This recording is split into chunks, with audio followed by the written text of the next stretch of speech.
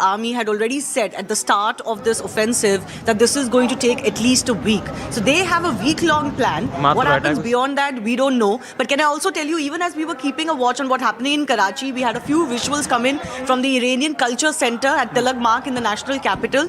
We saw a few people arriving in autos and getting off there.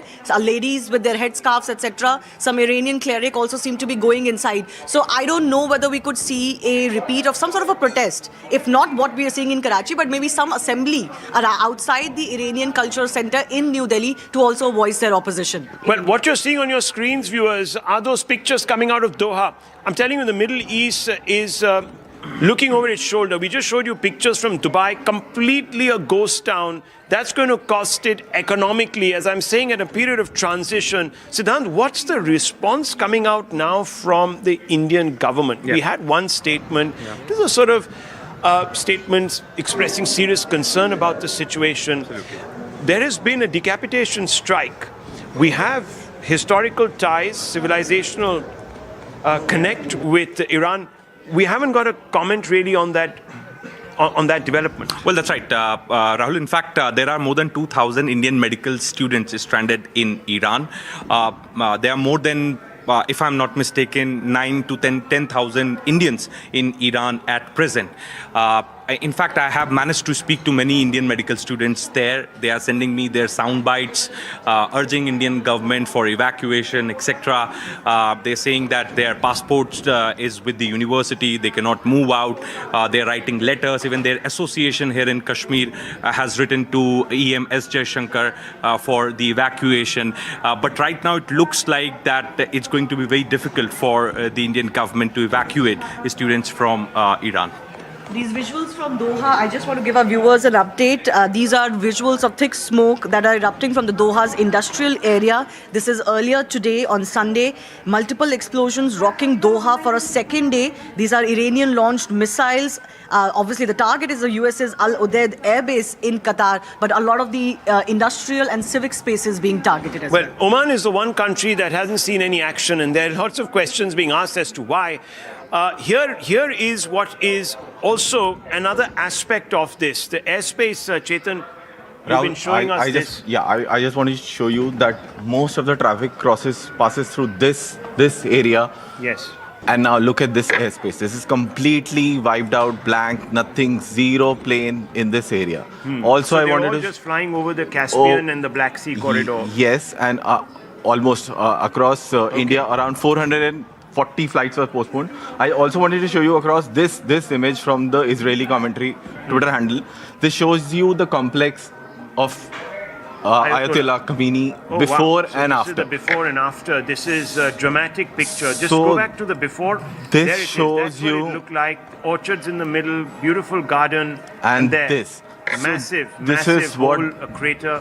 The bunker buster drones can do. So this, right, as per them, this is what the Mossad commentary is. Okay. Well, let me just hand you back to Zaka, because there is a pivotal moment now, as he was also saying, in this particular conflagration. Zaka. All right, we're seeing heavy smoke that's billowing out from the Jebel Ali port in Dubai. It's one of the busiest ports in the world right now, and certainly one of the busiest in that part of the world. The Jebel Ali port, it's not a direct hit. What we're given to understand is one of the berths there caught fire because of debris that resulted from an aerial interception. So a lot of these attacks, these ballistic missile and long-range missile attacks by Iran, are also being intercepted by all of these countries, whether these countries are Qatar or the UAE, Bahrain, Kuwait. A range of US allies in that region have been attacked by these long-range fire, these ballistic missiles. Look at these various visuals that have been coming in through the day, through the last 5 or 6 hours. These are retaliatory strikes by the Iranian IRGC and by the Iranian army. They are vowing to take revenge for the assassination, for the decapitation of the Supreme Leader Ayatollah Ali Khamenei. These are pictures that are being shared widely from Dubai, from Doha, from Qatar, from other parts of the Middle East, all of which have been attacked in the last 24 hours. And now Iran, like I said, is vowing an even bigger retaliation, both on Israel and American interests in the wider region. Whether or not these countries will bring pressure to bear on America and Israel to try and pipe down. They've got the victory that they wanted. They've removed the man at the top, who is the Supreme Leader, Ayatollah Ali Khamenei. Now, let's spike down, let's try and de-escalate, let's try and salvage the situation. Whether or not America and Israel will, listen to that advice or take that bait, we don't know. But Trump is someone we know who doesn't like getting entangled in long-drawn wars. Part of the reason why his MAGA base loves him and why he came to power is because of the fact that he doesn't want to get entangled in these long-drawn foreign wars. So let's try and see if we can get some of our guests to talk about this. There are now attacks that are happening across the wider region. Much of it has been intercepted. Much of it has been stopped. There aren't much civilian fatalities, as it were, in Dubai or Doha or other places. I want to go across, though, to Sanjay Suri, who's joining us live from Tel Aviv, where, too, all through the last 24 hours or so, there have been air raid sirens that have been going off, shelter-in-place advisories that are going off, and, of course, you have a national app there, Sanjay. What's been happening over these last 3-4 hours since daybreak there in Tel Aviv? Are the streets deserted? Has economic activity come to a standstill? And what is the trajectory as the Israelis see it for this war that has now lasted a little over 24 hours?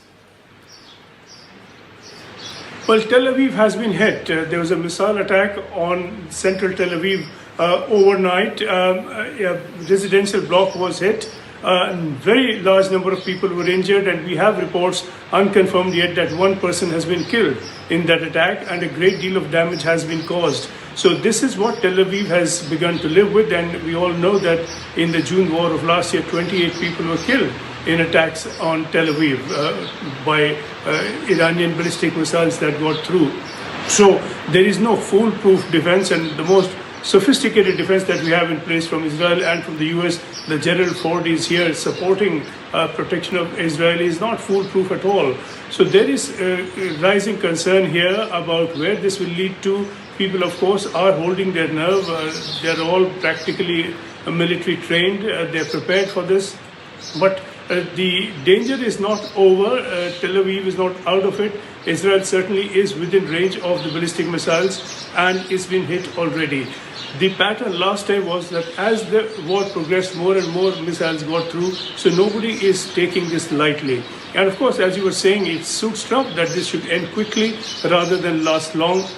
That is not certain. The killing of Khamenei is a dramatic and instant success for this attack. But that's not to say that he will not be replaced. It will all depend upon the tenacity of the regime within Iran. And we saw in October last year, Israel killed a number of military leaders from Iran. They were just replaced. So if these people who have been killed are all replaced and a council takes over in place of Khamenei and the same policies continue, this could drag on, whether Trump likes that or not. All right, Sanjay Suri, for the moment, thank you very much for joining us. There have been multiple hits across the wider Middle East region, from Qatar to the United Arab Emirates. Now the latest that we're getting, an Iranian drone has hit an industrial area in the UAE just this morning, and that's caused a major fire. This is in the UAE. There have been multiple explosions across the Emirates since the last 6 or 7 hours in retaliation to the killing of the Supreme Leader of Iran, Ayatollah Ali Khamenei. We've heard explosions happen in Doha as well. So far, though, there is no reports of any fatalities. Some people have been injured. A couple of people in the UAE is what we're given to understand, even a couple of people in Doha. But so far, no fatalities. These are the latest pictures that you're seeing of a major fire at an industrial area after a drone, an Iranian drone, hit an industrial park in the United Arab Emirates. I want to bring in our guests as well on this, because this is how the story is going to sort of transverse over the next few days. There's going to be retaliatory strikes across the wider Middle East. Let me bring in here in our studios Tom Cooper, military analyst, Adrian Fontanes, military analyst and historian. We're also joined in a special broadcast by Mr. Joe Brown from I-24 News in Israel. I'll also bring in a moment Air Marshal retired Sanjeev Kapoor and Abhijit Iyer Mitra from the IPCS. But Tom Cooper, let me start with you. What do you make of how long these retaliatory strikes will continue? And the longer they continue, the less propensity there is in Doha and Dubai to continue with this war. Well, I would expect this Iran to continue these operations for at least a week, if not longer, as long as it has enough missiles to continue them. Which means, in turn, depending on the rate of fire, it could probably go on for some 5 or 6 weeks. The question is rather how long can US allies and Israel hope to continue wasting their own interceptors to intercept incoming Iranian missiles. So from the Iranian point of view, they are preparing themselves for 25 years for this kind of a conflict, and now they are operating along well-prepared plans. But isn't it also a fact that Iran has a limited arsenal? I mean, conservative estimates say there's about 2,000 to 3,000 long-range ballistic missiles. If you were not putting a conservative estimate, it would go up to 10,000. At some point, they will exhaust this. Yes, that is sure, absolutely. But the point is this limited contingent of long-range or medium-range, actually, ballistic missiles is what they are using against Israel only. On the other hand, they have many more thousands of short-range missiles. And this is what they are using against to strike, for example, Gulf Arab states and even, Saudi Arabia not, but possibly also Jordan. So that means they can go on like this for quite long period of time. I'm estimating this at least some 5 or 6 weeks, because usual experience of the last 20 years is that such missile exchanges are lasting some 5 or 6 weeks. And correspondingly, this is what they were already trying to do with Hezbollah in Lebanon, to make them capable of fighting such a war for 5 or 6 weeks. And they are certainly trying to do the same with their own capability vis-a-vis Israel. Air Marshal Sanjeev Kapoor is also here. I mean, everyone was expecting this. As President Trump put it, an armada was being moved to the Middle East. He had 2 aircraft carriers, dozens of fighter jets, refuelers. So this was on expected lines. They've got a big victory with the elimination of Ayatollah Ali Khamenei. And given Trump's propensity for not getting entangled in long-drawn foreign wars, do you reckon he will take this as a victory, claim victory, and then say, we're now giving Iran an off-ramp to stop this retaliatory strikes? Could easily happen, yes. That he declares... Sorry, that was the Air Marshal, sorry. Yeah. Sorry. Yeah. Yes. The airstrikes must have been planned well in advance. Yes. And like I just covered a little while ago, the major damage, in my opinion, was done in October 24, when Israelis struck Iranian targets. They took out the key air defense installations, their ballistic missile dumps. The softening blow came in June 2025, when the Rising Lion, the 3 nuclear facilities which the B-2 bomber struck along with Israeli targets. So they had weakened the air defense and generally the air fighting capabilities. But the threat now came when the Chinese started to supply long-range missiles to Iranians.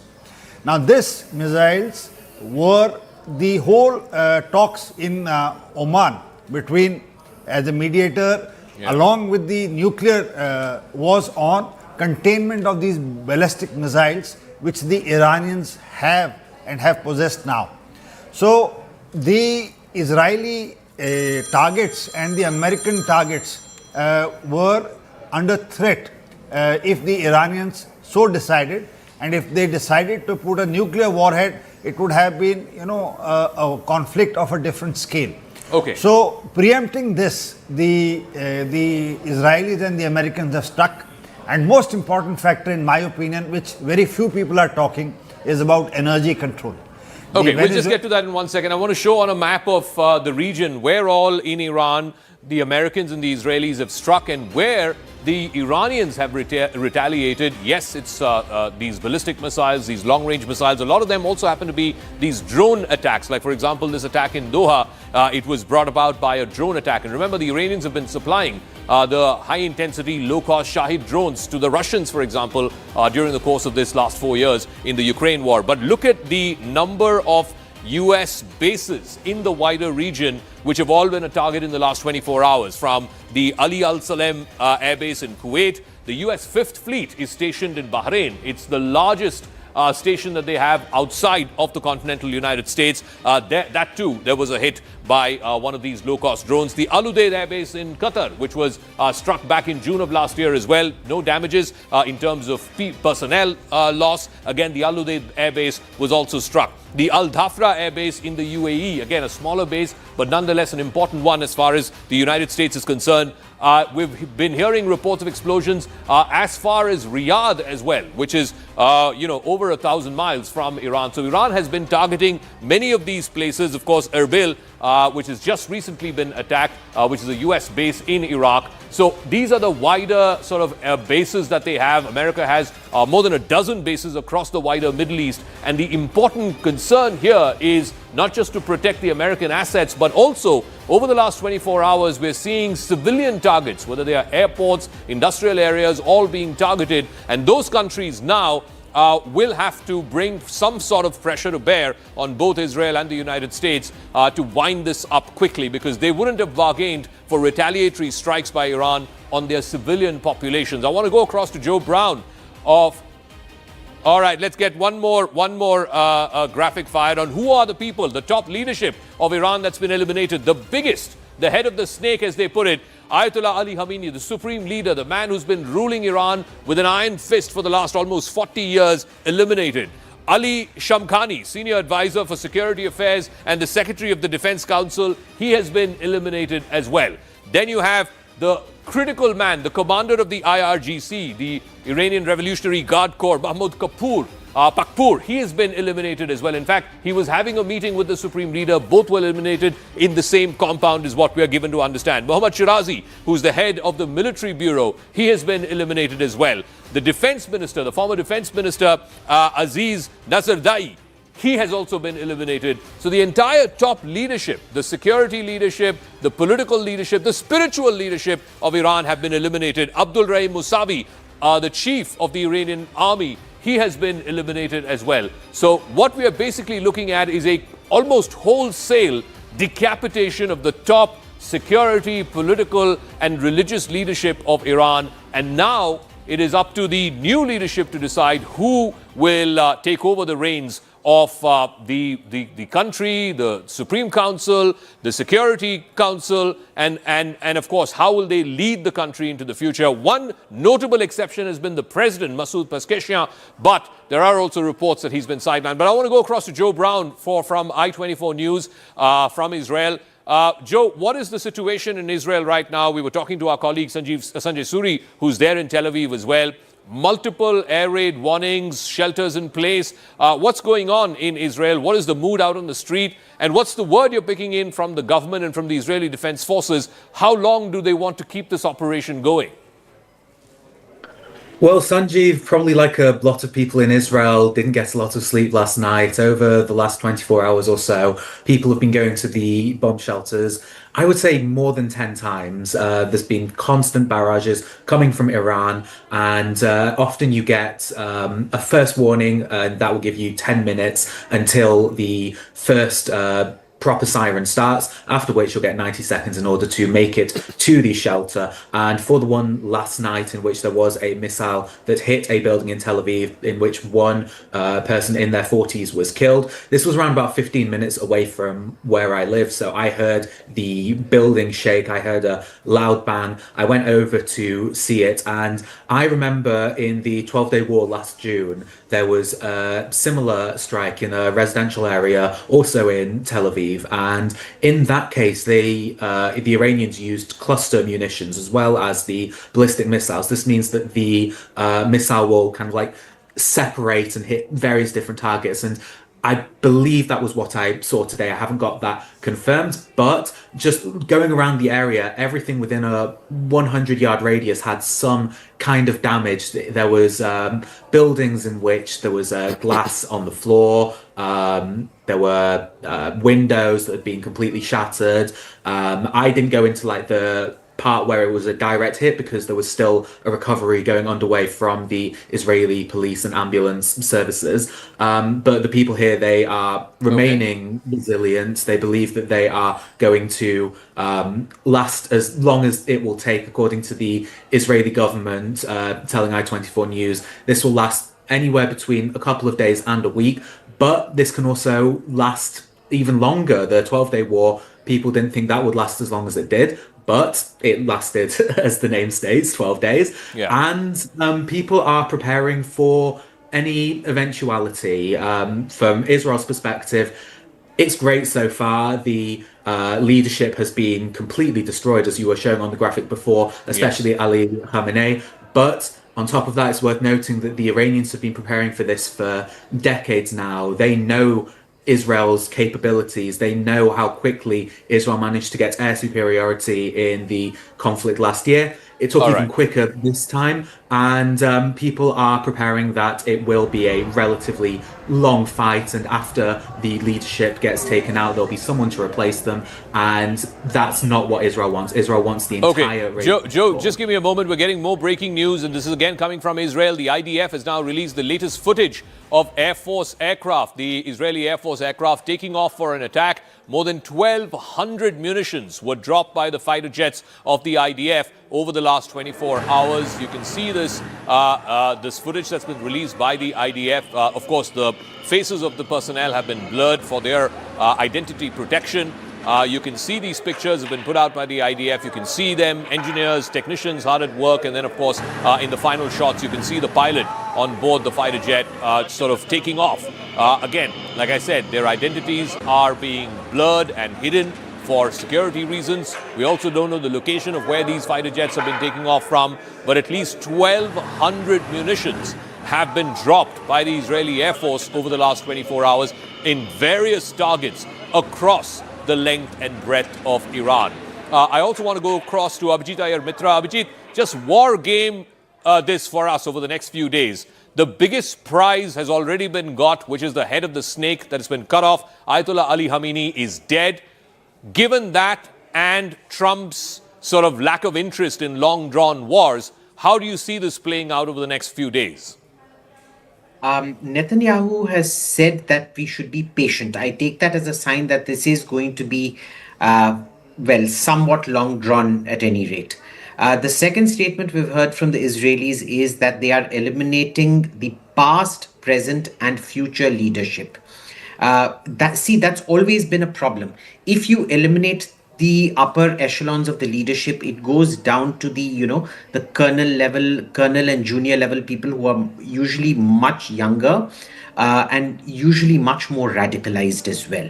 Now, unless the Americans and Israelis have a plan where, a deep mole is in the line of succession, I don't see Iran capitulating in any form or way. If anything, it will get even more regressive and revanchist. Number one.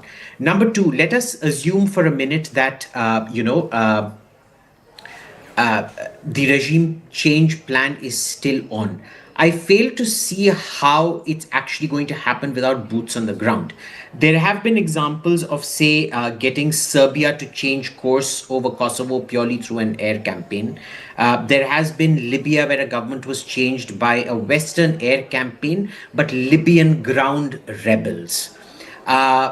I don't see how that's going to happen out here, given, and you know this very well, Zaka, that, one AK-47 with, say, about 10 to 15 cartridges can kill hundreds of protesters when required. If you remember, the West imposed no-fly zones in northern Iraq and southern Iraq. There were limits on the number of tanks also that could be accumulated out there. And Saddam Hussein still managed to crush both the Kurdish rebellion in the north and the Shia rebellion in the south, and the Marsh Arab rebellion as well. So I'm not seeing how that plays out. My real worry is, with the civilian targeting that has happened. Yeah. Sure, a lot of it we can say was missiles gone wrong.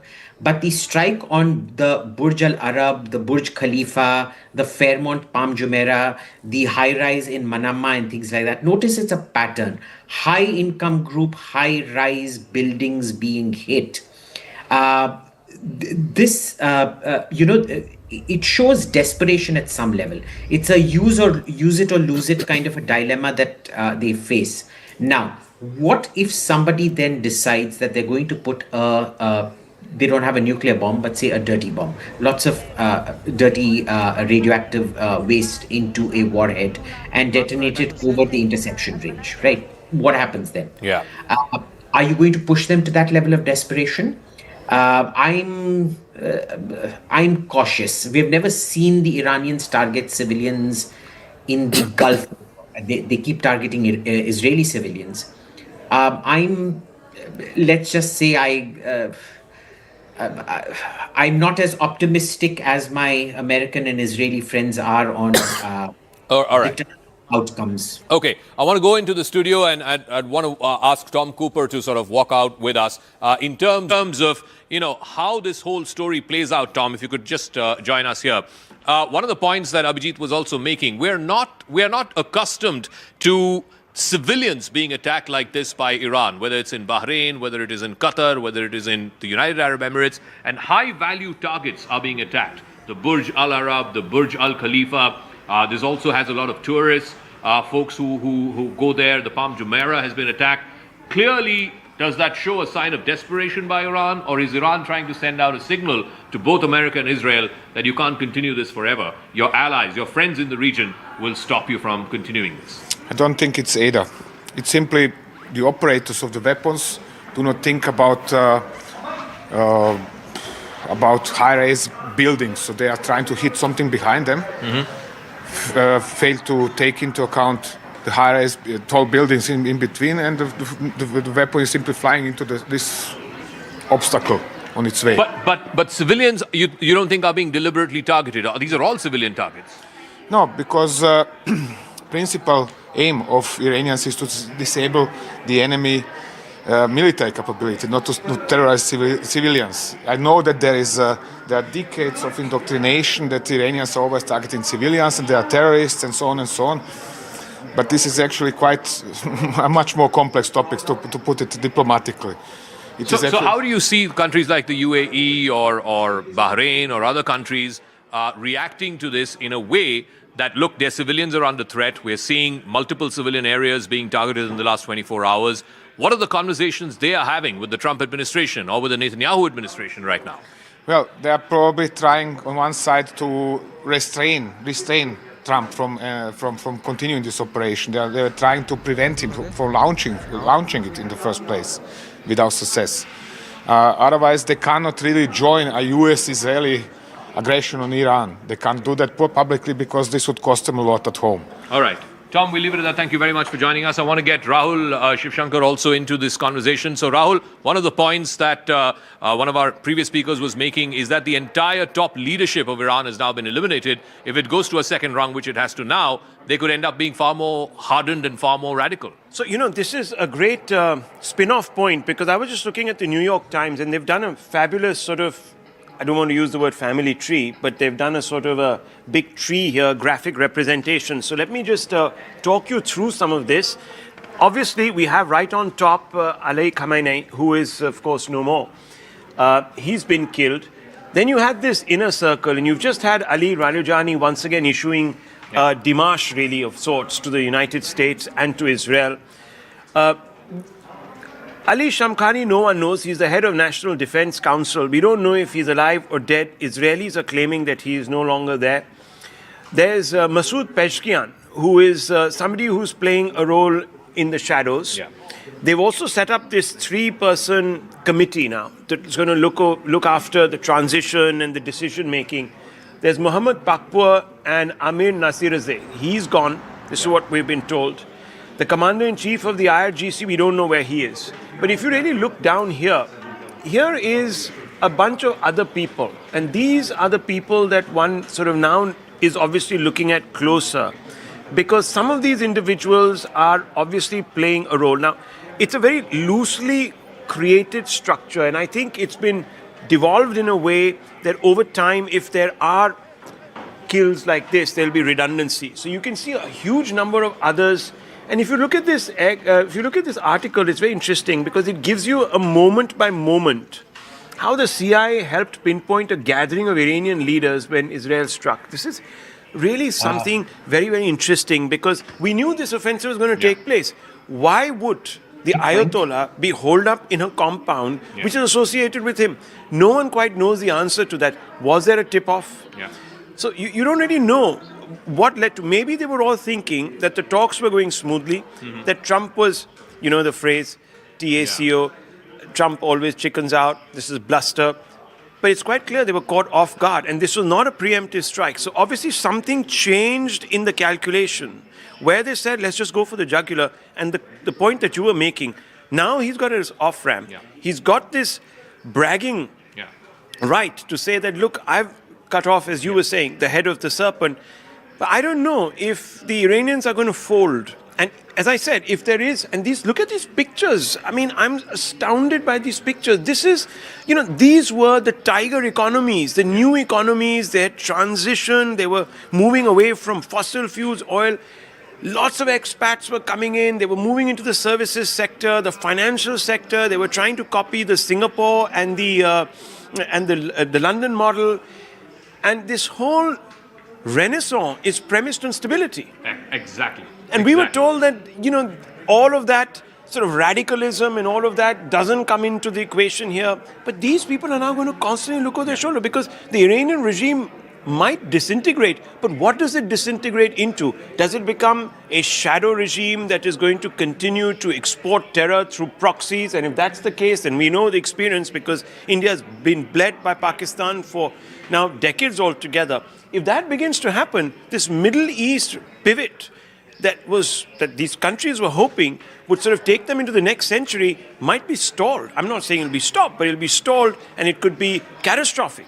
And I don't know how that's going to work into the larger calculus because then over a period of time, people are going to turn around and tell Israel and the Americans that, look, you were responsible for this instability which is now left out open to restive populations who want more once the oil begins to dry up. So this is a long-term game. I think the Iranians are playing this with a view to try and embroil America and Israel into a quagmire. Yeah, and that is, I think, exactly what Trump wants to avoid. He doesn't have propensity for getting stuck in long, endless wars. America was the main security guarantor in the Middle East, whether it's for Saudi Arabia, the UAE, tens of allies that America has, Jordan, Bahrain. America was underpinning and underwriting their security. Now, if their civilians are being targeted, unfortunately, there are no reports of any fatalities in any of these countries, but if their civilians are being targeted, you can be rest assured the Crown Prince of Saudi Arabia is right now talking to Trump administration officials and saying, get the Iranians to stop doing this. Get the Iranians to stop targeting our civilians. You can be rest assured the president of the UAE is having those same conversations. India also has skin in the game, and I want to ask Siddhant, my colleague here, there are 9 million Indian expatriates who are living and working in the region. Siddhant, what are you picking up from the MEA? Is there any additional assistance that they're giving to Indian expats who are living and working there? Well, that's right, Zaka. There are 9 million Indians living in the region, and the top priority for Indian government is safety and security of these Indians. In fact, Satish is joining us live from Kuwait right now. Satish ji, Zaka हैं यहाँ पर मेरे साथ. बताइए इस वक्त Kuwait में क्या स्थिति है? बताया जा रहा है कि कुवैत एयरपोर्ट, दोहा एयरपोर्ट सब बंद है और इंडियंस वहाँ पे फंसे हुए हैं. थोड़ा विस्तार से बताइए, हम लाइव हैं इस वक्त दर्शकों के लिए. जी नमस्कार. जहाँ तक सूचना मिल रही है कि आज मॉर्निंग में 8 बजे एक फायरिंग बजे थे रेजिडेंशियल एरिया में, जिससे कि लोग बैठ के, जिससे कि लोगों में थोड़ा डर का माहौल था. इसके अलावा कल 10th क्लास के CBSE के एग्जाम्स भी हैं. बच्चों में थोड़ी चिंता का है कि एग्जाम्स होंगे या नहीं होंगे, क्योंकि ऑलमोस्ट जितने भी स्कूल से वो आज बंद है और सीनियर क्लास का ऑनलाइन का अरेंजमेंट किया गया है. और सुपरमार्केट और फूड में तो अभी इस प्रकार प्रॉपर इन्वेंट्री है. इस प्रकार का कोई ज्यादा चिंता की बात नहीं है. पर जैसा कि आपने बताया कि माइनर सा एयरपोर्ट को डैमेज हुआ था और इसके बाद सुबह मॉर्निंग में एक फ्लाइट को ऑपरेट किया था. अच्छा, एक फ्लाइट ऑपरेट हुई है कुवैत एयरपोर्ट से? जी, सुबह 5 बजे कुवैत के जो ऑपरेशनल है एयरपोर्ट के वो हो चुके हैं. और जो अटैक हुआ था वो कुवैत के जो टर्मिनल T2 जो एक नया अंडर कंस्ट्रक्शन टर्मिनल था उस पर ये माइनर सा अटैक हुआ है. बाकी कुवैत के ऑलमोस्ट जो प्रॉपर्टीज है वो सिक्योर थे. और जो बेस और जो आधार बनाया गया है जो US आर्मी कैंप को, रेजिडेंशियल एरिया अभी तक सुरक्षित है. Okay. Thank you, Satish ji. Thank you so much. Thank you. That was an Indian expat that you were hearing live on the air from Kuwait. There have been multiple explosions heard in Kuwait as well. So the fact that these civilian areas are being targeted in these Gulf Arab allies of the United States, how much pressure will they bring bring to bear on the Trump administration to quickly wrap this up, to get the Iranians to come back to the negotiating table, agree to a nuclear deal, and then put an end to this war. Those conversations are happening right now, even as we speak. It's also a sign of desperation by the Iranian regime. I think Abhijit Iyer Mitra was making that point. They are absolutely sending out desperate signals to the Americans and to the Israelis also to wrap this up quickly. The question is, will Trump take that big political victory, that big political moral victory of the elimination of a man who has threatened death to America for the last almost 40 years? Will he take that as an off-ramp and say, I'm claiming victory, it's now up to the people of Iran to decide who they want to get this to be led by for the next 20, 30, 40 years. So is that a political victory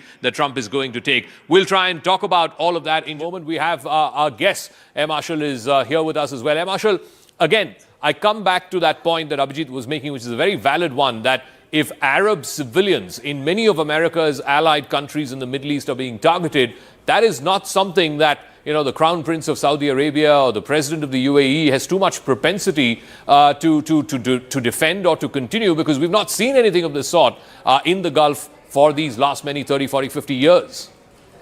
United Arab Emirates and the complete region has been marketed in the last few years, a few decades, as one of the safest places in the world. Be it investments, be it trade, be it commerce, be it all kind of tourism and hub and spoke concepts. Dubai and the adjacent areas have been transformed by the money that has come in. But now with the strikes at these areas in last 24 hours, they are waking up to a new reality, a reality which the locals had never anticipated. Iran, in its desperation, because the Arab nations have provided safe haven and the basis to the Americans for a very long time. On the sidelines, the Iranians have conveyed their displeasure for the same to all the Gulf countries, but to no avail. Now, this is an opportunity for Iran to convey through military means that we have been telling you for years together that we do not like your bases to be used against us. Okay. Under American pressure, the Gulf countries have provided all support, and that includes Pakistan. Now look at the irony.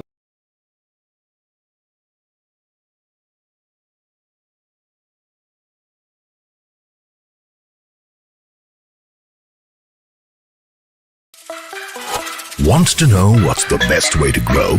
Let's go. Go farther. So far ahead that the competition was used by the drones for strikes last evening. And the same regime is propelling up the riots in Karachi against the consulate. So on one hand, the security that was being discussed to be provided around the vicinity of that consulate, which is a state responsibility, was missing. But on the other hand, you open the doors for the same oppressor and to say that, okay, please use my facilities. To hit and at to your a common enemy. man, Okay. they will say... Just give me a moment, Marshall. Getting another piece of breaking news. There are strikes that have been continuing for the last 24 hours across the Middle East region. Dubai has been badly hit. One of the people who've been stranded there in Dubai is ace Indian shuttler PV Sindhu. She's been stuck in Dubai over the last 24 hours. She's in fact spoken exclusively to CNN News 18 and reacted on the story. Let's just listen in to what she had to say. Firstly, thank you all who have been reaching out and checking on us. And I was transiting from Bangalore, where I train and live full time now, to Birmingham in the UK to compete the All England Championships. And once our flight landed in Dubai, events beyond our control began to unfold. And shortly after, the airspace also was shut down. And the last few hours have been extremely tense. We could hear the sounds of interceptions overhead, and a few hours later there was explosion very close to where we were holed up at Dubai airport. My coach was barely about 100 meters away, where it happened and had to quickly move out of the area. Experiencing something like this in such close quarters is truly, it truly shakes the very, foundation you're built on. And you never expect these things to happen to you or anyone close to you. But sometimes situations are beyond your control, but they do. So, I feel incredibly blessed to have such a strong and united team around me, and everyone had stayed calm, supported one another, and shown real strength during a very frightening situation. And currently we are safe now and have been moved to a more secure place. I'm deeply grateful to the Dubai authorities and the staff at Dubai airport also, who's been incredibly and tireless in ensuring everyone's safety. We're also truly grateful to Emirates and the airport staff for being incredibly kind and supportive with so many passengers stranded. Their hands were understandably tied, but they showed genuine empathy and care towards everyone going through this difficult experience. And I would also like to sincerely thank the Indian High Commission in Dubai for their extraordinary support. And when I reached out requesting assistance, the High Commissioner immediately responded and on high super priority notice deployed his team to help us. They have been incredibly supportive, not just to me but to everyone stranded here, ensuring safety, coordination and constant communication during a very difficult time. And anyone currently stuck or needing assistance is encouraged to reach out using the official helpline numbers shared by the High Commission. And of course we are truly blessed to have such a sensitized and incredible team looking out for Indian citizens here. And for now we're trying to get some rest and remain hopeful as the situation continues to unfold. So thank you all for your prayers, messages and concern. Well, it truly means a lot to all of us. And stay safe. I want to go across to Shivani, who's spoken to PV Sindhu. She's been stuck there for the last 24 hours en route to a tournament, as you heard her say a moment ago, in Birmingham. Shivani, what is the latest? Will she be able to make it for that tournament? Of course, we've been talking about the number of Indian expats who live and work in the Middle East. But specifically in the case of PV Sindhu, what are you hearing? Have there been conversations with the Indian government? Does the Indian government plan to evacuate some of these individuals from these areas, from these regions? So what we know right now, Zaka, is that they're safe. As you could see in the video, they're in a hotel right now. And the current situation is that the team is safe. They have been helped by the Dubai airport authorities, the Dubai authorities, but also, of course, the consulate services there. Sindhu thanking them for the effort that has been made, because they were at the airport transiting to Birmingham for the All England Championship when actually their flight had landed first in Dubai. And I think they were going to take on a connecting one to later. And then that's when the airspace is closed. Initially, they could hear a lot of sounds above, but then there was very close to where they were at the Dubai airport, an explosion as well. And we have been bringing those visuals of the one strike that has taken place close to the airport or in the airport compound. So we, currently across the sports world, there is a lot of uncertainty. We don't know exactly when this airspace will open and when they can proceed further, or will they have to come back to India? Would the Indian government would have to be involved? I think tournaments will also look at maybe re-looking at some of their tournament dates. They might be pushed back a little bit, because this is not just a scenario for an Indian team traveling. There would have been teams from many countries traveling to this particular tournament, but also other tournaments that will start or are going on across the world. We do know, for example, that ICC, which is headquartered in Dubai, is also looking at what their staff is going to do, many of whom are in India currently for the World Cup, etc. So situation is very dynamic, but safety, priority is safety currently in Dubai while they are holed up in Dubai, and then we wait and see when the airspace opens up. All right, Shivani, many thanks for that. Let's also go across to this other piece of breaking news. Now, lots of curiosity as to how the Americans were able to pinpoint the compound where the Supreme Leader Khamenei was holed up in and hit precisely and eliminate him and some of the other generals and top military leaders who he was holed up with in that building. Now, this is the other breaking story that we're reporting. The US media are reporting the CIA helped pinpoint a gathering of top Iranian leaders. This intel was then shared with the Israelis, and it's the Israelis who struck that particular compound where the Supreme Leader of Iran, Ayatollah Ali Khamenei, was having a meeting with his top military leadership. And that is when the Israelis pounced in and hit that particular compound. Let me go across to Aman, who has more details on this. Aman, so clearly the Iranian intel seemed to have been compromised. The Americans knew precisely down to which building the Supreme Leader was holed up inside.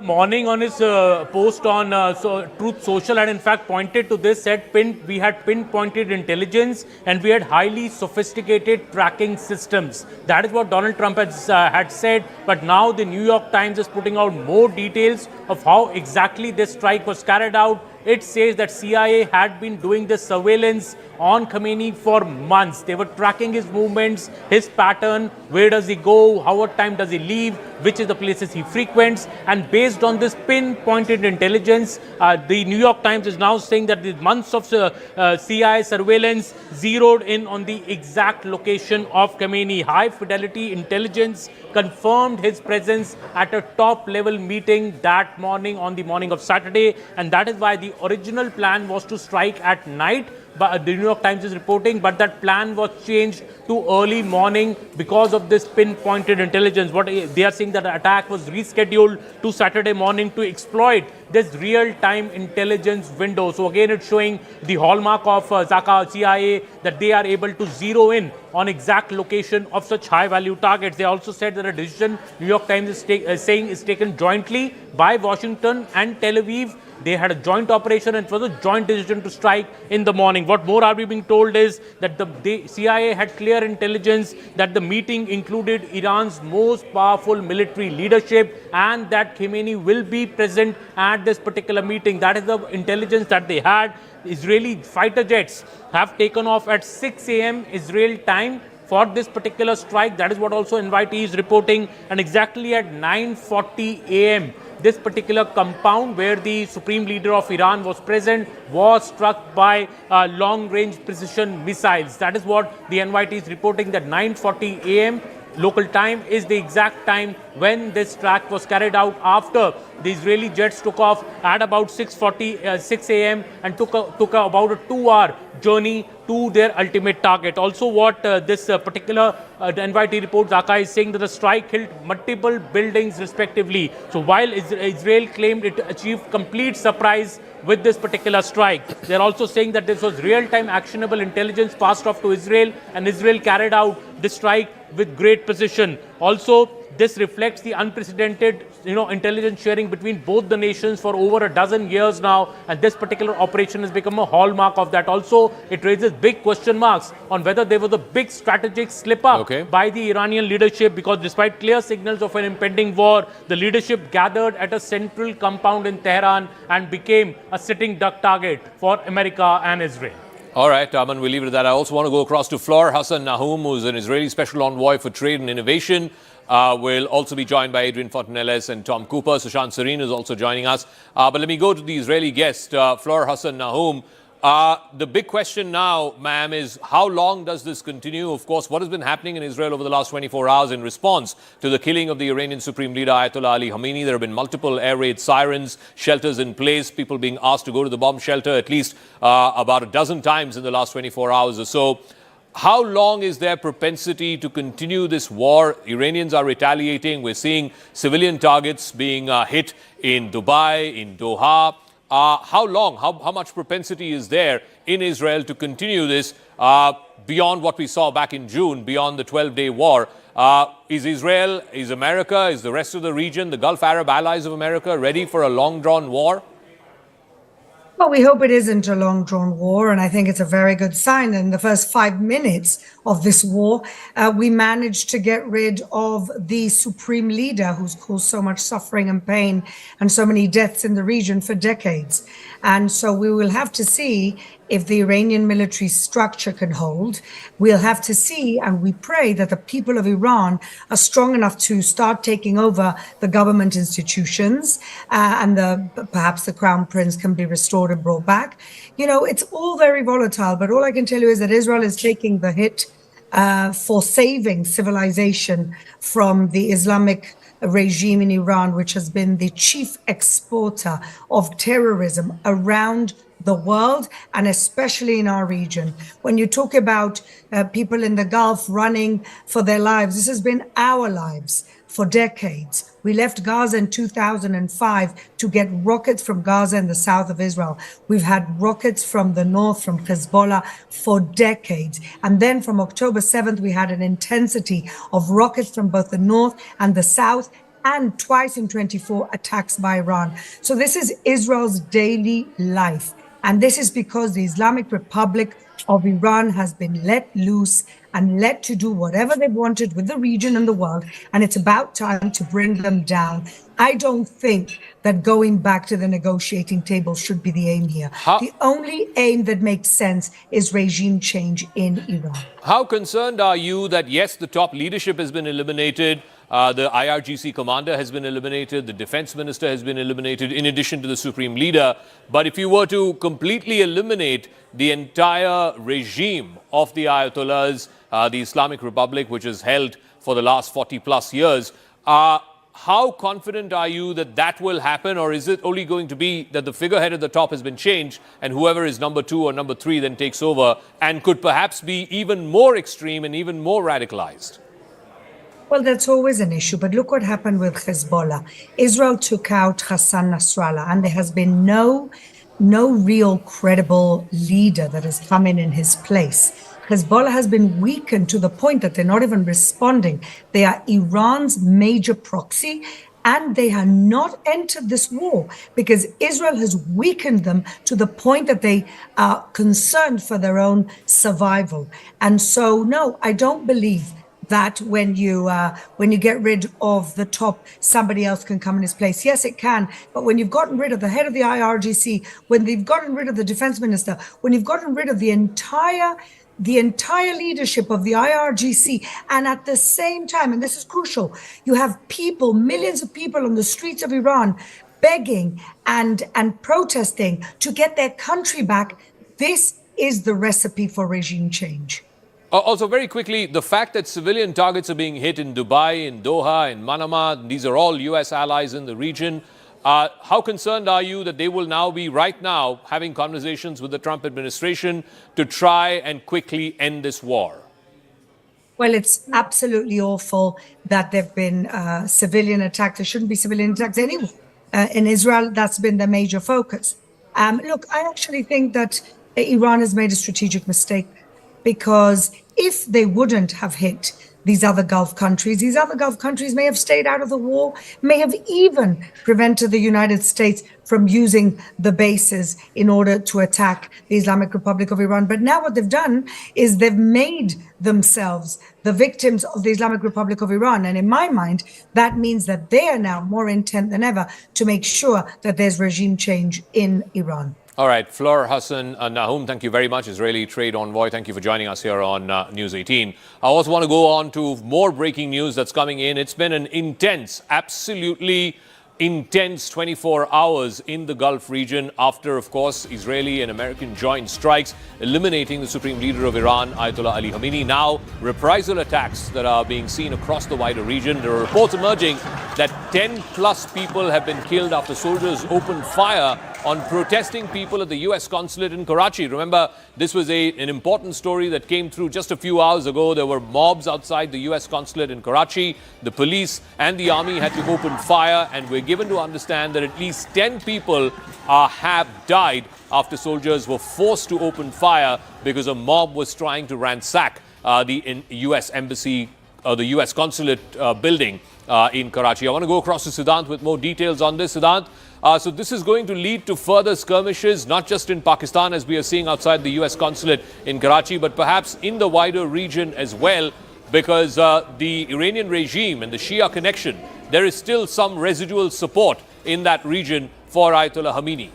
Well, that's right, Zaka. In fact, protests have broken out at various places in Pakistan. In fact, it's getting really challenging for the law enforcement authorities to manage these protests. In fact, just a short while back, Zaka, we reported that how protesters barged into the compound of US consulate in Karachi. In fact, stones were pelted at the building. The sloganeering was done by the protesters. Anti-America slogans were raised by the protesters, and now we're getting to know that more than 10 people have been killed. 10 protesters have been killed in open fire outside the US consulate in Karachi. So this is just one incident that we are aware of. We've been told that there are multiple such protests going on in Pakistan against the United States and also against Pakistan's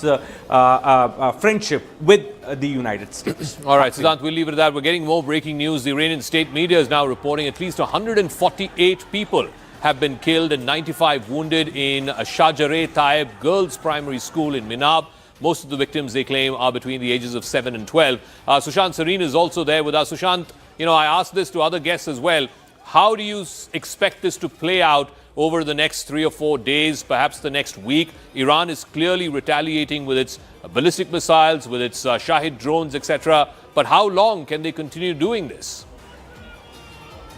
Zaka, it depends on how much stomach they have for continuing to do this, because clearly the skies are dominated by the Israelis and the Americans, and the kind of weaponry both Israel and America have, and the intelligence. Look, unless we are living in some kind of nursery class moral science kind of a thing, to expect that in the midst of a war, the entire high command, the top generals and the supreme leader get together under one roof, and first getting them under one roof, which violates all sensible protocols in a war, and then somebody having that information with pinpoint accuracy, targeting them and taking them all out. Obviously, there is some inside information which has leaked. Obviously, the Americans and the Israelis have made major inroads into the Iranian system. And the question is that the inroads they have made, will that work to effect some kind of a regime change within the regime? If you expect that the entire institutional capture which the Islamic regime has can be overturned and some new bunch of people, earlier we were hearing the crown prince. You can make me the president or the crown prince of Iran and I will be as effective as that so-called crown prince. I will have probably more credibility than that so-called crown prince. He's worth nothing to nobody. He's a scamster, right? Now, he is what the Americans did in Iraq when they brought in that Ahmad Chalabi fellow, okay? Yeah. He was a fly-by-night operator. So is the so-called crown prince. He is not going to war. Do you have any other alternate leadership that you can install? I have not seen any evidence of that. So your best bet is to go in for a regime change within the regime, get in a somewhat more pragmatic kind of leadership, and then pressure them to go in for transition into a much more liberal, progressive kind of a democratic order, which I would imagine a large population of Iran would desire. I think that would be a sellable proposition. Okay. But if you were to call a puppet like this so-called crown prince, then I'm sorry, you're probably going to end up with more trouble than you're going to be able to solve. No, I think it's going to be similar in some senses what we saw in Venezuela. The man at the top, Nicolas Maduro, was ousted and his number 2 was made the new president, Delcy Rodriguez. It may not be comparable, but America and Israel will have to find someone within the next rung of the Iranian regime, the Iranian leadership, who might be slightly more palatable than Ayatollah Ali Khamenei was. But in response, Iran is now sending in these rockets, they're sending in these missiles, these drones across the Middle East. They're targeting civilian populations in Doha and in Dubai. CNN producer Bijan Husseini is reporting from Doha, even as Iran has been launching these waves of strikes across the Middle East. We witnessed the first round of strikes from this morning. That happened a little less than 2 hours ago. Loud bangs in the air, what we think were air defense missile systems, more dispersed than what we witnessed yesterday. Yesterday, we witnessed around a dozen rounds of strikes coming in. The Ministry of Interior coming out last night saying that they reported 65 missiles and 12 drone strikes from Iran, which they say they intercepted 63 of those and 11 of those drones. They've also confirmed that there are 16 injuries, and they're citing limited material damage. I just want to take a moment that, this is the start of the working week here in Doha, and usually it would be packed right now. This road around me would be gridlocked, but it is very quiet for a Sunday morning. We received alerts on our phone from the National Emergency Alert System a little less than an hour ago, reminding people to shelter in place, to stay inside unless absolutely necessary. And I have to say, we're just now hearing that there is another wave on its way. We haven't seen or heard that yet, but we will be asked to shelter here shortly as another missile wave is being reported on its way here to Doha. All right, new airstrikes on Tehran. We're given to understand that just this morning, which is morning local time in Tehran, there have been new airstrikes targeting various military and political leadership of Iran. There have been multiple airstrikes on Tehran. Sirens have been sounded off in Haifa as well, which is in the northern part of Israel. Of course, India is co-developing a portion of that port, and that is again of grave concern here in India as well.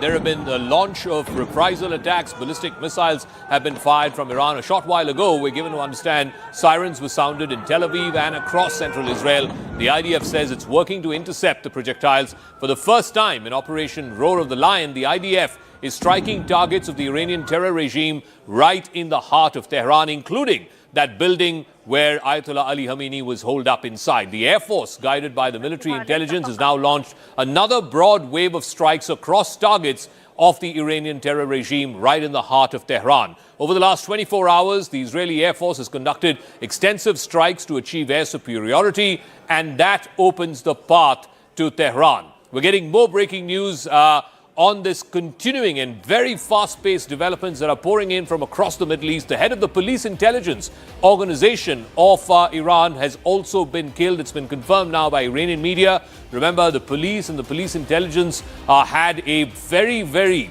debilitating role to play in crushing the protests that we saw just in the last month in January. By the most conservative estimates, more than 6,000 Iranian protesters had been killed.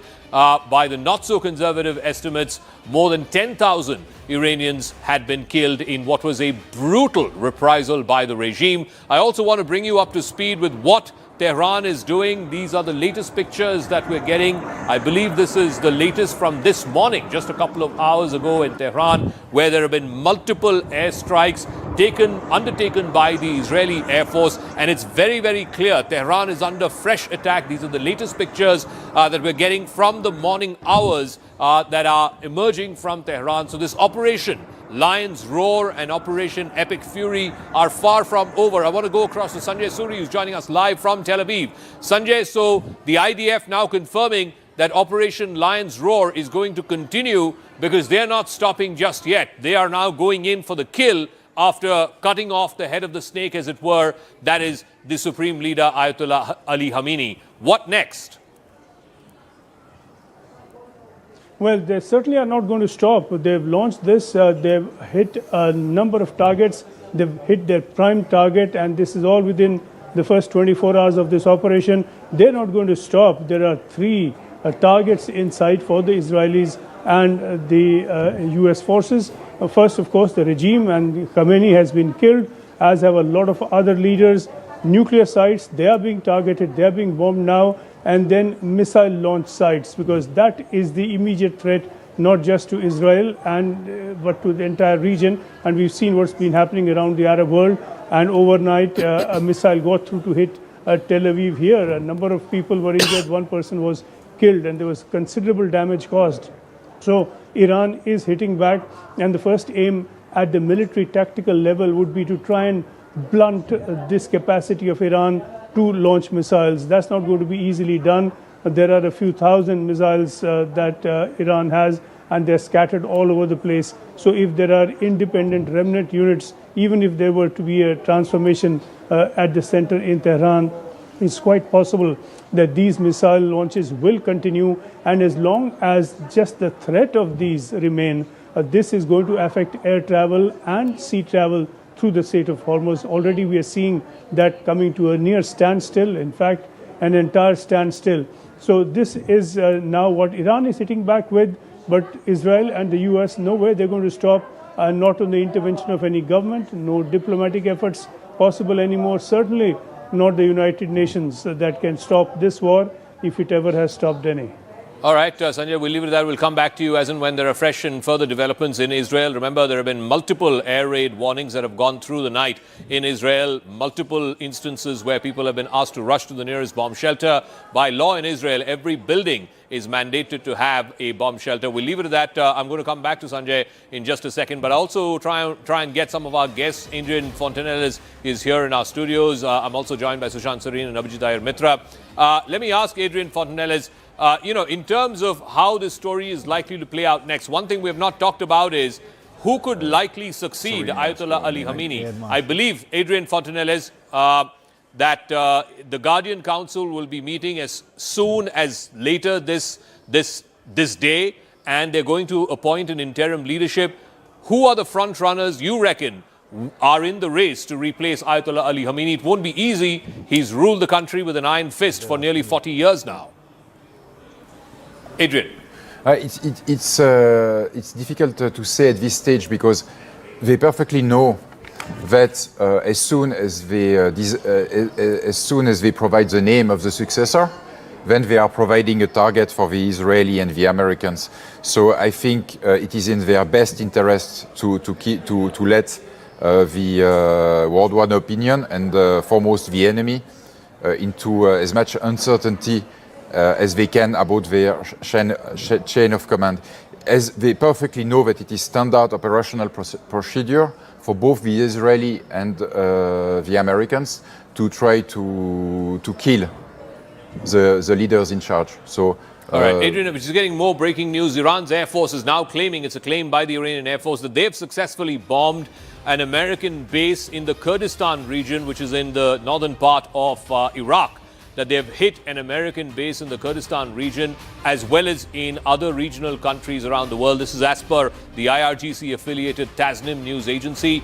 We'll try and see if we can get some kind of pictures to confirm that, but this is a claim by the Iranian media that they have hit an American base in the Kurdistan region in northern Iraq. This is on expected lines, Adrian? The Iranian Air Force is quite in a sorry state.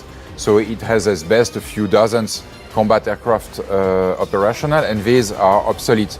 However, it is, this must be confirmed, but it is possible for the Iranian Air Force to dispatch, for example, a pair of F-4 Phantoms or F-5 Tigers II, and to use the mountains of Kurdistan to ingress at the bottom of valleys and to try to avoid detection. But I'm a bit, it must be confirmed because Iraq is covered by American Air Force combat air patrols all the times. And you have AWACS, that is radar aircraft, which are also monitoring the entire area. Mm-hmm. So if they did it, it was an extremely risky combat mission from the Iranian perspective. So I want to go back to Sushant Sareen and to Abhijit Iyer Mitra as well, just in terms of the fact that, these civilian targets, whether it's airports, ports, whether it is other places where civilians throng, and now all across the Middle East, I'm given to understand, Sushant, from Doha to Dubai, people are all inside. They're all inside their homes. They're all inside buildings. They've been asked not to come out. How do you see, whether it's the Crown Prince of Saudi Arabia, the President of the UAE, the President of Bahrain, what sort of conversations are they having now with the Trump administration? How long and how much propensity do they have to take these hits? Clearly, the Iranians seem to be sending a desperate signal by targeting some of these Gulf Arab countries. Yeah, I think it's a strategic mistake for the Iranians to target the Arab states, the Gulf states, for a very simple reason that these were states who were taking a kind of hands-off approach. They may or may not have been sympathetic to Iran. They may be probably on the side of the Americans because they felt some kind of a long-term strategic threat from Iran, but they would have preferred to stay out of the fray. by attacking them and not just attacking American bases. This is the normal Pakistani propaganda, these ISPR Havaldars who are spreading this propaganda on Pakistani television that the Iranians are only attacking American bases in, these Gulf states. No, they are not. They're attacking civilian targets. The airport, hotels, all kinds of other places. Now, this is certainly going to incense the Gulf states, and for them, I very much doubt if they're going to turn around and tell the Americans that, listen, you guys need to stop it because we are being targeted. Because if you read the statements being issued by, for example, the Crown Prince of Saudi Arabia, MBS, some of the other Gulf state leaders, their foreign ministries, it is very clear that they are furious with Iran for targeting them, targeting their economies, targeting their civilians, and destroying their brand images. Okay, Sushant, give me a moment. We're joined by two students, Indian students who are in Iran. Muskan Shabir is joining us and Pathan is also joining us. आप कहाँ पे हो Iran में और वहाँ पे क्या स्थिति है पिछले 24 घंटे से? Okay. My name is Musarraf and I am joined here with Muskan Shabir. And Aisha as well. Yeah. And we are currently in the city of Hormuz. Go on. Which city are you in? What is the situation there? We are in the city of Urmia currently right now, and the situation here, at least, it has started to deteriorate as well. It has been quite one of the more isolated areas of the country, so we weren't really expecting much to be happening here. But unfortunately, as of this morning and last night, there have been quite multiple strikes that have hit the city of Urmia in the past 24 hours. Can you also ask your friends what they are hearing and feeling about what has been happening in the last 24 hours? Hi, I'm Aisha Mehr, and it's very disturbing situation here. We are just seeing bombing from our windows. It's very disturbing to see everything. How many explosions have you heard in the last 24 hours, and what is the mechanism there? Are there bomb shelters? Where are you seeking refuge? We are at our hostels, and it's not safe. We are living at 4th floor, 5th floor, so it's not safe at all. Are your college or hostel authorities giving you any instructions? They are not giving any instructions till now, but yeah, they are cooperating. They have cooperated well enough. They have provided us the service of bus, given that we have proper evacuation measures, and we have contacted and communicated with the Indian Embassy, which have told us that by tonight they will give us proper instructions as to what to do so far. How many such Indian students are there in your university, in the college that you're studying? 9. So far, 109 approximately. 109. Yeah. And what's the word from the Indian embassy officials or anybody who you've contacted from the Indian government? Indian embassy is totally cooperating with us. Like they are in contact. We are calling them. They are in contact with us. They are cooperating, but they are also helpless because all airspaces are closed. So we just want help from Indian government. We want to get evacuated. We want to go home. Has there been any sort of nature of conversation about getting, some special flights to come there to evacuate you folks? I believe there are about 10,000 Indian students who are studying in Iran. Okay, so far there's not any announcement like that we are getting nothing. Okay, thank you very much to Muskan and to Musharraf for joining us, Indian students who are joining us from a place called Urmia, which is one of the more slightly remote places in Iran. They've been hearing multiple explosions in the last 24 hours. More breaking news coming in from Pakistan. We're given to understand that thousands have taken to the streets in Skardu in northern Pakistan. They are protesting against the killing of Iran's Supreme Leader Ayatollah Ali Khamenei. This is following joint US and Israeli strikes. There are a fair number of Shias in Pakistan as well. I suppose in Skardu, the people who are coming out and protesting against the killing are Shias. Anand Ranganathan is also joining us. Doctor, what do you make of all of this? Because earlier we saw, somebody trying to attack the US consulate in Karachi. Now in northern Pakistan in Skardu, you're seeing thousands of people coming out and supporting the Ayatollah Khamenei and his elimination. The point is, are these sporadic protests which will just continue and subside in a few days, or will this lead to a greater churn in the wider region and including in Pakistan?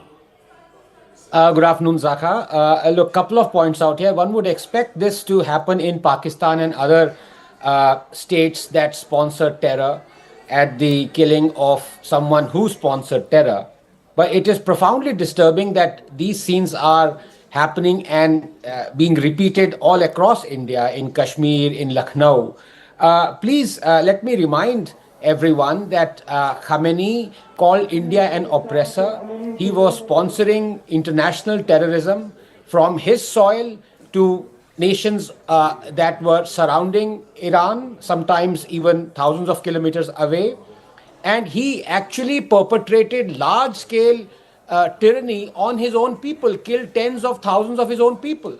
For someone to come out, pour onto the streets, to eulogize him, celebrate him, mourn him, is unacceptable in this country. And secondly, I like to ask the Indian students who were there, I don't know whether my voice can reach them, but is it not true that the Indian embassy and the Indian government had asked all Indians to vacate as soon as possible more than 8 days ago? They didn't do so. I would want to know what were the reasons why they didn't do so. So I think all in all, India has to resolutely stay away from either condemning the killing of Khamenei or in any way siding with this tyrannical regime. Please remember, even when we talk about real politics, this regime is over. America and Israel have actually have succeeded in what they started out to. The incoming regime, whichever way or manner or shape it will take, will be pro-American. That much is certain. So, and I can see from the tweets of the Iranian embassy in India that they're trying to goad a reaction out of Indians. We should absolutely not come out in support of either Khamenei or his regime. All right, Doc, stay on with us because the exact opposite seems to be happening, because right now there's politics. Domestic political reactions coming in amidst this massive war, this massive confrontation that's happening in West Asia. Back home, Priyanka Gandhi Vadra has put out this message on Twitter. She has said, and I quote, "The targeted assassination of the leadership of a sovereign nation by the so-called leaders of the democratic world and the killing of multitudes of innocent people is despicable and deserves strong condemnation, no matter what the proclaimed reason for it is. It is tragic that multiple nations have now been dragged into conflict. I do hope that having genuflected before the Prime Minister of Israel and President Trump, our Prime Minister makes every effort to bring all Indian citizens in the affected countries back home to safety." It's not just Priyanka Gandhi. I believe also Asduddin Owaisi of AIMIM has also condemned the attack, saying that Trump's and Israel's attacks on Iran are absolutely condemnable. Ayatollah Khamenei's assassination is an immoral and unlawful act. My sincere condolences. Anand has more on this. Anand, so you're having domestic political reactions, some people condemning the elimination of a man who was the fountainhead of terror, really. And then you have across the border in Pakistan, people coming out in his support. Well, this is also the largely not just support, because there's a huge Shia population in Pak-occupied Jammu Kashmir and also in Pakistan, just like there is a huge Shia population in Bharat, which is very, very upset, because for them, the spiritual head, the clerical head, the religious head for the Shias, Qom being a very, very sacred place and the seat of the Ayatollah. So his death is going to cause a certain amount of angst, also perhaps in certain cases anger, and we are getting pictures at Skardu, where the UN headquarters have actually been committed to fire, and there is a lot of violence that's seen there, because this entire Skardu region is largely Shia dominated, and these Shia have been also persecuted by the Pakistani military and the Pakistani army. So they are upset and angry, but the anger is also directed towards the US embassy present there and the UN headquarters present there, because that's the focus. There's no US embassy or consulate in Skardu, but there is a UN headquarters, and because they are angry at the Gora and the foreign powers in the West, they have brought out the anger at the UN headquarters. Similar attacks were seen in Karachi, where there are casualties because the troops guarding the UN headquarters had to fire back at this mob, which is getting very, very violent. But Zaka, we also have to game a situation where if any of these entities or any of the Hamas, Houthi or Hezbollah cadre anywhere across the world are able to enter into a US embassy in any soil or in any land and then hold hostages, then what happens thereafter? Because that's another scenario which has happened in the past, and military historians would say that then perhaps will change the entire dynamics of this war and this entire conflict that we are seeing the way it is brewing. So maybe that there are entities who will be on high alert even closer home in Bharat, with the US embassies, the UN headquarters in Delhi and in Mumbai, etc., and various other places being under very, very close watch. Even in Srinagar there were protests, but they were peaceful. But in POK or POJK, that is in Skardu, we see that it's turned violent, and the UN offices there have been set on fire. Okay, Anand, thanks for that. Like I said, there's also political churn happening domestically in response to the killing of Ayatollah Ali Khamenei. Both Priyanka Gandhi Vadra of the Congress Party and Asaduddin Owaisi of the AIMIM have come out and said and condemned the killing of Ayatollah Khamenei. This is what Mr. Owaisi has said. He has attacked Trump, and Israel's attacks on Iran are absolutely condemnable.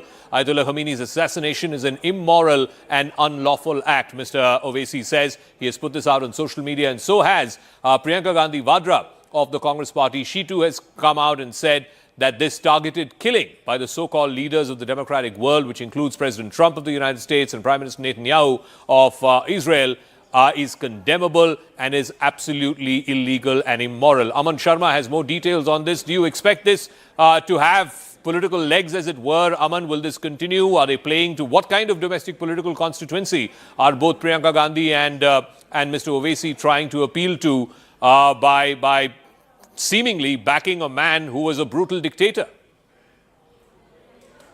All right, we'll try and get Aman Sharma, our political editor, in just 1 second. But you can be rest assured you will see a domestic political reaction to what has happened in Iran, the killing of Ayatollah Ali Khamenei. You will hear more and more such voices. You've just heard from two prominent voices in the opposition, Priyanka Gandhi Vadra of the Congress Party and Asaduddin Owaisi of the MIM party. Aman has more on this. Aman, do you expect more in the opposition to continue singing this tune, and what sort of constituency are they appealing to? Well, clearly, Zaka, Priyanka Gandhi Vadra and Asaduddin Owaisi have both put out statements slamming Donald Trump as well as the Israel establishment. They are saying and they are condemning the assassination, what they say, of Khamenei. To quote Priyanka Gandhi, she has called it a targeted assassination. She's saying the targeted assassination of the leadership of a sovereign nation by the so-called leaders of the democratic world, and the killing of multitudes of innocent people is despicable and deserves strong condemnation, no matter what the proclaimed reason is. So Priyanka Gandhi Vadra is very, very clearly saying that the world needs peace, not unnecessary wars. This was completely not required. She has condemned the assassination of Khamenei and also saying that it is tragic that multiple nations have now been dragged into this particular conflict. So that is the Congress MP now clearly saying that why is this happening, and also saying, also bringing in the Prime Minister of India, saying that the Prime Minister of Israel, the President Trump, I do hope that our Prime Minister makes every effort now to bring all Indian citizens home safely. So the Congress party is also now putting the onus on the BJP, on the Modi-led government to ensure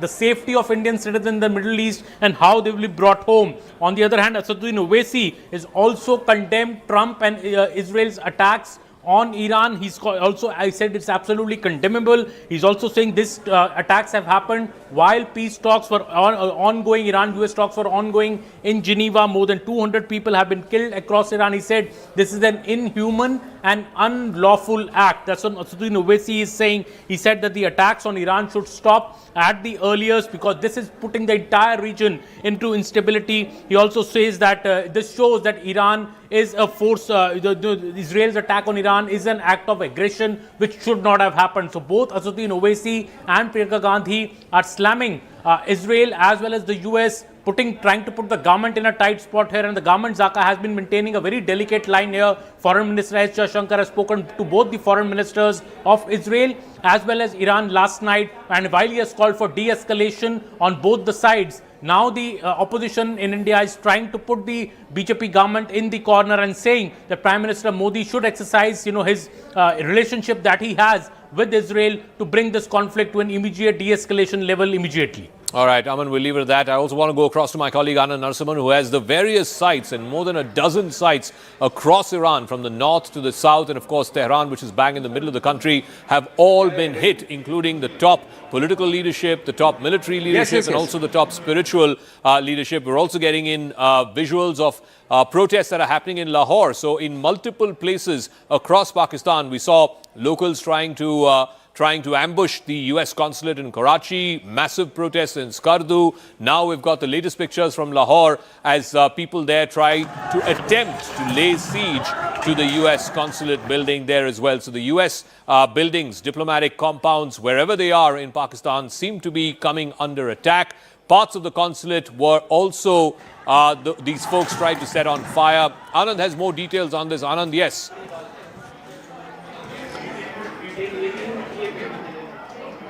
Sorry, Zaka, I missed you out there. What we're going to do to our viewers, bear with us. I've got Tom Cooper here with me. We've got the wall and we've got the map. Let's try and understand how this entire strikes. How did 200 Israeli aircraft fly over the Tehran airspace, drop those bombs and then come back? So let's game this and understand, does Tehran have no air defense system? And that too, you had the Israeli aircrafts take off from here, Tom, correct? So tell us, and how did this happen? How does this work? Yes. Thank you. It's like this. You have the Iranian air defense system is approximately here, around Tabriz, around Tehran, and you have Qom and Esfahan and Karaj. So this is the principal area that, sorry, I forgot further south here, another one. This is the principal areas that are covered by Iranian air defense system. The Israelis now come up from Israel, fly over Syria and Iraq. Right. Like this. So that's how they cleared the airspaces in these regions so that these planes could fly. Exactly. This is why no airliners are currently permitted to fly over Iraq and over Syria. Right. So over the border between Iraq and Syria, there are US and Israeli tankers waiting for them, and they are refueling them in the air. In the air. So yes. The on-air, mid-air tankers. Okay, because this is more than a 2,000-kilometer journey that they have to fly. It is over 1,000 kilometers, 1,700 kilometers to the border, so 1,500 kilometers. But the point is this, in order to release their missiles, they have to fly high and fast, which is spending lots of fuel. Therefore, here, either the Israeli or the US tankers from bases in Saudi Arabia come up here and they are waiting for them here in this area. So that's where the on-air refueling happens over Syria and Iraq airspace? Over Iraq. About how many thousand feet high? Well, 30,000 feet. 30,000 feet plus. Okay. So more, that depends on the weather. Right. Generally, tanker aircraft is flying higher.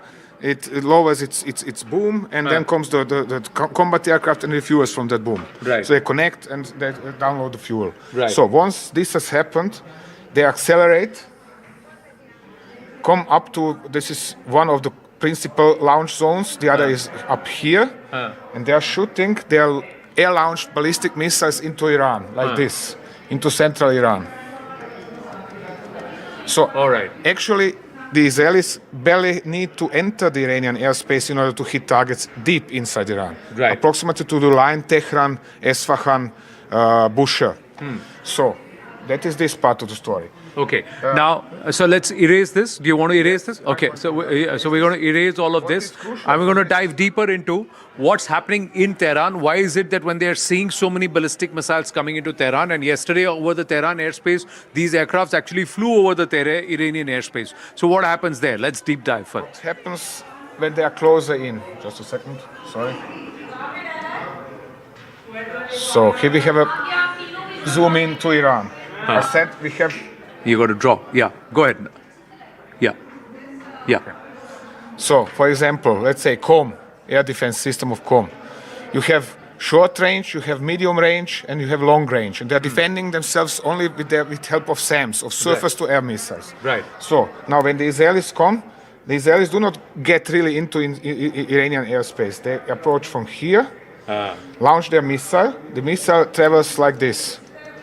Tuck. So, now, the Iranians first shoot long-range missiles at the missile, then the medium range, if they didn't shoot it down, and then the short range, yes.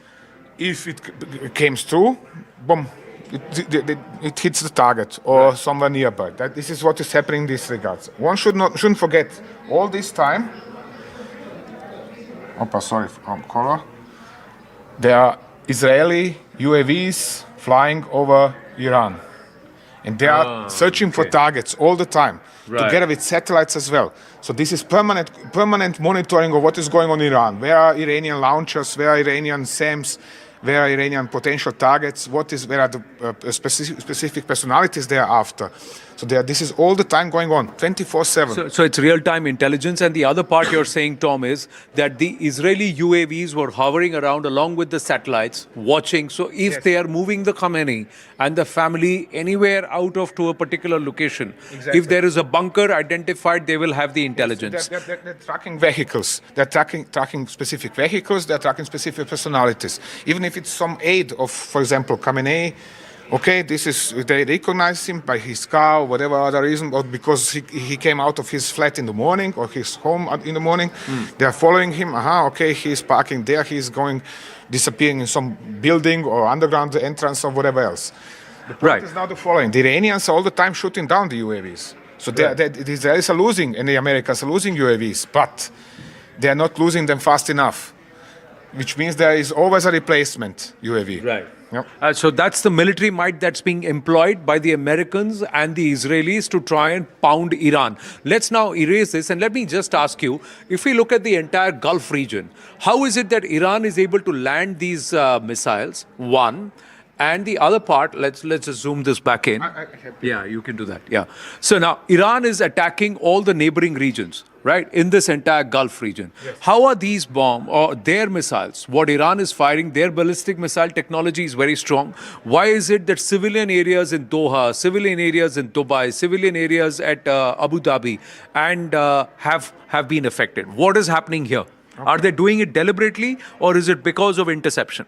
Well, I do not think that they are doing this deliberately. I think that the situation is simply such that there is a stress of combat. Okay. So now let's see the following. Let's zoom in. Let's say there is an Iranian missile brigade intending or tasked with targeting Manama Air Base in Bahrain. Right. Okay, so let me show you. So this would be Yeah, you just have to activate the pencil. Sure. Yeah. Sorry. Yeah. Okay. So we have Manama Air Base. This is the headquarters of the 5th Fleet of the US Navy. Yeah. Sorry. Yeah. So now, the Iranian is sitting somewhere here behind the hill, in an underground, in an underground bunker. So he has from Tehran launch his UAV or missile strike on Manama.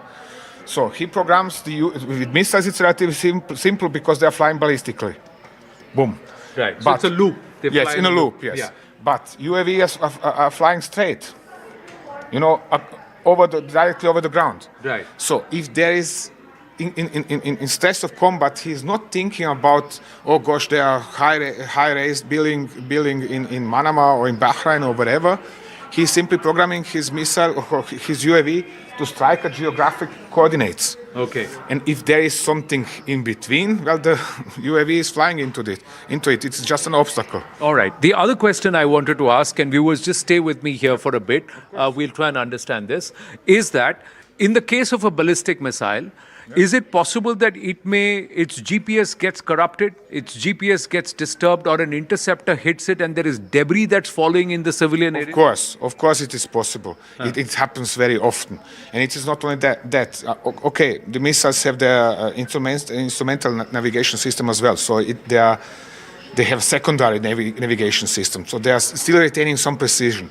But it happens time and again that both of these are disturbed, or at least the GPS, and then the missile misses, firstly. Secondly, if it is hit while re-entering the atmosphere, it falls into lots of pieces, some bigger, some smaller, and these are still going towards the general area that it is targeted. Civilian area and also at a great speed. And it very easily can happen that somebody is killed or hit or damaged or whatever. Or whatever. How far is the American air base?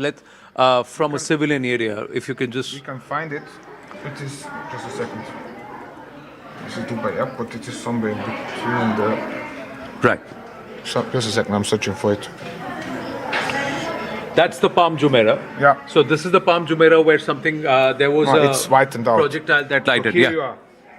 So, theoretically, when you are targeting this airbase in this area, just to mark it better.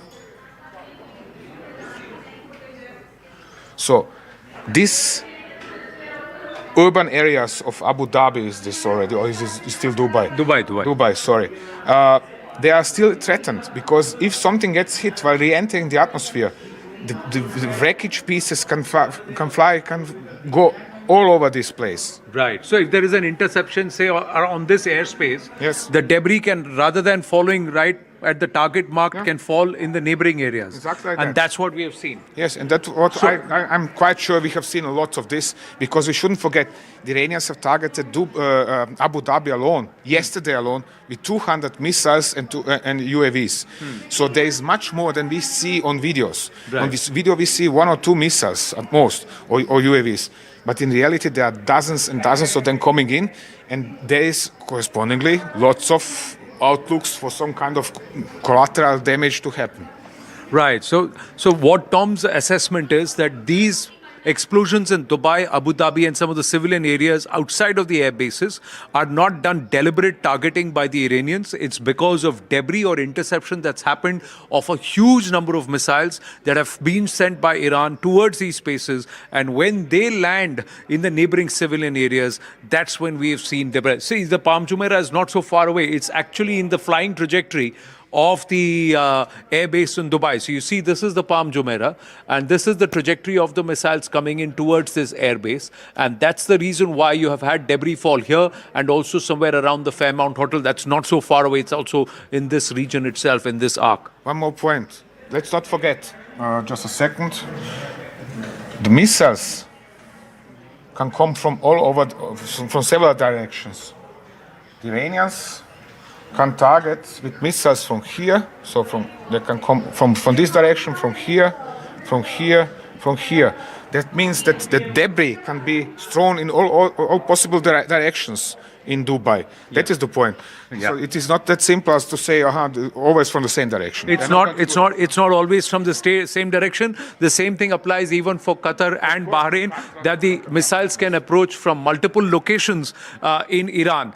Next time when we are chatting with Tom Cooper here in the dugout, it's going to be about the Strait of Hormuz, and that's another interesting story there. Back to you in the studio. All right, thanks for that, Anand. We're getting more breaking news now. A latest video showing an Iranian Shahid-type drone falling from the sky. You can see the flames that have been completely engulfed around that area. These are pictures that we're getting from Kuwait. There you go. It's like a fireball in the sky that's falling after being intercepted in the skies over Kuwait. So clearly there is a lot of interception that's happening, as Tom Cooper was also explaining a moment ago. These are likely headed towards military installations, towards military targets, but they're being intercepted, whether in Dubai or in Doha or in Kuwait, and that's why it's landing likely very close to civilian areas. Adrian is also here. Adrian, you want to talk us through how and why this is so important? You can see a ball of fire in the sky falling off. Clearly, a drone there has been intercepted by a counter-strike. Absolutely. It's looking like an Iranian Shahid 146 one-way attack unmanned aerial vehicle. What it is important to know is that it is extremely cheap to produce. It is between something like 20,000 to 50,000 US dollars, which means that Iranians probably had gigantic stocks of this kind of attack drones, and it's very much often much more costly to shoot them down than to produce them. Yeah. So it is really an attritional weapon. It is not so impressive because it is normal that you can expect that perhaps 90 to 95% to 98% of such drones are shot down, but you have a few minimal number of them which are reaching their targets, and for most it is hugely expensive in terms of money, equipments, flight time, ammunitions to intercept them. I also want to go to more breaking news, and we're seeing this as a familiar pattern now. Earlier it was Karachi, now in Lahore. Pakistani protesters who are carrying the flags of Islamic State, of Hezbollah, were attempting to try and attack the US consulate building inside Lahore. We saw that happen in Karachi as well some time ago. So clearly, either the state is allowing this to happen or there is genuine anger amongst people. Pakistan does have a significant Shia population as well. Is this orchestrated, or is this an outpouring of grief and anger coming out? US consulates have been targets both in Karachi as well as in Lahore. I want to get Sushant Sareen's view on this. Sushant, do you think the military is allowing this in an orchestrated way to try and vent off some of this support? Or is this actually, people's anger spilling out onto the streets? So, Zaka, genuine grief is easier to orchestrate than, manufactured grief. And let's face it, the Iranians have made significant investments in creating and carving out a Shia constituency in every country, including in India. Let's make no mistake about it. Anand was earlier talking about, Dr. Ranganathan was earlier talking about, protests in Srinagar, in Lucknow. But look, let's face it, the protests in India have so far been very, very peaceful. These are people who, and they have the right to protest. I don't deny that. But these are very peaceful kind of protests. They are not storming any buildings. They are not doing any kind of arson, looting, whatever. But Pakistan is a different case. So yes, there is a certain amount of mob license which is also given. And look, you have to understand how the Pakistani state operates. It's essentially a Sunni-dominated, Sunni majority state. It doesn't really have much use for the Shias. So this is riffraff on the streets protesting. Now this can be used to monetize these protests with the Americans and others. And the Europeans and the Americans suffer from an abused wife syndrome. The more the Pakistanis are treacherous with them, the more money they give to the Pakistanis so that the Pakistanis can keep doing what they are doing. And the Pakistanis have perfected this game. So yes, there will be these protests. Then they will go and shoot some of these people down and move on. One point, Zaka, I have to add. You were talking about certain Indian political reactions. I can understand Mr. Owaisi, and to be fair to him, he has been fairly consistent in the positions he takes. My surprise, actually I'm not surprised, but I find it ironical that Ms. Priyanka Gandhi is protesting, because not very long back, it was her brother who was going to these so-called democracies, as she calls them, and seeking their interference in India's internal affairs to bring democracy in India. And today she is cribbing about the fact that these so-called democracies, again her words, not mine, and these so-called leaders of these so-called democracies are attacking a sovereign country, when her own brother was going and lobbying against India and the government in India and seeking to destabilize and displace this government by interference in Indian affairs. So perhaps a little bit of consistency would not be such a bad idea for the principal opposition. Dr. Ranganathan also wants to weigh in, and I'm going to other breaking news in just a moment. But Dr. Ranganathan, you wanted to weigh in on this. Elaborate on one point that I was making. It's, as I said, I'm very disappointed by the Indian reaction outpouring on the streets. I think the messaging from the Indian government has to be very curt and very direct, because Shias, as opposed to Catholics in the world, don't have one single spiritual leader like the Pope. If at all there is one leader they look up to, the Shias of the world, it is actually Al-Sistani, who is based in Najaf in Iraq. And he is a very moderate, quote unquote, very affable gentleman who talks about peace around the world. Khamenei is the last leader anybody should be looking up to, especially the Shias. So the government has to come out and say, this is the wrong person you are eulogizing and celebrating. He's a tyrant for Iranians themselves. He's the one who's been spreading terror around the world. So if at all you want to look up to someone, let it be Al-Sistani, who's in Iraq. I agree with that sentiment. I see, liberals on Twitter sort of shedding tears for Ayatollah Ali Khamenei. He's a man who's brutally repressed his own people. Forget about the terror he's unleashed around the region, but his own people with the iron fist of the state. Even as recently as last month, in January, when the Iranians came out to the streets and protested, like I said, as per conservative estimates, more than 6,000 people were crushed by the state. I don't think anybody should be shedding a tear for him.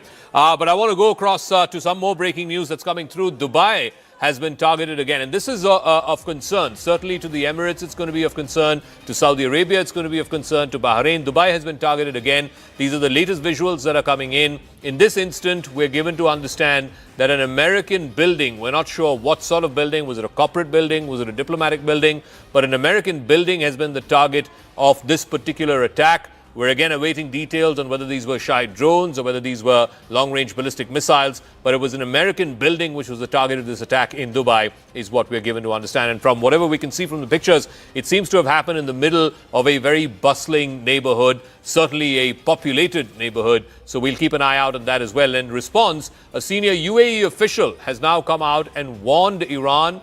It has said that Iran's fight is not with neighboring countries like the UAE or Saudi Arabia, saying that Tehran's missile strikes on Gulf countries could deepen further Iran's isolation. It could also damage long-term relations with its Gulf Arab neighbors. It has condemned these attacks and has called for a de-escalation. I want to go across to Sanjay Suri. Sanjay, this is an almost unprecedented pattern of attacks that we're seeing. Iran is not targeted other Gulf Arab countries, particularly civilian targets in Gulf Arab countries. There have been skirmishes that have happened in the past between Saudi Arabia and Iran. Ports have been targeted. Other, infrastructure facilities have been targeted. But civilians or civilian destinations like hotels being targeted, airports being targeted. How concerning is this for the region, and how concerned are these individual countries, whether it's Kuwait or the Emirates or Qatar for that matter? Well, Zaka, this kind of targeting is quite focused. It's not haphazard. Iran, however wrongly, has a plan here. It sees these countries as hosting the US bases, and those are the bases from where attacks on Iran have been launched and are being launched now. So they are seeing these nations as complicit with what they see as their enemy. So what they are trying to do is try to hit some of these bases, but beyond that, hit civilian targets in order to hurt the economy. And the economy is the lifeblood. It's a very fragile system in Dubai. It relies upon absolute peace and ease. It's in fact sort of a continuing air-conditioned picnic in Dubai. And if there is this kind of shattering, even to a small extent, it upsets the calm, it upsets the faith in these as safe havens. So if the Iranians believe they can hit this economy and hurt this economy, as they see it, they are hitting the enemy. And they certainly are hitting where it hurts. And this will be something that will certainly provoke all sorts of consequences. And the one fallout of this is going to be quite favorable to the US. The US has long tried to nurse better relations with the Arab world. It's taken them a very long time to do this and to get as far as they have. This is now going to throw a lot of these countries, a lot of Arab countries, into the American embrace closer than ever before. So what the Iranians will succeed in doing is quite the opposite. They are not trying to make a split between the Arab countries and the US. They're actually driving these Arab countries into the embrace of the US. All right, Sanjay, thanks for that. We'll come back to you as and when there are further developments. Now, Israel has posted, I believe the IDF has put this out on their Twitter handles. They're showing footage of the destruction of an Iranian regime headquarters. This has happened just moments ago. This is footage that has been taken by either a drone, a munition that's been unleashed, or it's been taken by an aircraft, a fighter jet in that region. But you can see the exact impact, the exact time and place of impact. You can see a huge cloud of smoke billowing up from that. You can see the fire going up, and then right above that, you can see the smoke coming up as well. We're given to understand regime headquarters. We don't know whether it's of the police, the Basaj, or whether it's the IRGC, or if it's a political compound, but this is what the Israeli Defense Forces have just released. I want to go across to Mr. Yossi as well.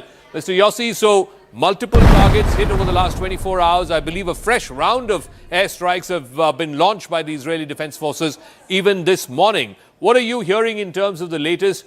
What are the other intended targets of this joint American-Israeli airstrikes on Iran? Well, good morning. The target of this operation is to bring about a regime change in Iran and encourage the people of Iran to go out to the streets and take over the regime. Obviously, one of the major targets groups are going to be the regime targets, such as the regime itself and the security forces that support him. And what we see right now is that amongst the targets that were hit are the Broadcasting Corporation of Iran and some other elements that comprise the security forces that support the regime in Tehran, hoping that this will pave the road for the population of Iran to go out to the streets and take over. It's too early for them to do that. We need to do more activities in this respect before the time is right. But that's the direction. And then simultaneously, we try our best in order to minimize the capability of the Iranians to hit us and other countries in the Middle East that are affected by the Iranian missile launching. Okay, this is on camera. You can see the IRGC headquarters. That's what we're given to understand. This is what the IDF has put out, the IRGC HQ being brought down to rubble in just a matter of seconds. I want to go to more breaking news. Benjamin Netanyahu, the Israeli Prime Minister and one of the principal protagonists behind this historic airstrike and elimination of Ayatollah Khamenei, he's now issued a direct address to the people of Iran. He has declared that Israel will continue to strike thousands of targets belonging to what he described as Iran's terrorist regime over the coming few days. In a strongly worded message, Netanyahu has said that the military campaign would help create the conditions that are required for Iranian people to free themselves from the chains of tyranny. Sanjay has more on this. Sanjay, just walk us through what Bibi Netanyahu has said, because from his message it seems clear that they're not ending this joint Israeli-American airstrikes anytime soon. In fact, they're going to pummel Iran for a number of days until, as he says, the conditions are met for the Iranian people to rise up against the regime. Statement is both warning and an invitation. It's really a call to people and revolt. And the reason is that the Israelis and the Americans do want to finish this in a hurry. They really cannot afford to drag this on and on. Israel certainly can. Israel is set up for that sort of thing.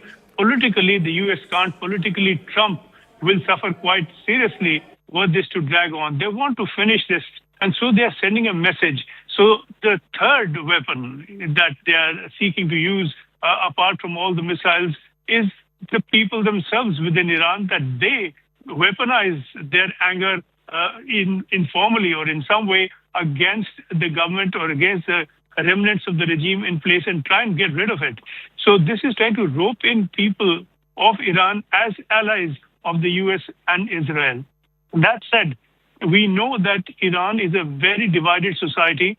We had this report some 2 or 3 years back that said that of about 75,000 mosques in Iran, 50,000 have been closed. So a lot of people have turned against Islamism of the kind that was enforced. But a lot of the people is still, not all of the people. There is a very large section, even though it may be a minority, that is quite Islamist in its leanings, that for that reason will be supportive of this government and this regime still in place. How the rest will now revolt against this lot, this would amount to a civil war then. Already we are seeing demonstrations in Tehran by supporters of the regime, and of course a lot of people came out to celebrate, and if that is any indication, we had a lot more people coming out to celebrate spontaneously than people speaking in support of the regime. Nevertheless, there is this split within society, and Netanyahu's call is to those who oppose it. Exactly how they will oppose it, exactly how those who are entrenched and armed will resist them, that is a tough call, and it's a tough call for people of Iran. It's easier for Trump and Netanyahu to order these airstrikes, and this is all from the air. The change will have to come on the ground, and it's going to be a difficult and messy change. All right, Sanjay, thanks for that. Now, one of the countries in the Gulf that's not been targeted so far, now we're getting word, and this is again breaking news, an oil tanker that's been targeted by Iranian forces, Oman. which was acting as a mediator between Iran and the United States. Oman has now put out an official statement that an oil tanker was attacked off its port of Qasab, which is on the Strait of Hormuz.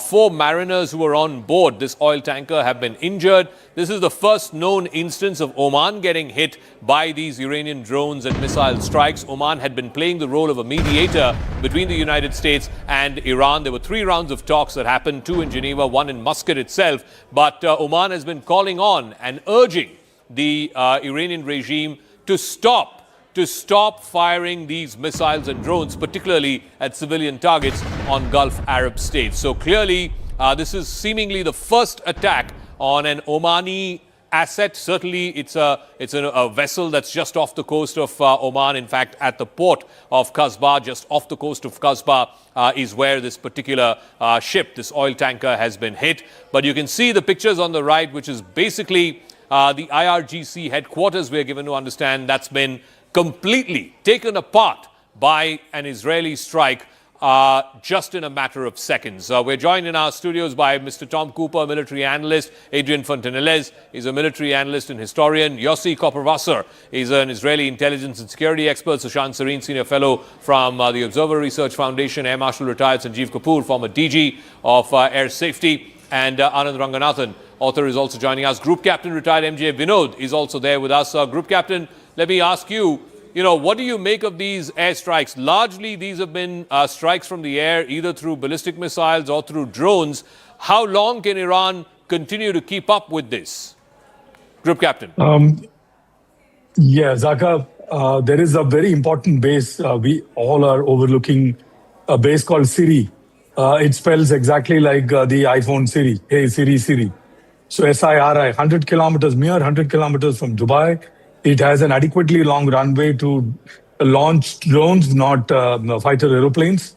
109 kilometers to be precise. And I believe, in my OSN assessment, this is the base that is being used to launch these low-cost, like Tom was mentioning, not such a long-range drones to attack all across Dubai, Abu Dhabi as well. And they probably will, in coming times hit Al-Ain and probably Ras Al Khaimah too. So this is the base that I think Dubai has been taking it lightly for some time. And there were reports in the OSN community of a lot of movement from mainland into this small island, which is astride to Dubai. And these drones, we make it. These drones are extremely low cost to make. Less than 3 to 4 lakhs, you can make these drones, strap on 10, 20 kgs of TNT. And you will have devastating result, if not at least a dent in the image. What it did to the hotel or any other places is probably minimal to nothing. But what it did to the image is what is huge, especially when Dubai is looking to surge ahead in terms of getting HNIs on board, opening its space for business. Those things will get affected. People will have to factor these things into consideration when they want to move in the future, move in Dubai, unless a favorable regime comes in Iran, which also is a possibility. Time will tell. Let's wait and see. We'll see if there will be a favorable regime in Iran. But Iran has also now started trading fire through these missiles as well as Shahid drones that have been unleashed. And specifically, they're trying to target civilian populations in Dubai, in Doha, in Kuwait. It has started trading fire after the US and Israel launched multiple strikes, one of which killed the supreme leader of Iran, Ayatollah Ali Khamenei. CNN's Nick Patton-Walsh reports on the big questions that now stare the Middle East in the face. Killing Ayatollah Ali Khamenei is a simple solution to a very complex problem. And as the sun comes up here in southern Israel, I think the region, the United States and Israel, are going to have to urgently ask the question and find the answer: what really comes next? Now, clearly, the United States and Israel decided between themselves that removing the top level of Iran's regime would leave them ultimately in a better place. And President Trump has hinted that he thinks he knows who could potentially be a successor he might be harking back to a Venezuela playbook where essentially they captured Nicolas Maduro and pointed towards his deputy as the person they'd like to see run the country. But Iran is nowhere near as simple as that. Its security forces are entrenched within society. They've got blood on their hands, just recently in January killing thousands. And so possibly the idea of some kind of moderate replacement in a box dragging the whole country towards the Western orbit is a little far-fetched, perhaps. And still, the airstrikes and retaliations haven't even stopped yet. So it's a new dawn here, certainly, but one with very urgent questions as to how this very simple, brutal solution, the killing of Khamenei, suddenly fixes a problem that's beset the United States for decades. All right, that was CNN's Nick Patton-Walsh, but now we have the first reaction from the Iranian president, Masoud Pezeshkian, who many figured was a sidelined figure. He was merely a figurehead. He was the president. Yes, he's now reacted. He has vowed revenge after the killing of Ayatollah Ali Khamenei, the supreme leader of Iran. Tehran is viewing revenge as its duty, is what Masoud Pezeshkian has said. He was seen as a slightly more moderate, reformist president, but increasingly in the last few weeks and months, certainly after the attacks that we saw in June last year, the 12-day war, he was being sidelined as almost like a figurehead there, and it was directly being taken. The most important political and military calls, security calls, were being taken by the supreme leader along with other folks like Ali Larijani. But now the Iranian president Masoud Pezeshkian has vowed revenge, saying that revenge is a legitimate right of the Iranian people. Group Captain, what do you make of this? I mean, there are ultimately, like you were saying, if we have to find a swift end to this, then Iran will have to be convinced that there is a candidate or a set of leaders who are acceptable to the Americans and to the Israelis, a moderate leadership, if you will, who then they can say, okay, Khamenei has been eliminated, the top leadership of Iran has been eliminated, now it's time to hand the baton over to someone slightly more moderate. Even if that happens, Zaka, it is going to be a short-term peace for a simple reason. The hadith is very, very clear. Both Al-Bukhari as well as Al-Muslim. It very clearly says during the end of times, you find a Jew, even if he is hiding behind a tree or a stone, you need to finish him. Unless you do that, you cannot go to the judgment day. So if that is, kind of enshrined, then there is a problem that is always lurking in the background. A peace could be short-term. And when I say short-term, it could be even 100 years, 200 years short-term. So unless that somehow changes, the narrative changes, I do not know will there be a lasting peace. A. B, and most importantly, like Zaka, you correctly mentioned, people of Iran, their will needs to be put on the new government and not a hardliner's view that should come on the people. If the reverse happens, then the problem is always there on the ground. So many people have been killed, so many people will be killed in the future. So a lot of other countries other than US and Israel need to measure up, come in support of people of Iran to get a regime which is pro-people, Zaka. Okay, I also want to get Sushant Sareen if he's there to try. Okay, we'll try and go back to our other guests as well. If Mr. Yossi is there to weigh in. Okay, Daniel Benjamin Shapiro is former US diplomat to Israel. Thank you very much, Mr. Shapiro, for speaking with us. So now we have the first reaction from the Iranian President Masoud Pezeshkian, who was seen as a slightly more moderate face. He has now come out and said he's vowing revenge against America and Israel for killing the supreme leader Ayatollah Ali Khamenei. What do you make of that? Well, I think as long as the regime survives, they will try to establish some revenge. I'm actually sitting in Tel Aviv, and there have been several barrages of missiles launched at Israel already today, and those might indeed already be part of revenge. They've continued to launch missiles into the Gulf against targets in GCC states. So it's certainly possible that they consider this revenge, and this is a very ideological regime.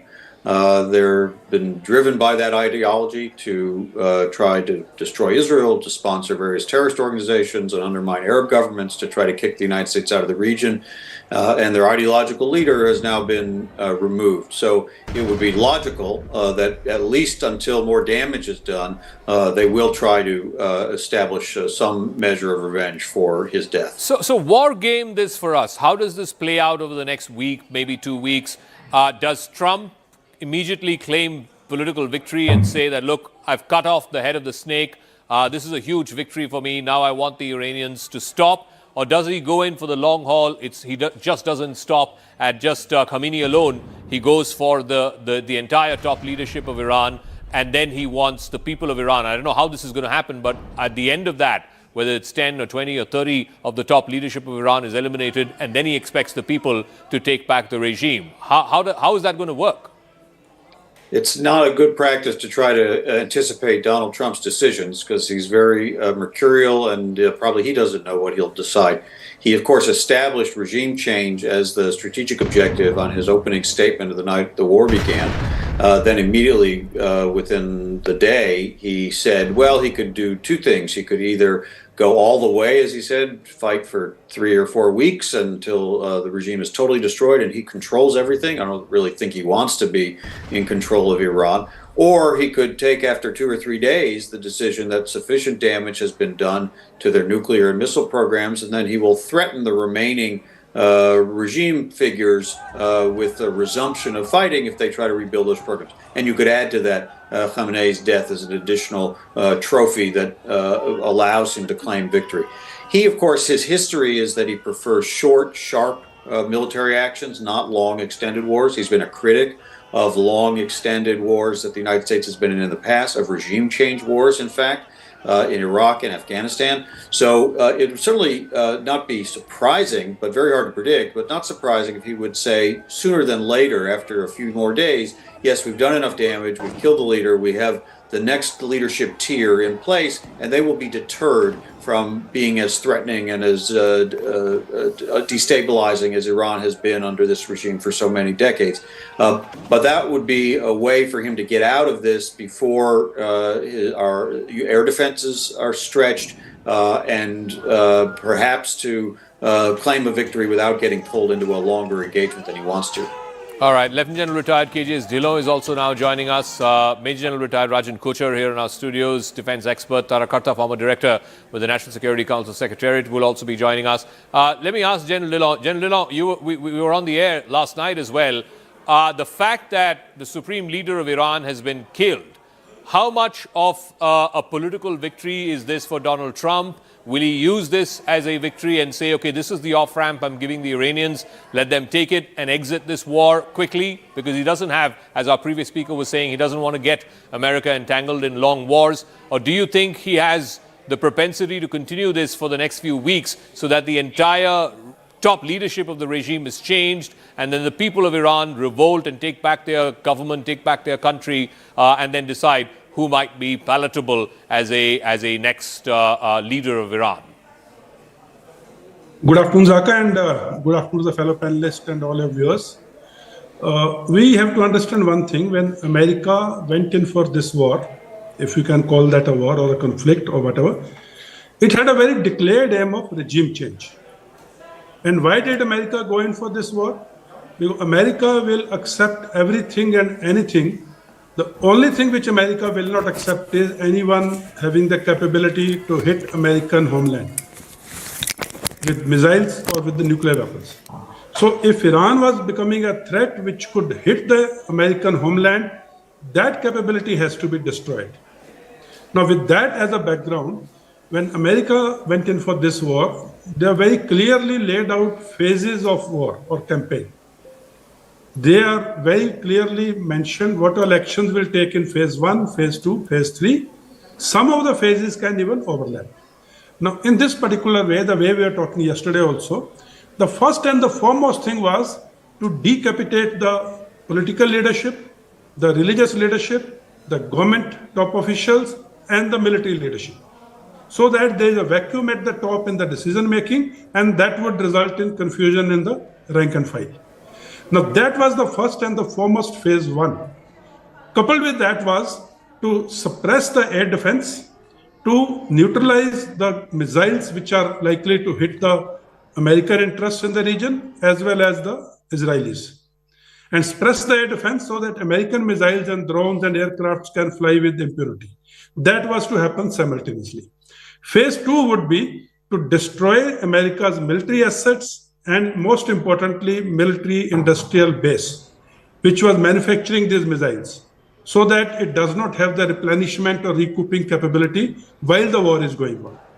Coupled with all these things was to destroy America's economic assets so badly that for the next 2-3 decades, Iran's assets so badly that for the next 2-3 decades, they cannot get their act together and manufacture these weapons again. As also the nuclear weapons, nuclear material, all this would happen under an umbrella of a very solid psychological warfare or narrative building. Okay. Which has already started. We have seen the people coming on the street, the selective videos being leaked of women crying death to Khamenei and all that. So all this was to happen in a particular phased manner. One thing which Iran's oil refineries, because that they would need even after the regime change or after the war is over. Other than that, all the economic assets, the military assets, the political, military, government, top leadership will be decapitated. And in this whole game, internal uprising would be given a flip. Okay. And that would result in a civil war. Let's see how that plays out, because on the face of it, it would seem that if you've eliminated someone who's been part of this country or the leadership of this country for the last 40 years, that gives people a reason to rally around the flag. How can you expect people to come out and retake the government, as Trump said? But I'm getting another piece of breaking news as well. This is a CNN News 18 exclusive. On Khamenei's killing, Pakistani protesters have stormed the U.S. consulate in Karachi. They've entered the U.S. consulate building in Karachi. Multiple casualties, we are given to understand, are feared. Sources are also saying that it's being reported that there are more than 8 deaths and over 30 injured in this attack that happened on the U.S. consulate building in Karachi. Sources are also claiming that the U.S. base administration has seized the bodies of these individuals inside the consulate building. Protests continue across the country. In Skardu, we saw pictures from Lahore as well, and now in Karachi. I want to bring in Major General Rajiv Kochar here in our studios as well. Okay, well, let's go to Siddhant first. Siddhant, so again, in the case of Pakistan, there's always a question mark.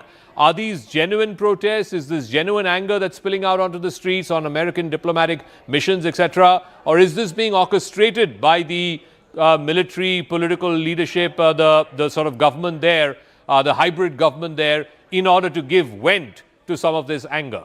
That's right, Zaka. In fact, this input has been brought to us by Securities Editor Manoj Gupta. Now, Manoj is reporting that Pakistani Shia Muslim protesters have stormed the U.S. consulate in Karachi in response to recent U.S. IDF strikes against Iran. Pakistan's security forces successfully pushed back the angry protesters who attempted to attack the U.S. consulate in Karachi. Protesters in Karachi set fire to the U.S. consulate amid demonstrations following the reported martyrdom of Supreme Leader Khamenei. Protesters broke through the security barricades and entered the U.S. consulate in Karachi. The protest appeared to be part of a wave of anti-U.S. demonstrations in the region following heightened tensions over the assassination of Iran's Supreme Leader. Now tensions rise as the city witnesses intense unrest. Protests erupted after Khamenei's death in Pakistan. U.S. personnel stationed at the U.S. consulate opened fire on Pakistani protesters. It is being reported that there are more than 8 Zaka deaths and over 30 injured. Sources claim that the U.S. base administration has seized the bodies of the martyrs at the consulate. After Karachi, protests have started outside the U.S. consulate in Lahore. Protest continues across the country, including Gilgit-Baltistan. Karakoram Highway has been closed to all types of traffic. Back to you. Okay, Siddhant, we'll leave it at that. Thanks very much. Major General, here in our studios, just in terms of, how this is likely to play out, one variable that's been added is Iran is now attacking these civilian targets in Dubai, in Doha, in Bahrain. And those countries don't necessarily have the propensity for war. They certainly don't have the propensity for their civilian population to be attacked. How may that change the equation, Major General? Thank you, Zaka. Point to note here is that these are soft targets because all these countries do not have that kind of a air defense umbrella which possibly Israel has. Because Iran has two options now, either to strike Israel, and we know that Jaral Ford is there, and it is an added umbrella for the air defense as far as Israel is concerned, because if you remember the last 12 days war, on the 9th day, Israel was not able to stop the missiles of Iran from coming in because interceptors had fallen short. But here what we are seeing is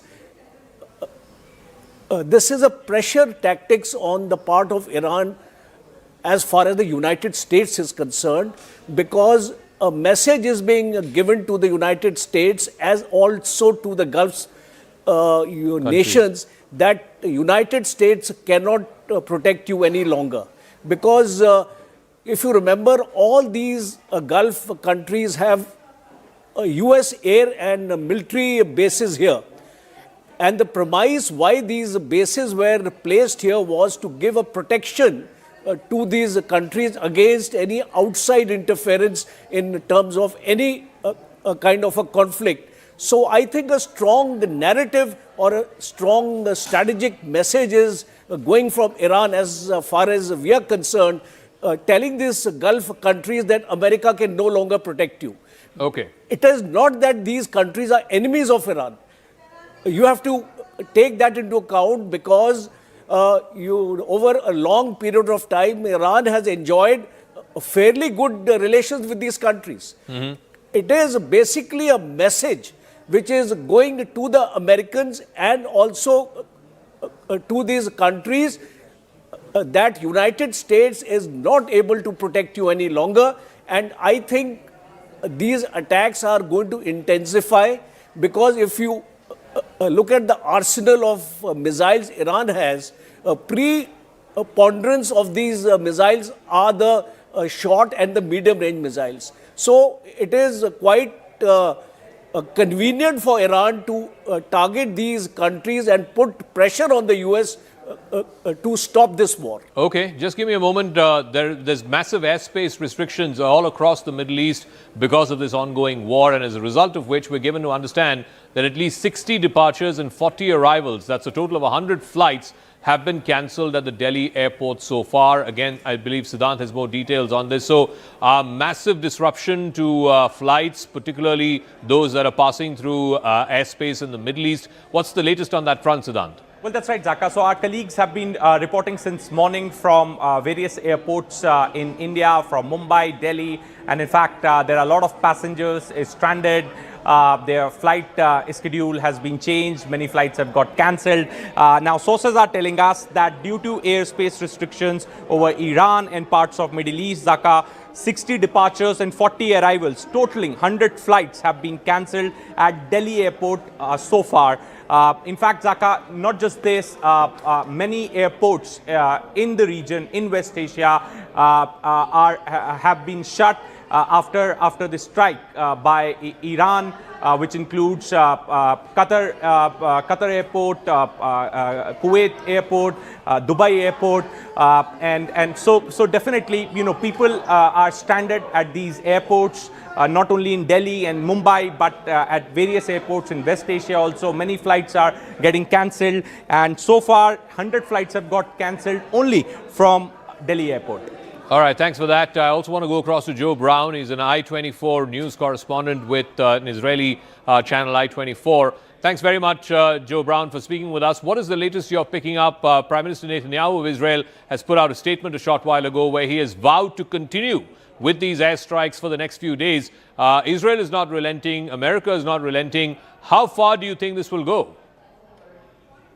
Well, for Israel, they want to make sure that this is sustainable. If you just get rid of the head of the snake, Ayatollah Ali Khamenei, then there are still people in place, perhaps even younger people, more radical people, who will be able to take over the reins, and that could cause even more issues for Israel further down the line. And that's why they are going to continue fighting. In fact, just within the last minute or so, the IDF has come out with a statement saying that within the first minute of attacks yesterday, 40 senior leaders were killed. It's likely that includes Ayatollah Ali Khamenei, but that just shows the level of their military arsenal, the fact that they have a specific goal in mind. It's not just to get rid of the leadership as they have done over the last day or so, but it's to go even further, to make sure that they are no longer a threat, to make sure that their proxies in Iraq, in Lebanon, in Syria, in Yemen, that they pose no further threats to Israel. We had a little bit of the action in the 12-day war in June last year, but that was just to, I guess, set the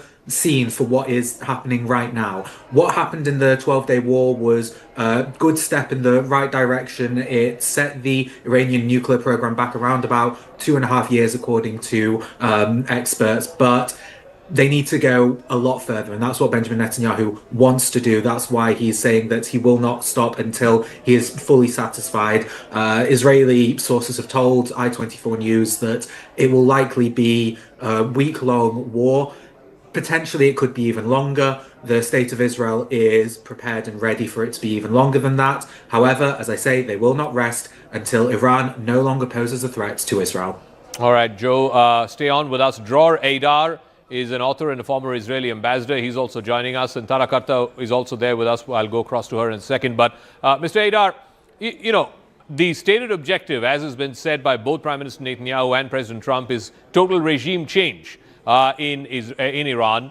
Yes, the head of the snake has been cut. That's Ayatollah Ali Khamenei, the supreme leader.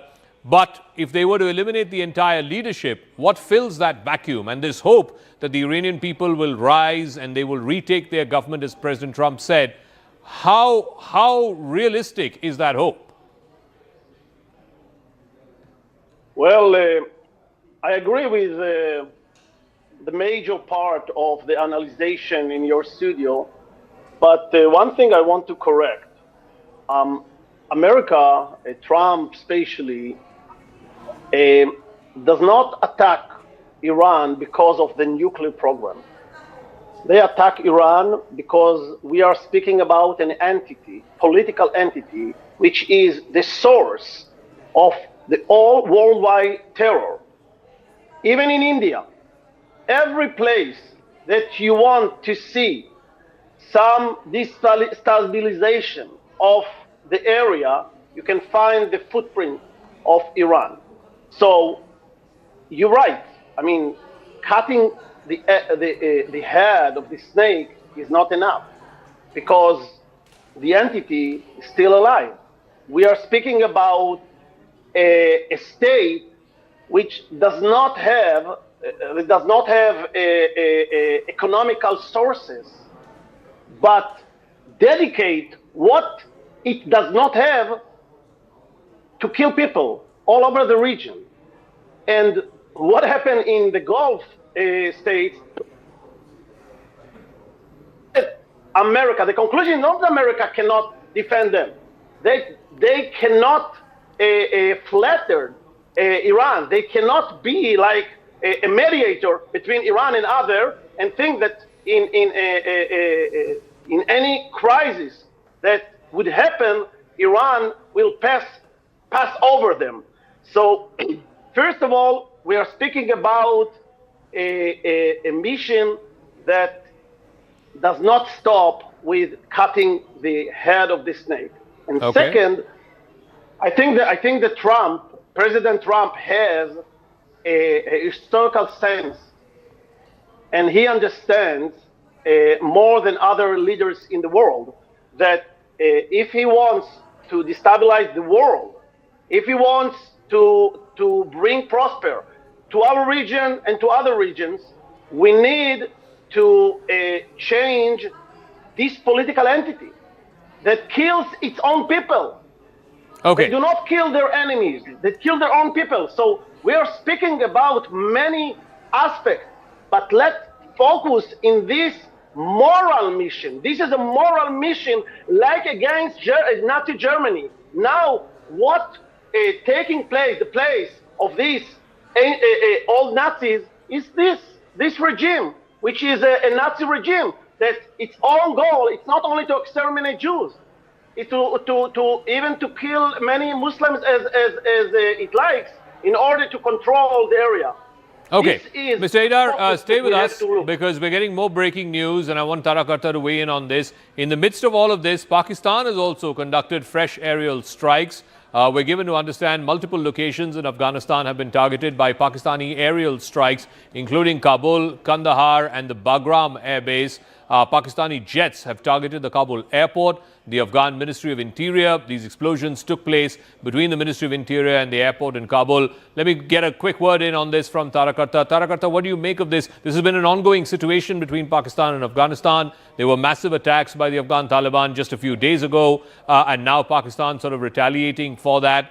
A, what do you make of this? And B, how concerned should India be? This is in our region, in our backyard. Oh, we should be very concerned indeed. I will take off from what the previous speaker said about Iran being a sponsor of terrorism. Iran has sponsored terrorism, there's no doubt. I have no truck with it, let me make that very clear. But I would say in contrast, Pakistan is a far larger sponsor of terrorism than Iran has ever been. Because the Pakistani army and the state backs it 100%. And that blowback is what they're seeing now. Where the Afghans have got fed up of them and these people are now they've painted the entire picture so differently, saying that Afghanistan is the epicenter of terrorism. Afghanistan is trying to kill the Islamic State as a group, but that doesn't seem to have been reflected anywhere else. But in this, what I would really like to point out is that the attacks in Karachi against the US consulate, which is disgusting, the ones in Skardu, this could not happen. I mean, there is no sign. I was looking at those videos. Where is the famed Pakistan army and they are Pakistan Rangers? Where are these guys who are supposed to protect these people? They suddenly disappeared. So you can attack defenseless civilians in Afghanistan, but you can't protect a diplomatic embassy in your own country. Yeah, that's a fair point. That's a fair point. I'll come back to Tarakarta in just a moment. Siddhant, very quickly on this. So 3 places in Afghanistan, in Kabul, in Kandahar and in Bagram have been attacked. What else are you picking up? Clearly, there will be retaliation by the Afghan Taliban as well to this. That's right. So in fact, Manoj is reporting, Zaka, that the leftover US weapons at the Bagram Air Base, including depots, successfully destroyed. Local Afghan authorities are assessing the damages. Pakistan military operation Ghazab Lil Haq against Afghanistan Taliban regime and militants on day 3. Pakistan and Afghan Taliban fighters are engaged in fighting on Durand Line's multiple sectors. Afghan Taliban spokesperson said that strikes by Pakistan has confirmed the strikes by Pakistani jet. In fact, anti-aircraft fire is being carried out in Kabul against Pakistani aircraft. Anti-Pakistani aircraft attacks, air defense operations are being carried out in Kabul. Fellow citizens, do not be worried. This is what the Afghan spokesperson is saying. So multiple damages reported on Pakistani side. Authorities are assessing and calculating the damage. Okay, let's go back to what's unfolding in the Middle East between Iran on the one side and America and Israel on the other. Iran is now attacked a Palau flagged oil tanker. It's called Skylight. This was passing through the Strait of Hormuz right off the coast of Oman is what we're given to understand. 4 sailors have been wounded in the attack. The entire crew has been evacuated. In fact, this is the first known instance of an oil tanker being attacked that is just off the coast of Oman is what we're given to understand. 20% of the world's oil passes through the Strait of Hormuz. Iran has shown in the past its ability to completely cut off the Strait of Hormuz, which would be debilitating for oil prices around the world, and the markets could go in a tailspin. These are the latest pictures of this Palau flagged oil tanker that's been attacked by Iran. What is Iran trying to achieve, Siddhant, by attacking civilian targets, by attacking oil tankers? And Oman is a country that was a mediator between America and Iran. Now an oil tanker being hit just off the coast of Oman. Well, that's right, Zaka. So this Strait of Hormuz is very critical as far as oil trade is concerned. World's 20% oil trade passes through this route, and in fact, in the past also many times Iran threatened to close Strait of Hormuz. Now, yesterday, after U.S. and Israeli forces conducting joint strikes in Iran, IRGC announced that they will be closing the Strait of Hormuz. Perhaps this is the ultimate escalation, perhaps which was announced by Iran yesterday, and now today we're getting to know that that this vessel, Palau flagged oil tanker Skylight, which was passing through Strait of Hormuz right off the coast of Oman, have been attacked by Iranian forces. 4 sailors have been wounded in the attack. The entire crew now has been evacuated. So it's a message which Iran is sending to other countries in the region, outside the region, that Strait of Hormuz is not operational. Don't take the route of Strait of Hormuz, otherwise they will also be meeting the same fate. Their vessels will also be meeting the same Siddhant, fate. we'll leave it at that. We'll come back to you as and when there are further developments. Remember, this is having a huge fallout across the Middle East and in the wider Islamic world. In Pakistan, there have been attempts to try and storm the consulate in Karachi, the consulate in Lahore, in Skardu as well. Now the US Embassy in Islamabad has put out a statement. We are monitoring reports of the ongoing demonstrations at US consulates in Karachi and Lahore, as well as calls for additional demonstrations at the US Embassy in Islamabad and the Consulate General in Peshawar. This is again a concern as far as America is concerned. Remember, the same Pakistan, and Tara Karta was making that point, if we can go back to her, Tara Karta, they can't seem to guard diplomatic compounds in Karachi and Lahore, the biggest cities in Pakistan, but they're happy bombing and aerial striking, targets across the border in Afghanistan. Just what is going on with Pakistan? The concern and the suspicion has always been, let me get Tara Karta in on this, that much of this is orchestrated and it's being allowed by the Pakistani quasi-military, quasi-civilian state. Oh yeah, so far you saw that when just before they, agreed to the Gaza deployment, for example, I'm just giving an instance, there were these, these huge, massive protests on Gaza. The moment the military said, okay, we're going to be part of this deal, no protests, nothing after that. So these are highly controlled ventures, one.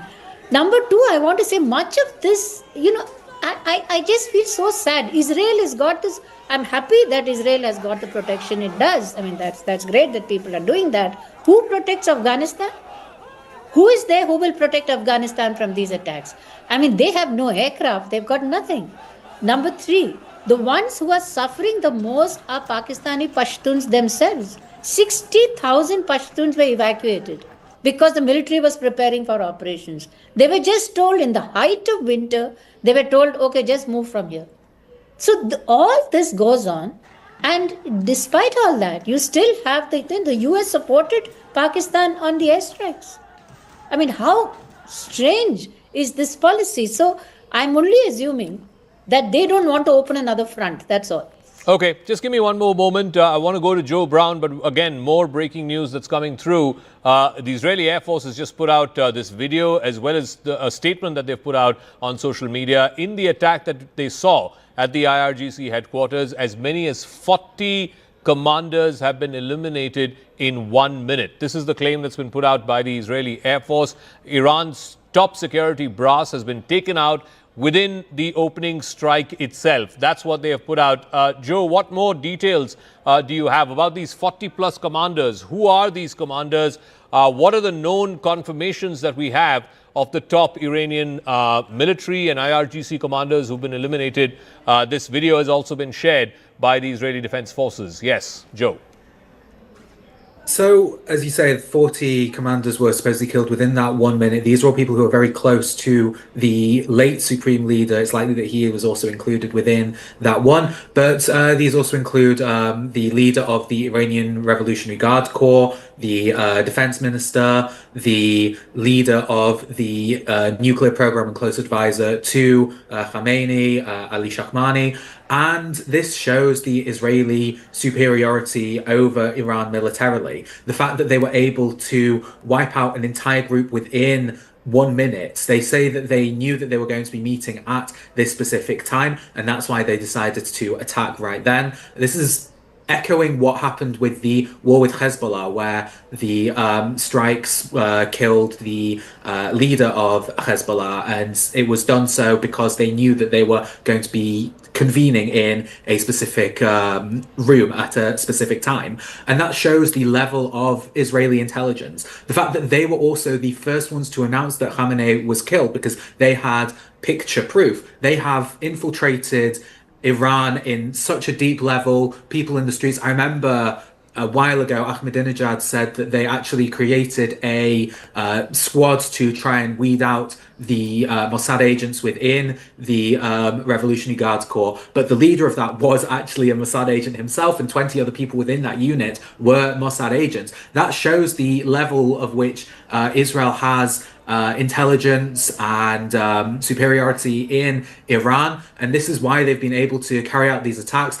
In order to change a regime, it's going to be very hard to do so without boots on the ground. The US definitely do not want to have boots on the ground. They have very bad memories of what's happened in the Middle East over the last couple of decades. Israel doesn't want to have boots on the ground there because there is a severe shortage of IDF reservists. They've been worn out, suffering from PTSD over the last couple of years. So they want to try and avoid this as best as possible. So in order to do that, yes, you need to have the drone attacks, the aerial raids, but you also need to have intelligence on the ground. And that's what's helped Israel find out that they were able to kill those 40 commanders within 1 minute. That's how they knew where they were, and that's how they will continue to fight this war. They say it will last maybe a couple days, maybe a week, but that is why Israel will fight until the very end and will be able to come away, at least in some sense, with a very strong military victory. All right, thanks for that, Joe Brown. Let me bring in Major General Rajiv Kochar. General Deloy is there with us as well.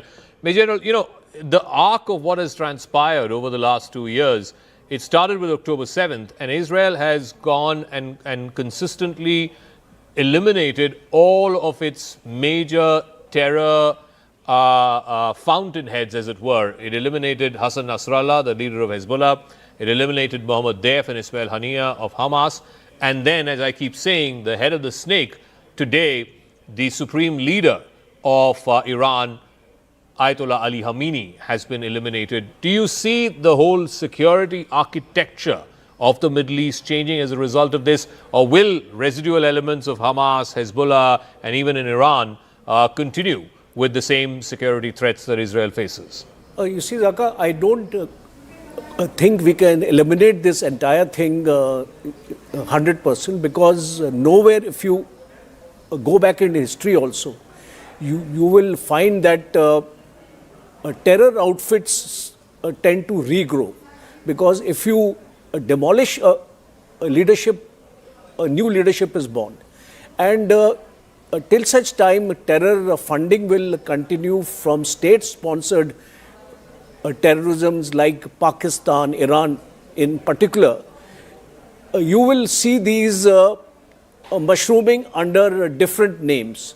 We have seen it in our own neighborhood. The Lashkar-e-Toiba becomes the Resistance Front and things like that. The names keep on changing, but these people continue to sustain that kind of terrorism. And one important aspect here is the Palestinian cause. We need to understand one thing, that it was only Iran here which was a kind of a godfather to the Palestinians, and that is why the axis of resistance had been created. Hezbollah, Hamas, Houthis, all these people. So it is very important for now Israel to ensure that there is no messiah available here in this region to support the Palestinian cause. Because if you have heard Netanyahu speaking, he never talks about a two-state solution. And look at what is happening in the West Bank. Last year, 144 settlements were there, and today they are 210. 7.8 lakhs Jews have been settled in the West Bank. So The prime objective of Israel is to finish this support of the Palestinians. Even the Gaza board doesn't have any of the Palestinians on the board itself. So the message is very, very clear. Both United States as well as Israel wants Israel to dominate West Asia and not Iran. And regime change is the only way it can be done. Okay, so in retaliation to the attacks which took out the supreme leader as well as other top leadership, military and political leadership of Iran, Iran has been retaliating with drone strikes, with long-range missile strikes, and they're specifically also targeting civilian targets, civilian populations in Dubai, in Doha, in Manama. CNN's Paula Hancock is reporting from Dubai after Iranian retaliatory strikes hit some of the commercial areas of Jebel Ali. This is Jebel Ali on our left. We're just on the road between Abu Dhabi and Dubai. We have been seeing plumes of smoke rising from Jebel Ali. This is the commercial area of Dubai. We have heard from state-affiliated media quoting the IRGC saying that they have just carried out a sixth wave of attacks against US bases in the Middle East. Of course, it's unclear whether this is a direct hit, intentional, or whether this is falling debris from an interception. And this is the road from Abu Dhabi to Dubai. It is usually jam-packed. You can see how clear it is at this point. People are taking the remain in shelter warning very seriously. All right. I want to go back to General Dhillon on this. General Dhillon, I also want to talk a little bit about the double game that Pakistan seems to be playing. On the one hand, they're allowing these orchestrated protests against US missions in Karachi, in Lahore, etc. But they have no qualms in sending airstrikes across the border, across the Durand line into Kabul, Kandahar and Bagram. Absolutely, Yaka. There are two aspects to it. One is Pakistan military, which could not protect the houses of their own corps commanders. In May, a few years ago, the civilian protest. How do you expect them to do anything? And the second aspect of it is Pakistan military, if they want to do something in Pakistan, nobody can touch them, they will do it. Now, there is a background to what happened in Karachi US consulate. See, if you look at Iran's map, the whole air defense, I make this point again and again, whole of air defenses, and this has a link with the Afghanistan strikes also. The whole of air defense is facing southwards or southwestwards. That means towards Israel or towards American assets in the region. And their complete eastern flank, which is facing Pakistan and Afghanistan, is devoid of air defense, more or less. Now, if Israeli missiles have to hit Iranian targets without being intercepted by a formidable air defense, the air defense of Iran has to be divided. That means some assets of air defense of Iran, which are now facing south, have to face eastwards. Now, for that to happen, Pakistani airspace and Afghanistan airspace is to be used by the aerial platforms like aircrafts or the missiles to hit Iran from the east. Now, for that, Pakistan is the only country which can be bought with few dollars here and there. And Afghanistan still has some anti-aircraft weapons.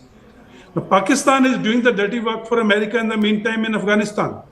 So that when this airspace is used from the eastern side, Afghanistan is not able to hit any of the air assets which are flying low. And this is what the whole game plan is. And now coming to US consulate in Karachi, how Pakistan Army orchestrated this attack on it. It is to show to the people of Pakistan that we are against America. We are allowing you to protest. And also telling America that our internal problem does not allow us to support you openly. So please give us more dollars. So that in spite of internal issues, internal problems, we support you in your attack from the east or in your attacks on Iran. Now here, 8 Pakistanis killed or 10 Pakistanis killed have no meaning for Pakistan Army. Pakistan nationals' life is dispensable, is expendable. They will kill 100 of them to achieve the aim which military commanders or the military generals are wanting to achieve for themselves, not for Pakistan. Pakistan's national is the last thing on the priority. Pakistan's interest is last thing on the priority. The only priority is how to win confidence of America and earn some more dollars. Okay, and I have want- those pizza I want to chains go and back all to Tarakarta as well, coming back to the main war that is going on now between America and Israel. And of course, you have Iran and Iranian targets being taken out, whether it's the supreme leader, whether it's the defense minister, the head of the IRGC, all of them are now eliminated. We're also getting to understand that an interim leader, this is an interim leader, Ali Raza Arafi, will be appointed or has been appointed as the interim leader. He will, of course, have to oversee the process of choosing the next supreme leader, which will be decided by the Assembly of Experts and the Guardian Council. But how do you see this playing, ma'am? Because there are two conflicting factors here. One, that Trump does not want a long, drawn-out war, and yet you cannot change the entire regime unless there is a slightly longer horizon that is available.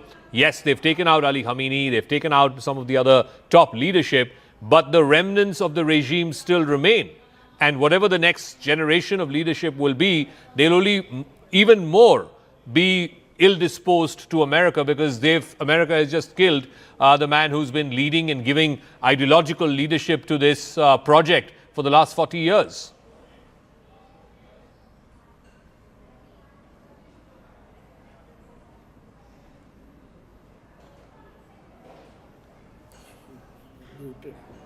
Tarakarta, I think you're muted. I think you need to unmute yourself, please. Yes. Yeah, sorry. See, I was from the beginning on your show, I've been very puzzled as to what is the US's ultimate objective, because you had Omani foreign minister. The Oman is now extremely reliable negotiator. They had said that the Iranians had agreed to zero enrichment. That was the last positioning, right? Now you have your guest who says, no, that's not enough. You know, US wants to take out the missiles as well. It wants to take out everything. Having taken them out, they can just walk away. You know, because you can't stop terrorism with any number of missiles. Can you, unless there is a plan B, which says, I have this ready-made government which is willing to step in and take over things in a covert manner. Like I said, much like Bangladesh, what happened? They brought in this lot. Did it succeed? It didn't. Putting any kind of, outside regime into a country is an extremely tricky business. And it requires a lot of patience and perhaps some boots on the ground as well. Okay. But they're not going to do that, right? So what is the option? I think from what I sense here is the idea is to weaken them. I mean, they've just appointed a new IRGC commander. So I don't think they're all that much in grief as we think. The leadership, the functions are still going on. Okay. I don't see any just one word, ma'am. The Crown Plaza Hotel, and we're getting those visuals. This is again in Bahrain, in Manama. The Crown Plaza Hotel has been damaged. This was shortly after explosions were heard in the Bahraini capital. Now, what is also interesting is they're targeting tourist centers, they're targeting hotels, they're targeting airports, they're targeting oil tankers and ports. These are all not just, sources of revenue or capital for these countries, but it is also potentially it could have, international tourists, international folks who are camped up in these hotels and of course in the airport and so on. Are they trying to send out a signal not just to these Gulf Arab countries but also to America and Israel that, look, we're going to hit on these high value targets as they were in that sense, so that the message goes across both to Washington and to Tel Aviv, not just to Dubai or Doha or Manama? See, one thing we've seen so far is, as far as I know, 2 people have died, right, in these random attacks. Number 2, what I have heard across is that there's the possibility of spoofing, that some of these things are being diverted. Number 3 is what you said, that it's deliberate. So far, Iran said right from the beginning that if we are attacked, we will target all US bases in self-defense. That's pure self-defense. That's legitimate. That's fine. What else is going on is inevitable, because not all of these drones have that great a capability. And like I said, spoofing. But if this continues, there could also be, I'm not certain, because we can't find who is making these decisions now. It's not clear. If it does seem that if they sort of spread these attacks around, more number of countries will start getting involved, and the crying out to say stop the war will increase, because Iran is not going to win this type of war. It cannot. Okay. On this question of who will now get to lead Iran, if we can take that breaking graphic as well. Ali Raza Arafi, he has now been appointed as the interim person who will lead Iran. He will take all the political calls as far as Iran is concerned. Remember, they have vowed all-out revenge. President Masoud Pezeshkian who's seen as a more moderate, more reformist sort of a figure. He had been sidelined as well over the last few months, certainly since last year's war, the 12-day war that happened in June. Now Ali Raza Arafi is supposed to be the person who will take on the role of the interim leader of Iran. Of course, ultimately the supreme leader will have to be chosen by the Assembly of Experts and by the Guardian Council. There are 88 members who will decide that. There are some front runners as to who will take over the reins after Ayatollah Ali Khamenei. But for now, Ali Raza Arafi will be the one who will be the head of the interim Iranian government or the Iranian regime. Major General, what do you make of that, and how is this expected to play out? As Tarakata was saying, you know, the system is still in place. The system cannot be eliminated or overturned. Certainly can't be done in the matter of a few days or weeks. The system continues, but America and Israel can claim victory because the head of the system has been eliminated. You see, Zakar, what has actually happened now is that Iran has a structured hierarchical system. And if you remember, Khomeini had already named his successor in the last 12 days war. He had already announced a name that who will take over, and Ali Narijani was the person whom he had actually nominated. But what happens is today, after 24 hours of battle, we see the top leadership has been liquidated, but the leadership vacuum is not there. Somebody has taken over. Decisions are going to be made, and especially the IRGC. If we are seeing what is happening in the Gulf countries, in all probability the junior leadership of the IRGC is taking the call, because the senior leadership has been wiped out. So the hierarchy actually falls on the junior leadership, and they are taking the calls. There is no lull in the battle. It is a continuous effort on the part of Iran to retaliate. No, but towards what end? What will they finally achieve? At some point, they will run out of these munitions, they'll run out of these drones and these missiles.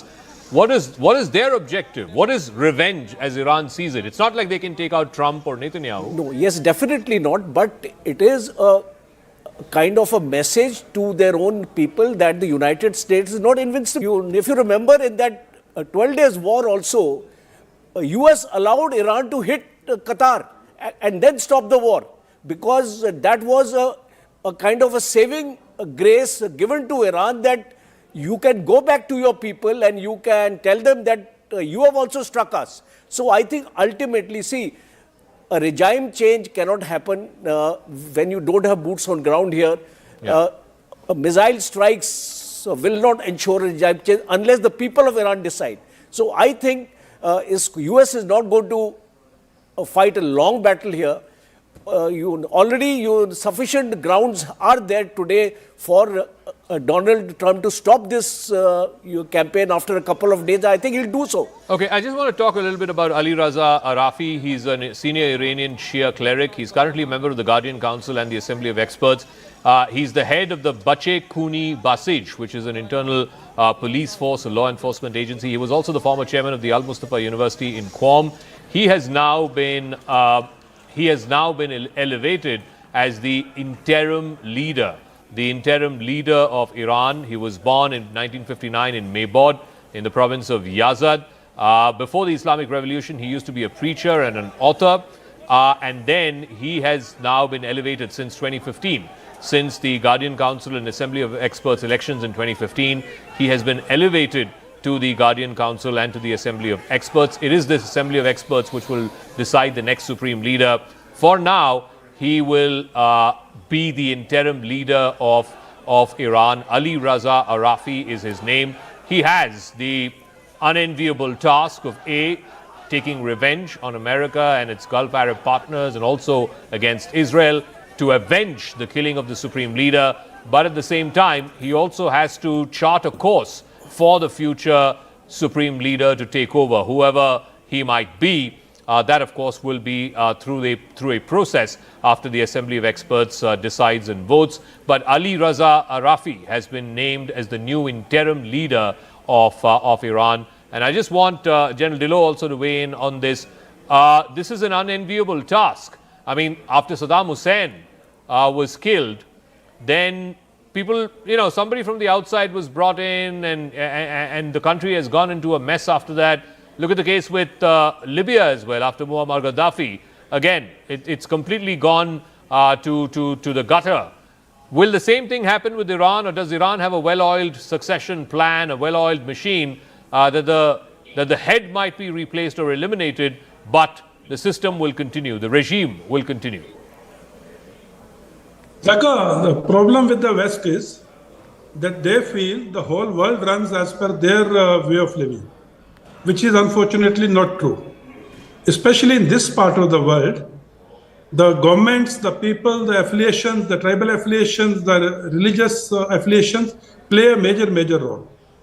So bringing someone from outside, imposing him as a leader, and then having sham elections just to say a democracy has returned is not going to work. In my opinion, how it's going to happen is they will have a regime change. They will eliminate the complete top leadership. Most of it has already been eliminated. They will destroy their military assets. They will destroy their defense. They will destroy the nuclear capabilities. They will destroy the economic thing. And they will be pushed for an internal uprising. I don't think Americans will put the boots on ground, and unless the boots on ground are there, missiles alone do not bring in the regime change. Okay. They are not going to put the boots on ground. They will have a flip given to the internal uprising, which will result in a civil war. Because today we might say, just give me 10 more seconds. Today we might say there are enough people who will, rally around Ali Khamenei because of sentiments, emotions. But there are more than enough people in Iran who have been wronged, whose kith and kin have been killed by this regime. They are not saying anything, or they are not speaking because they are not in a position to do so. All right, General, I'm really sorry we are compelled to take a break. But thank you very much to all our guests, Major General here in our studios, General Dillo joining us from his residence, and of course Tara Karta for joining us as well. Quick break, but continuing coverage here on CNN News 18.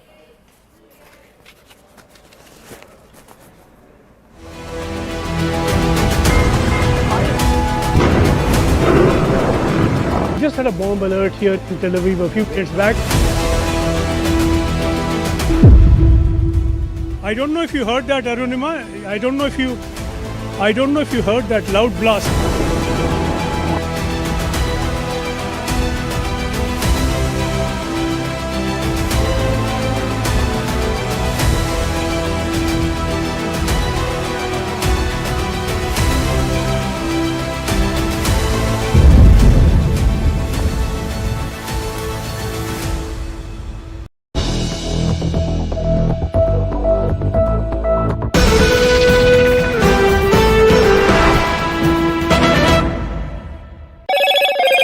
Hello, Moto.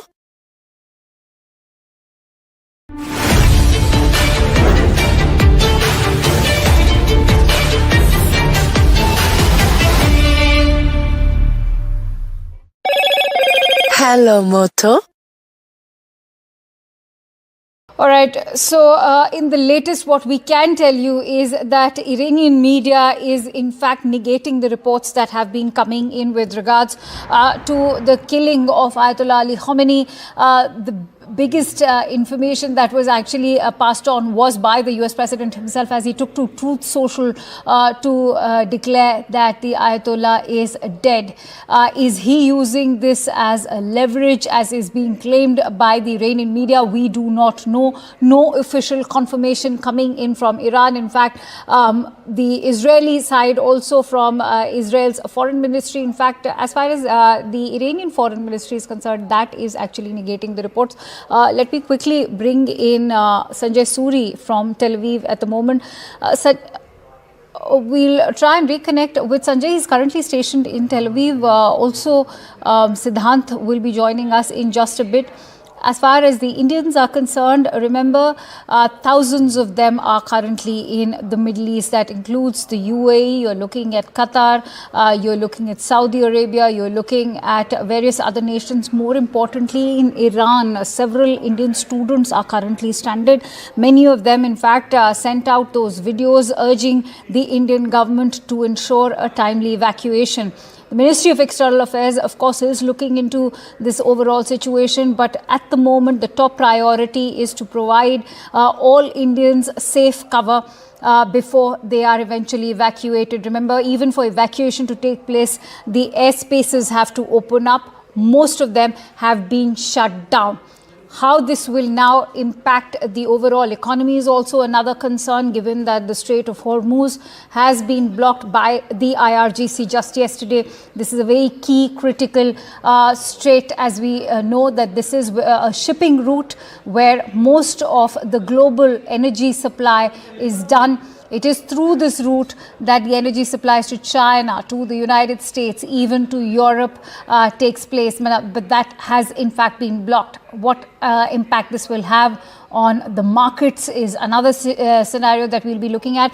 But first and foremost, the biggest question that remains unanswered at the moment is that, is Ayatollah Ali Khamenei actually dead, as is being claimed by... All right, so in the latest, what we can tell you is that Iranian media is in fact negating the reports that have been coming in with regards to the killing of Ayatollah Ali Khamenei.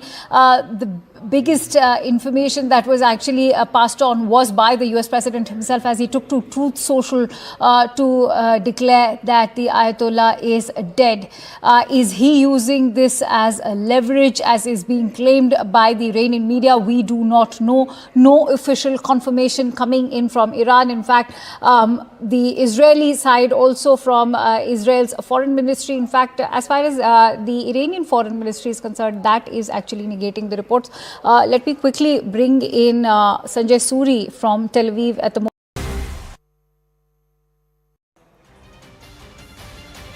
Viewers, the war is on. The war is on in the Middle East, and it is only widening by the minute. And it was expected that the Iranian regime would fold, but it hasn't. It has decided to dig its heels deep into the ground, and it is fighting with its back to the wall.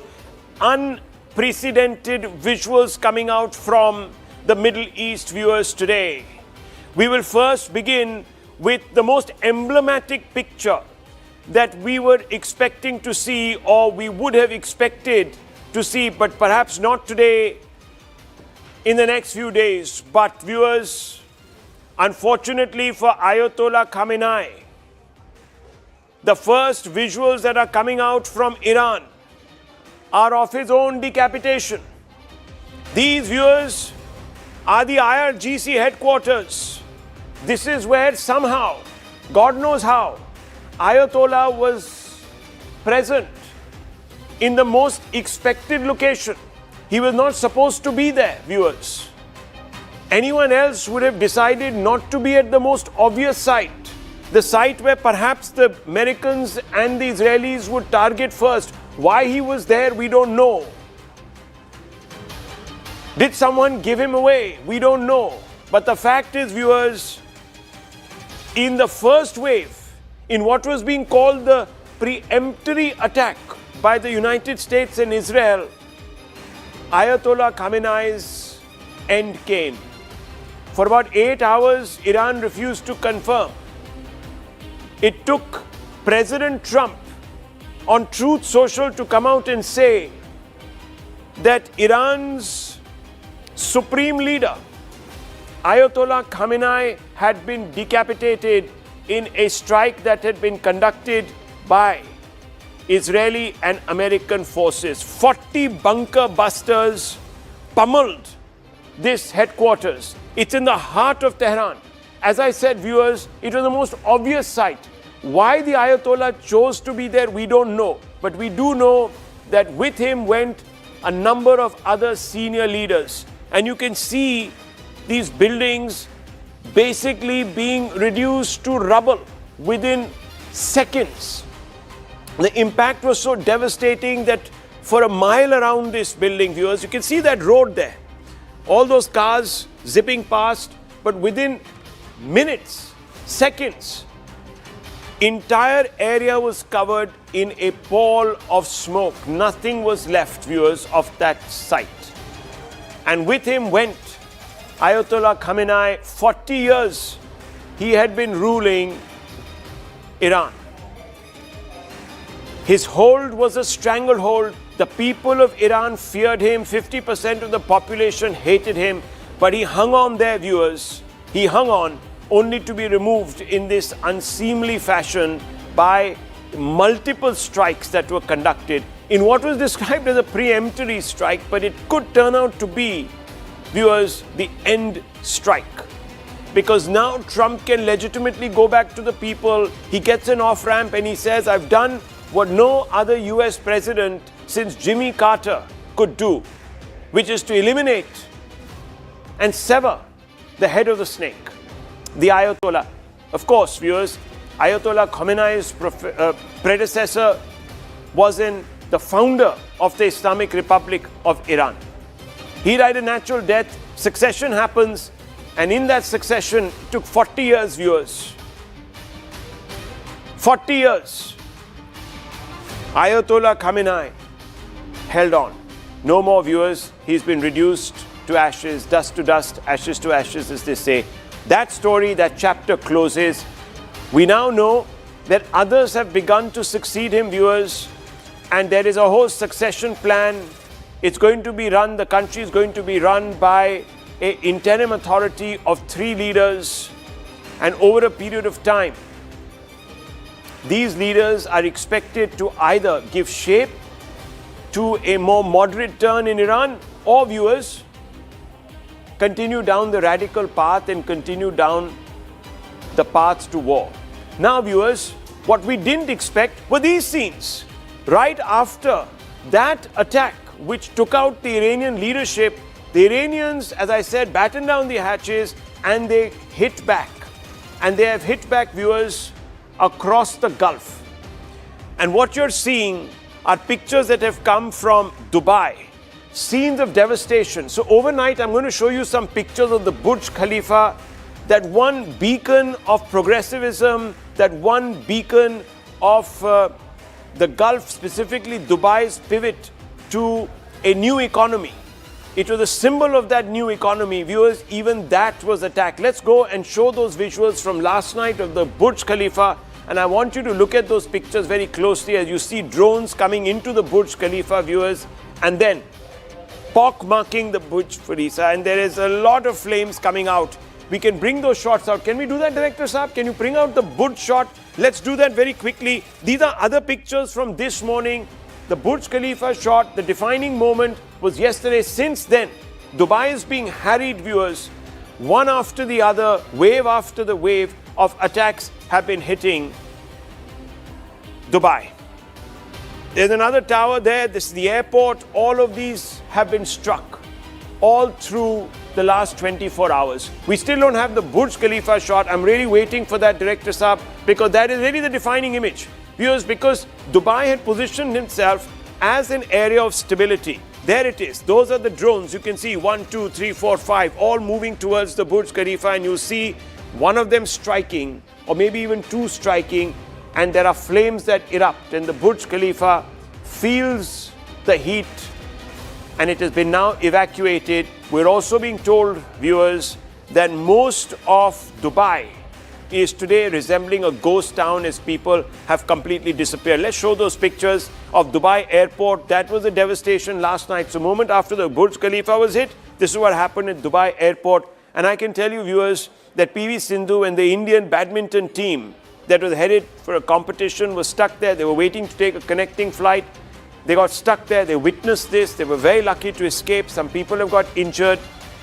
We don't quite know about any casualties beyond that, but scenes of utter devastation. The Dubai airport now locked down, shut. It's one of the world's busiest airports, completely moribund as we speak. No flights going in, no flights going out. The disruption is going to go into billions of dollars. Dubai, which was presenting itself to the world as this new Mecca or let me not use that phrase, but say the new London and the new Singapore of the Middle East, viewers, today is looking over its shoulder, not quite knowing when the next wave of Iranian drones strike it, creating huge instability and anxiety. This is the Burj, which is, viewers, the Al Arab, which was the original building that was presented to the world. It looks like a mast, you can see. It looks like the mast of a ship. And that has also been struck. So all these buildings that were symbolic of the Renaissance of Dubai have been hit. This is the industrial area. This is also an area which is very close to the port. That has also taken a hit. So an attempt is being made to tell the Gulf Emirates that if you are going to provide sanctuary to US troops, if you're going to give your countries and your soil as a base, you're going to pay for it. Henry Kissinger once said that to be America's friend is bad enough, but to be America's enemy is bad enough, but to be America's friend is lethal. It now appears that the Gulf countries are internalizing that lesson. And it's not just the UAE, it's not just the Dubai. There are others, Bahrain, within the UAE, also taking a hit. And beyond that, viewers, we're now beginning to see other, like Qatar, being attacked because this is Kuwait. Kuwait, another ally, host to a base, also targeted. Look at those, that's the remnant, the debris of a drone that had been struck, that falls to the ground. Kuwait also has seen damage to its airport. There are many pictures from there also. Let's pull out those pictures of the damage to the Kuwaiti airport, Kuwaiti infrastructure. We're also being told that one of the key ports in Dubai, the Jebel Ali port, has also been hit. So there is widespread devastation all over. We're also being told that a large number of these videos that were surfacing yesterday and were put out on social media are no longer making the rounds because heavy fines are being imposed. In fact, heavy fines are being imposed by the administration there to ensure that none of these videos emerge and the real story of what is happening on the ground emerges. But let's have a look at these pictures. These pictures are from Doha. There you can see, it goes right up there. This is Doha, and that is again the remnant of the debris of one of those missiles that have fallen to the ground. That's an ICBM or whatever it is. I'm not very good with my weaponry, but this is the remnant of at least something that was launched, a rocket that was launched from, in fact, a launcher in Iran, and that fell to the ground to intercept it, but somehow it retained its explosive core and exploded there. Not much damage there, but that was enough to rattle the cages. All of these pictures, this is again Doha, the skyline, you can see, viewers, devastation. Dubai, of course, has taken the brunt. And let's move further afield. What are we going to see next, viewers? We are going to see two pictures, and they're coming out of Pakistan. On the one side, viewers, in Pakistan is Lahore, and on the other side, you're going to see Karachi. What is happening in Karachi and in Lahore? In Lahore, viewers, there is a consulate, and there is a mad rush of people, a mob that is trying to get into the consulate. Here in Karachi, they have actually managed to enter the US consulate. You can see the flag on top of the consulate. It's a low-set building. It's a single-storied building. There you can see the flag. And they have breached the perimeter fencing. What, in fact, was the security doing there? We don't know. Clearly ineffectual. Once these mobsters get inside the consulate and begin to set fire to the buildings, that's when the security force reacts. That's when there is, viewers, some amount of pushback from the security force. And this, viewers, is a frontline state the America calls its own as ally. Remember, in old parlance, before there was a pullback from America as far as Pakistan was concerned, the Pakistani state was said to be held up by three A's: Allah, the army, and America. America then moved away, but under Trump, America has come right back. It calls Pakistan its dependable ally, its great friend in the region.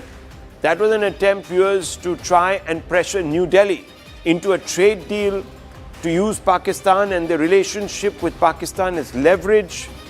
And look at how Pakistan has paid back the Americans and the trust and the faith that Trump has now placed in Field Marshal or Failed Marshal as he's called here in India, Munir, General Munir, and of course Prime Minister Sharif. That is the trust.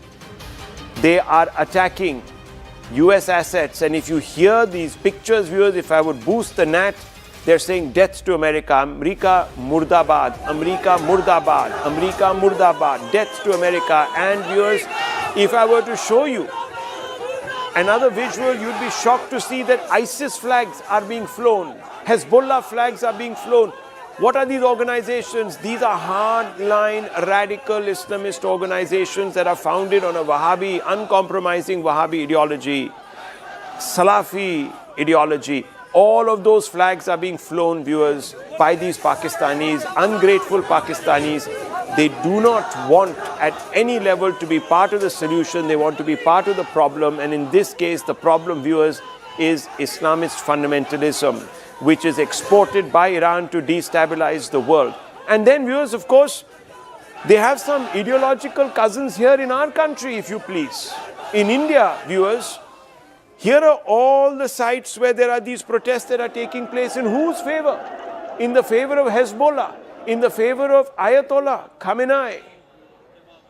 These people call the Ayatollah their supreme leader, viewers. Nothing that the Ayatollah stands for is in any way complementary to India's constitutional approach to secularism or even democracy. Nothing. Yet these people, viewers, lionize the symbol of oppression and religious fundamentalism and a cruel patriarchy. This is a mindset prevailing in our own country, viewers. This is Srinagar. Masses of people out in the streets holding up various photographs from Khomeini back there, the founder of the Islamic Republic, to Khamenei, to all sorts of other individuals who weren't worthy a footnote in history. But viewers, there you have it. Russia has just responded. That's what I'm being told, that Russia has responded. President Putin has come out and said that the death violates the norm of international law. Iran strikes US base, uses hypersonic missile Fatah 2. That is also what we are being told, viewers. So big breaking news also coming in. Iran's president says US and Israeli attacks are open declarations of war against Muslims.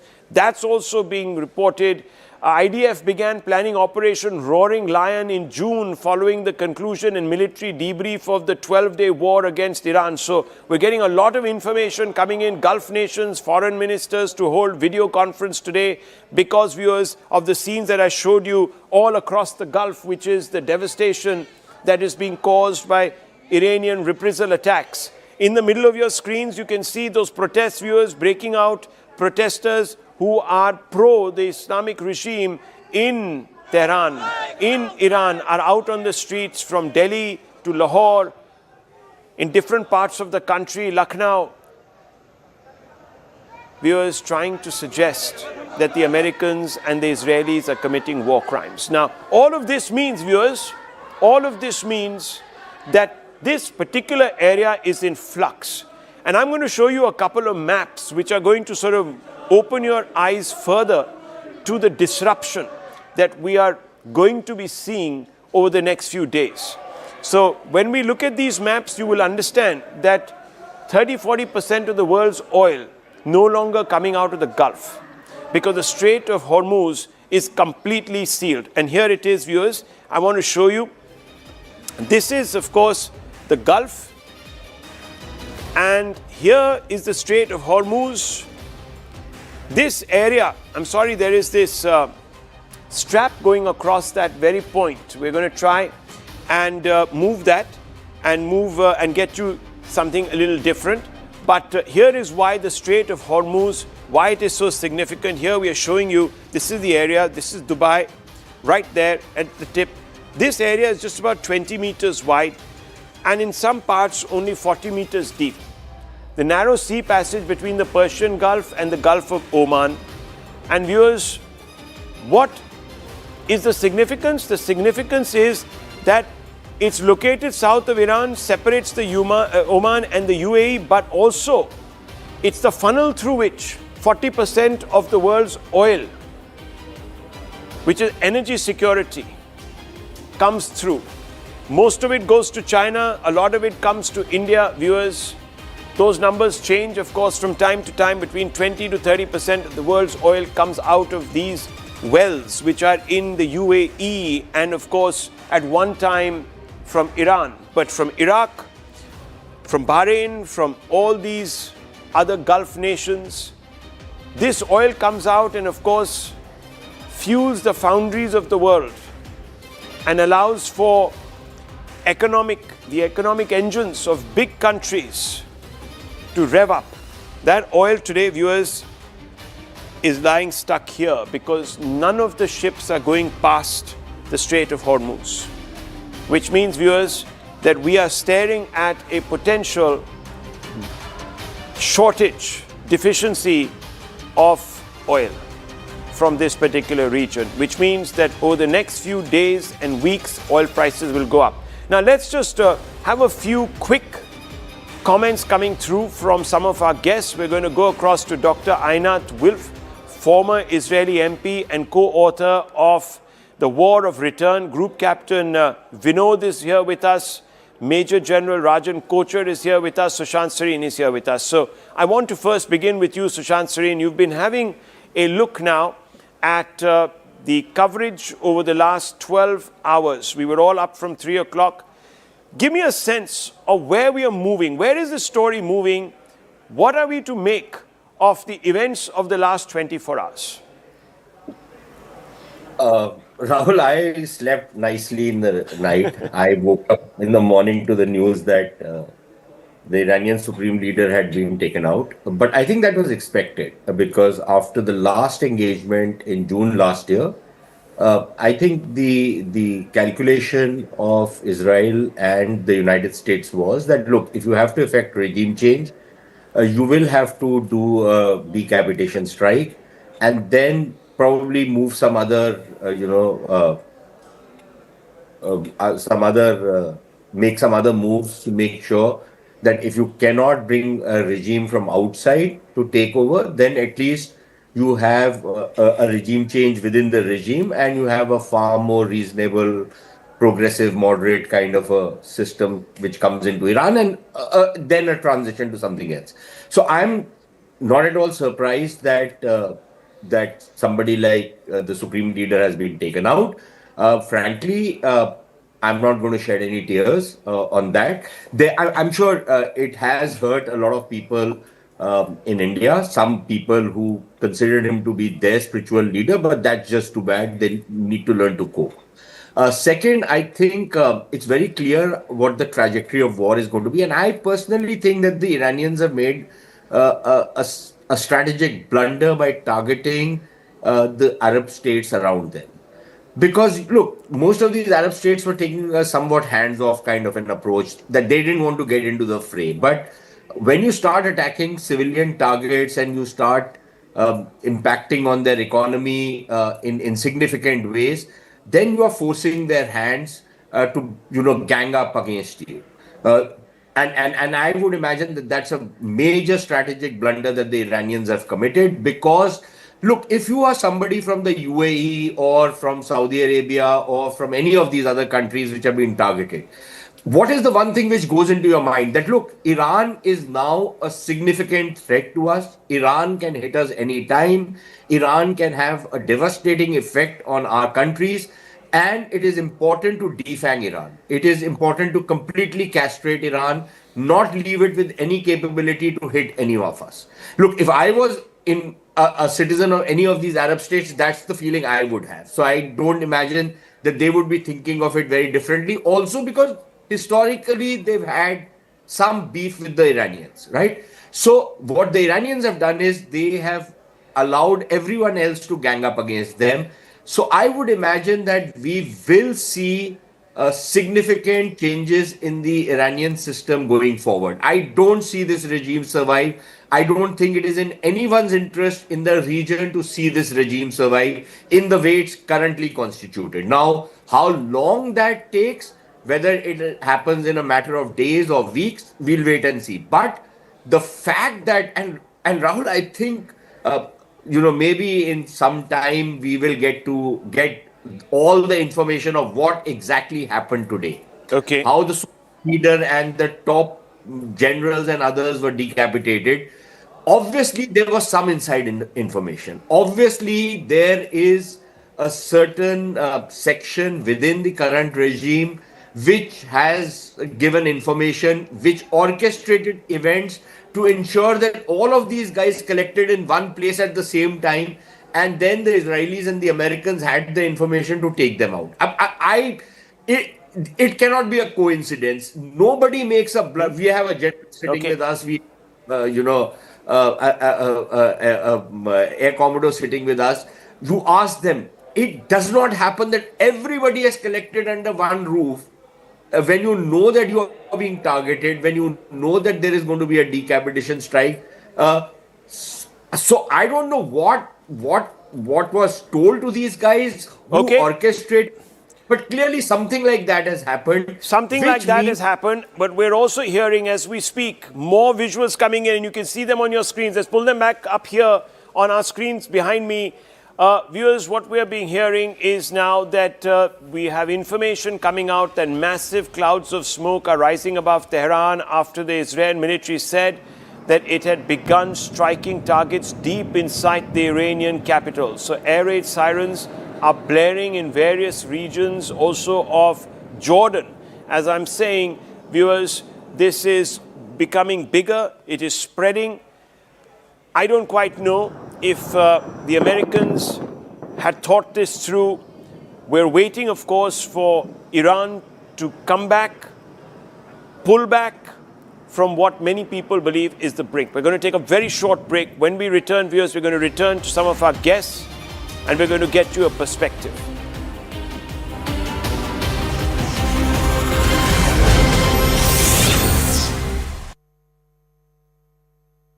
News coming in. Locals protesting strikes on Iran have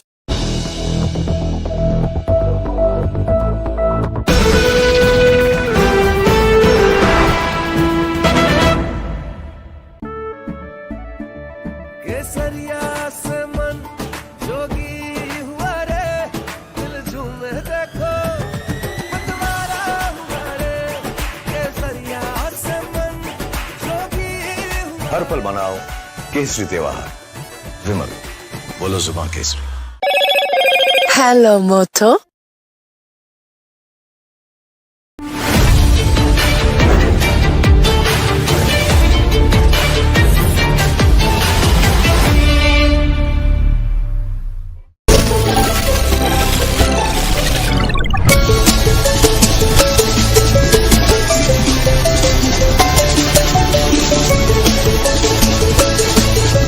Introducing Motorola's signature.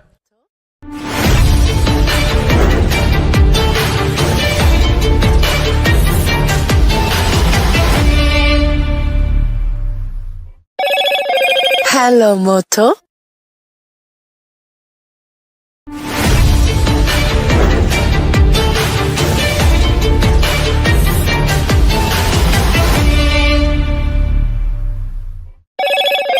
Hello, Moto.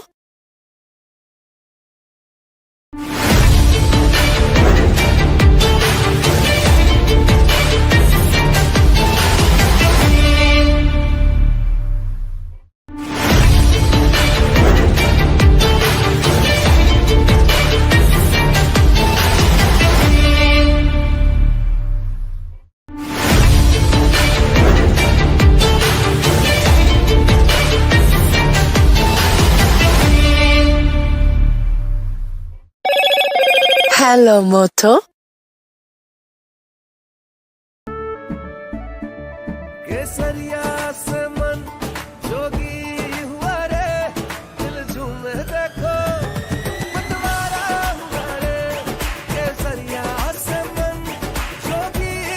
हर पल मनाओ केसरी त्योहार विमल बोलो जुबान Kesari Hello, Moto.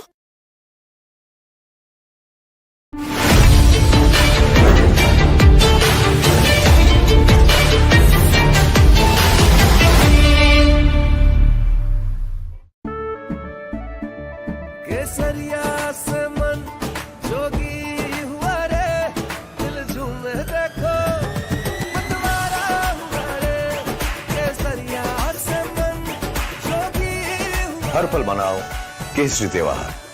विमल, बोलो जुबान Kesari.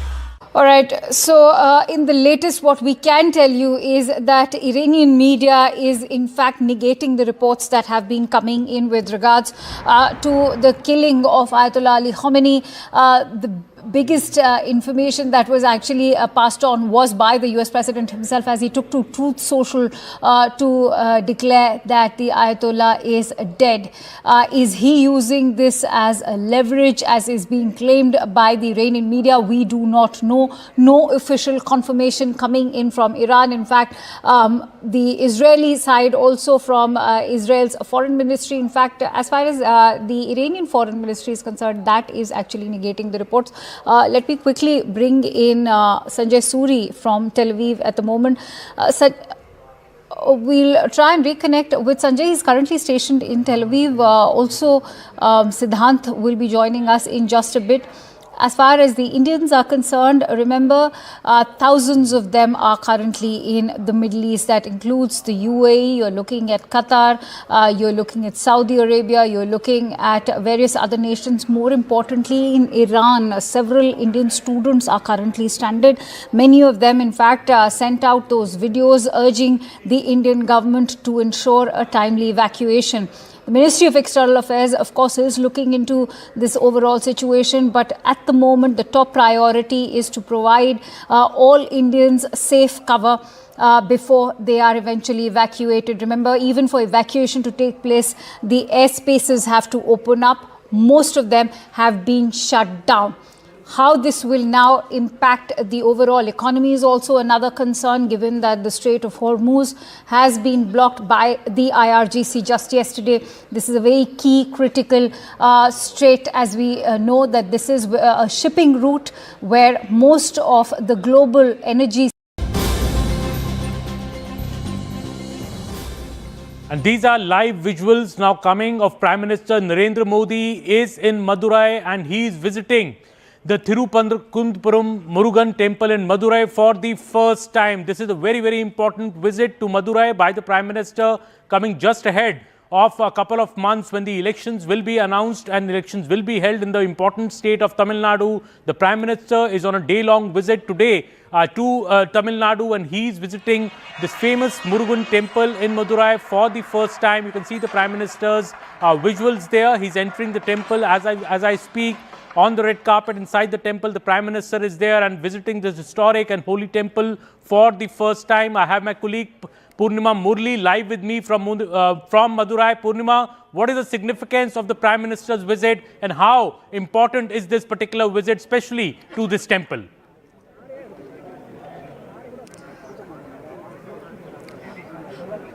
Well, you know, Thiruvananthapuram issue has been one of the narratives that the BJP has reiterated, especially in the run-up to the 2026 elections. This is where a petitioner had, in fact, requested for lighting of the Deepam at the Deepathoon, and the Madurai bench had directed the petitioner to light the lamp after the Tamil Nadu government had defied the order. But that did not happen, and the Tamil Nadu government did not allow the lamp to be lit at the Deepathoon. The BJP has so far maintained that the DMK is anti-Hindu and they do not want the Hindus to go ahead with their faith.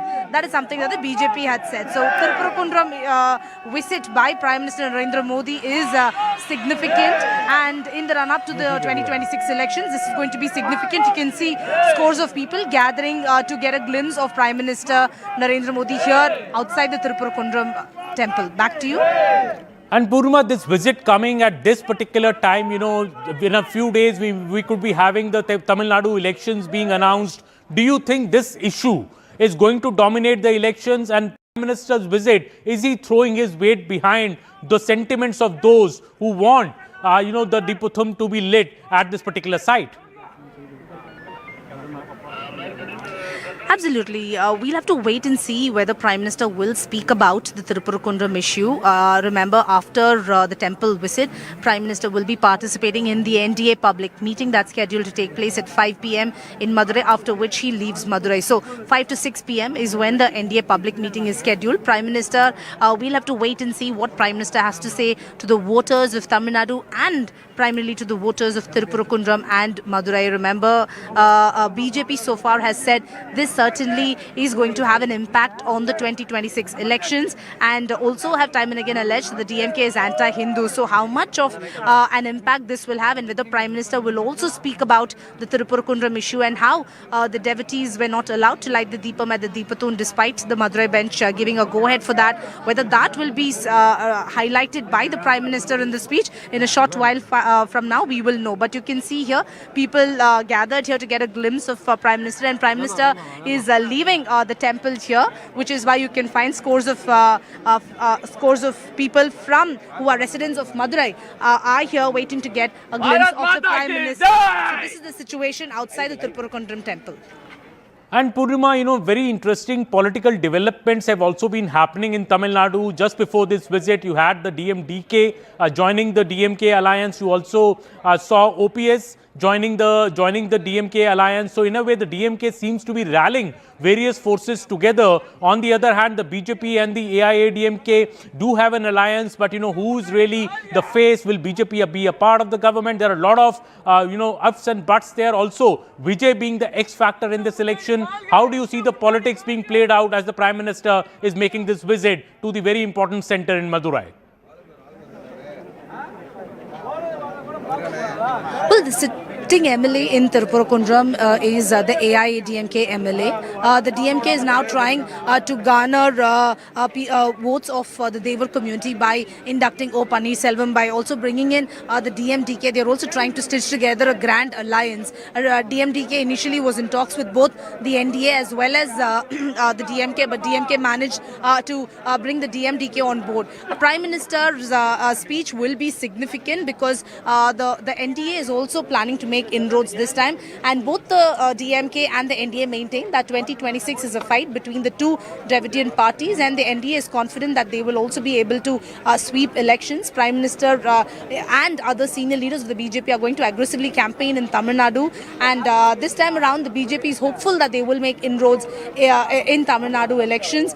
How much of an impact will Tirupurukundram issue have? All eyes on that, but you can see people here gathering to get a glimpse of Prime Minister while he's here in Madurai. But a lot of people have been gathering just to get a glimpse of Prime Minister. Yes, the NDA is planning to make inroads, and Tirupurukundram is certainly going to dominate the Tamil Nadu elections. How much of an impact will that have on the BJP and its alliance, the AIADMK? All eyes on that.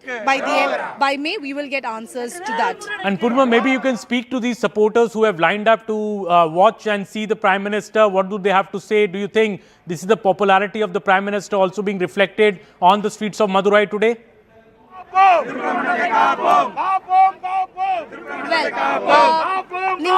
நீங்கலாம் வந்துட்டு prime minister பார்க்க வந்திருக்கீங்க. Prime மினிஸ்டர்னால வந்துட்டு இங்க பிஜேபியால win பண்ண முடியுமா? கண்டிப்பா win பண்ண முடியுங்க. அந்த அளவுக்கு மக்கள் இப்ப நிறைய பிஜேபி நம்புறாங்க. இந்தியாவிலே நம்பர் 1, வேர்ல்டிலே நம்பர் 1 லீடரா பாரத பிரதமர் மோடி ஐயா அவர்கள் இருக்காங்க. அவங்க இருக்கிற வரைக்கும் இந்தியாவுக்கு எந்த ஒரு அச்சுறுத்தலும் யாராலும் எதுவும் பண்ண முடியாது. மீண்டும் மீண்டும் அவர் தான் ஆட்சிக்கு வருவாரு. தமிழ்நாட்டிலையும் பிஜேபி ஆட்சி வரணும் என மனதார வேண்டுகிறோம். வெற்றிவேல் முருகனின் சார்பாக வேண்டிக் கொள்கிறோம். வரும் தேர்தலில் பிஜேபி தான் கண்டிப்பாக வெற்றி பெறும். So people here say that Prime Minister Narendra Modi is one of the top leaders across the world, and yes, the Modi factor will play an important role in the 2026 elections, and they are hopeful that this time around the BJP will definitely make inroads. And the chorus here is that the Deepam will be lit at the Deepathoon. That's the chorus that you can hear from people, supporters of Prime Minister, supporters of BJP who've gathered here, saying that the Deepam will be lit at the Deepathoon, and Prime Minister and the BJP will definitely make inroads in Tamil Nadu. Is the sentiment that's coming in from these supporters who gathered here at 12 noon to wait patiently to get a glimpse of Prime Minister Narendra Modi. Well, the supporters of Mr. Modi, they are saying that the Deepam will be lit at the Deepathun. That is what the supporters of the BJP there in Madurai are saying. Very, very excited over the Prime Minister's visit to this historic temple, which has been in the news for almost the last 6 to 8 months. Purnima, also, would you see, I saw EPS also at the rally earlier where the Prime Minister was inaugurating a number of projects for Tamil Nadu, for Madurai. How do you see the EPS equation with the BJP? Do you think there are no problems there? And do you think that Mr. Modi will be able to work his magic, though as a junior partner in this alliance, because EPS is the leading partner, but still do you feel that all is well between the BJP and the AIADMK, given that Mr. Annamalai is also an X-factor in this election? Well, all is well as far as the AIADMK BJP is concerned. Only the Congress and the DMK have issues here, facing roadblocks. But as far as the NDA alliance is concerned, both the AIADMK and the BJP are together. The alliance is very much intact. You can see both Edappadi Palaniswamy and Prime Minister Narendra Modi. They are confident that this time around the AIADMK-led NDA front will make inroads, and that confidence comes from people here. They are all residents of Madurai. They are all residents of Tirupurkundram. All of them are excited that Prime Minister is here and Prime Minister has come for the first time to their place. And all of them are confident that this time the BJP and the AIADMK together will definitely win elections. That's the sentiment that we can see here. And once again, they are saying that the Deepam will be lit. In the Deepam வந்துட்டு தீபத்தூன்ல ஏத்தாம இருக்கிறது ஒரு பெரிய இஷ்யூவா இருக்குமா எலெக்ஷன்ல? கண்டிப்பா இருக்கு madam, கண்டிப்பா இருக்கும். ஆனா அது பல நூற்றாண்டுகளாக தீபம் ஏத்தாம இருக்காங்க. இந்த தடவை இந்த எலெக்ஷன்ல வந்து கண்டிப்பா ஒரு மாற்றத்துக்காக மோடி வந்து பாரத பிரதமர் வர வந்திருக்காங்க. யாருமே இந்த மாதிரி பாரத பிரதமர் யாருமே வந்ததே கிடையாது. முதல் தடவை வந்தது எங்களுக்கு இந்த தொகுதி மக்களுக்கும் எங்க மதுரை மக்களுக்கும் எங்களுக்கு ரொம்ப மகிழ்ச்சியா இருக்கு. கண்டிப்பா தீபம் ஏத்துறது. So they are saying that they are excited that the Prime Minister has come here for the first time, and that now that the Prime Minister has come, they are confident that this year around the Deepam will be lit at the Deepathun. But their only regret is that they were not able to get a closer glimpse of Prime Minister Narendra Modi. There are barricades here, heavy police presence. So that's what people here are telling us. Okay, Purnima, now we have R. Rajagopalanji, the senior journalist, also joining us. Rajagopalanji, the big visit of the Prime Minister, this particular visit to Madurai and to the historic temple, what is the significance, and do you think what is the message that the Prime Minister is trying to send here? Amanji, one thing important, Aman, it has given a political color. The DMK government, which did not implement the High Court order or the Supreme Court order, Prime Minister thought that he has to go there and worship that Lord, Murugan. Therefore, it's a significance. It is politically important. With the backdrop of Congress not getting closer to DMK, now Prime Minister has gone to Tamil Nadu 2 times. He went with EPS. So there is even for the perspective view, DMK is not aligning with Congress, but the ADMK has dealt with the ADMK and BJP 2 times in Maduranthagam and in Tirupurkundram. Prime Minister visited. And moreover, Aman, for the first time, Murugan Temple, Vetrivel Veeravel, that is what the chanting of slokas, mantras, etc. And it's a very old temple, 1000-year-old temple. You can see the architecture of that. When Prime Minister laid, Sastang Namaskar kiya hai, that has been welcomed by everyone. Even in sitting in Tamil Nadu, DMK did not greet during the Deepavali or Vinayak Chaturthi or Kali Puja, etc. Navaratri. They don't have any, account about that. They are anti-Hindu. That is the feeling BJP is generating. To ensure Prime Minister's visit to Tirupurkundram politically significant, I am very sure around the Tirupurkundram, at least 5 to 6 assembly constituencies will have a major effect. And Mr. Rajagopalan, also as you said, PM ne Shashtang Namaskar kiya hai. He has made it a point to visit the Murugan temple for the first time. And the chance there from the BJP worker is that the Deepam must be lit at the Deepathun. Do you think this is a sentiment that will travel far and wide now, because the Prime Minister effectively is throwing his weight behind these voices which say that the DMK government has violated court orders and not allowed people to exercise their religious right in a way? Yeah, even the local Muslims, Aman Sharma, Even the local Muslims in Thiruparamkundram never wanted a division or a cleavage or a jagada between them. But the DMK intentionally, the local MP went and had mutton, biryani eating, thrown that mutton to the birds and dogs, etc. Thereby he created it. They wanted to create a Hindu division beginning, but very cleverly the Hindu Munnani in Tamil Nadu, the outfit of RSS, they have created this and they went up to the Supreme Court, got the justice. Even the judge was to be impeached. Can you believe?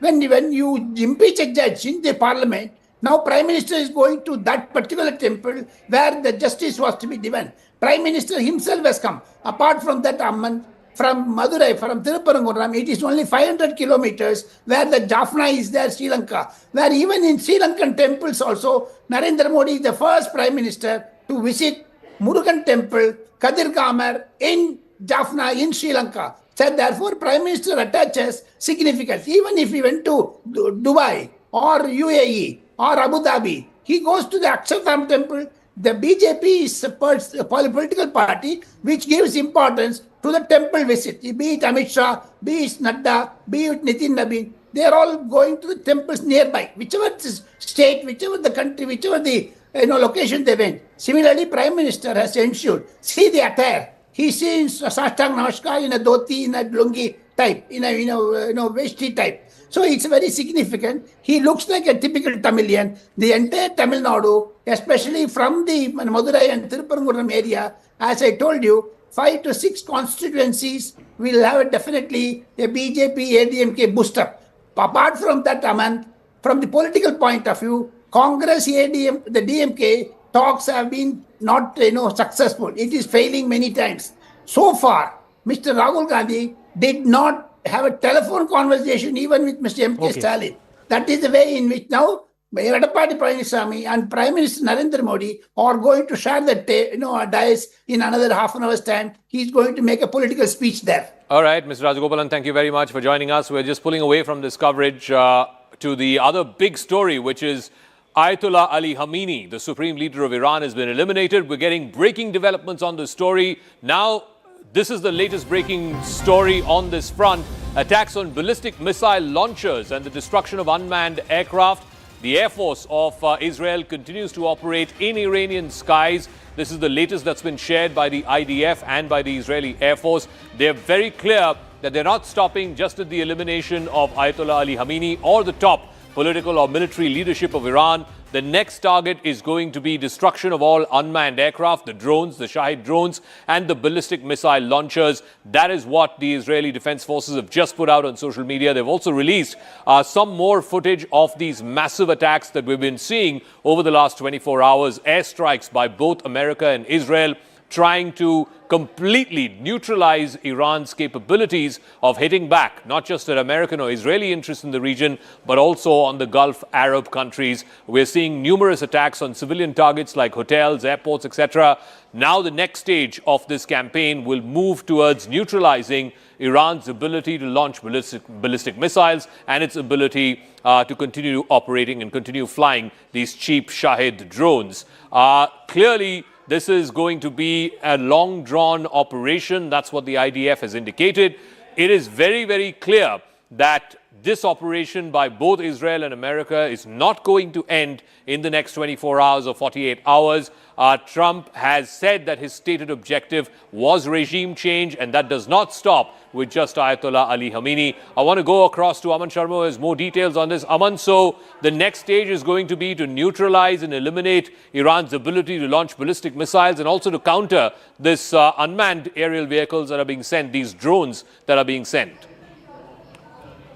Well, yes, Zaka, see, I think the real capability of the forces on the both sides is on display here. You know, we earlier had a New York Times report earlier today explaining in great detail how Israel had carried out these pinpointed intelligence-based strikes and, which were backed by also tracking, very sophisticated tracking, and the daytime strike at about 9:40 a.m., how they struck this particular compound of Khamenei, in which the supreme leader of Iran, his top leadership, even his family has been assassinated in that particular strike. And the New York Times went into great detail on how Israel and the US over the last 2 to 3 months, in fact, the CIA had been gathering this specific intelligence to take out the Iran supreme leader, and they executed it at a time when they got pinpointed intelligence that at this particular time in the morning, the supreme leader will be present in this compound in a meeting with his entire other leadership. And that is why also now we are seeing Iran, launching these strikes all over the Middle East. Earlier we thought till yesterday that Iran would be responding by attacking the US bases in the various Middle Eastern countries, but clearly Iran has also taken the the bar higher, in a way gone beyond what everybody expected by attacking the civilian infrastructure in Dubai, in Abu Dhabi, in Bahrain, in Kuwait. The leading airports, the busiest airports in the world, be it in Dubai or Abu Dhabi, have been targeted. They are shut down. All the major airlines in the Middle East are not flying at all. So the entire airline infrastructure in a way has been crippled by the Iran strikes, and this is only getting more extensive as we have gone through the day today, Zaka. We're seeing live pictures. In fact, these are pictures from earlier today. Prime Minister Benjamin Netanyahu of Israel holding a security consultation meeting, taking stock of the situation after last night, after confirmation came first from the Israeli side, and then subsequently President Trump put it out on social media that Ayatollah Ali Khamenei had been eliminated. As you see, Netanyahu come down and take his seat. You can see the entire Security Council sort of congratulating him, clapping their hands. Clearly, this is a huge moment of personal victory for Netanyahu. He has been talking about eliminating the Iranian leadership and eliminating Ayatollah Ali Khamenei for the last 40 years. He's been the one leader at the forefront of ensuring that Iran does not get access to a nuclear weapon, that the Iranian regime is weakened. And if you see from October 7, 2023, when the dastardly Hamas attack happened in various parts of southern Israel, he has completely gone in and changed the security architecture of the Middle East, particularly those threats that were coming, the terror proxies, whether it's Hezbollah, Hamas, the Houthis, and now the fountainhead of all terror emanating in that region, which is the Iranian regime and the Supreme Leader Ayatollah Ali Khamenei. So this has been a complete arc where Netanyahu has promised that he will change the entire security architecture of the Middle East. He will completely eliminate all the threats to Israel, to the Israeli population, and to the state of Israel. And he's done exactly that. He has completely gone out there and eliminated all of them. Let's bring you also some of the very latest pictures that are coming in. Iran is also hitting back. They're using these Shahid drones, which they have supplied to Russia as well in the Ukraine war.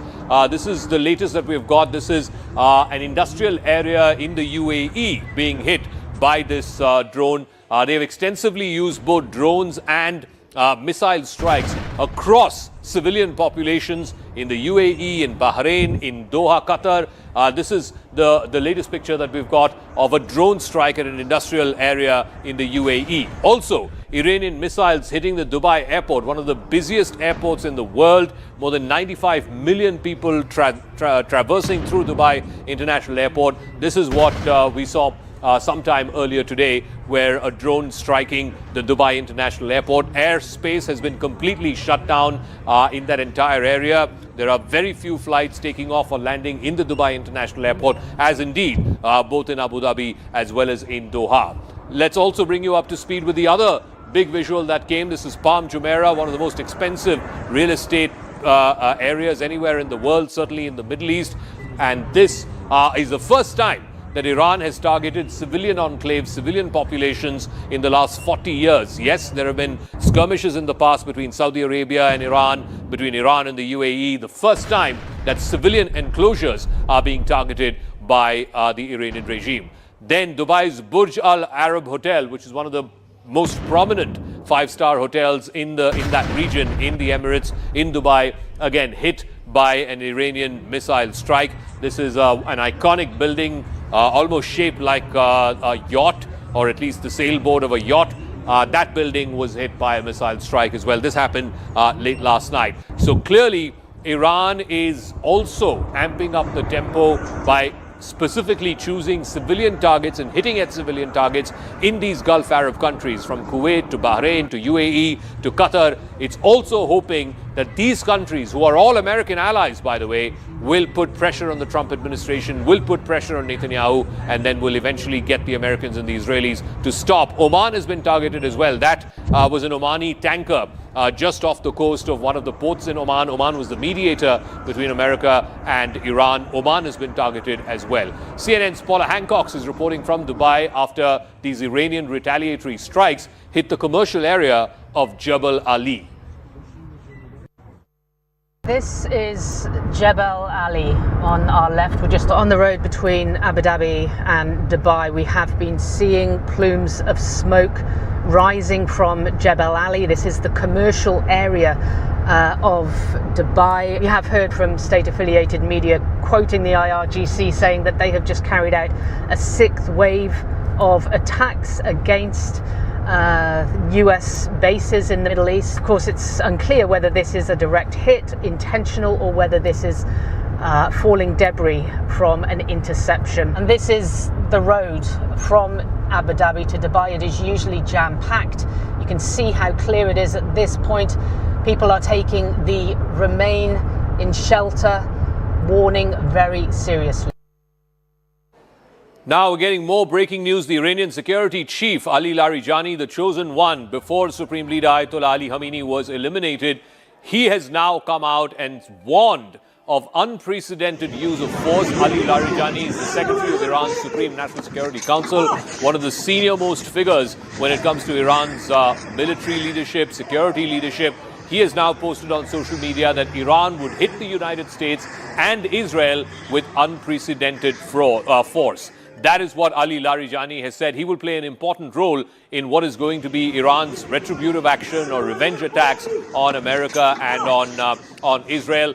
We will take a break on this note. You can see smoke rising from some of these civilian buildings across the Gulf Arab countries, whether it is in the UAE, whether it's in Bahrain, whether it is in Saudi Arabia too. Let's take a quick break on this note, and we'll try and get you more and more visuals as well as where this story is moving. Clearly, this war is not over yet. It's not ending with the elimination of Supreme Leader Ayatollah Ali Khamenei. America and Israel are going for the wholesale change of regime, and that's what their target is, and that's what they're doing right now. Quick break. We'll see you in a minute on the other side.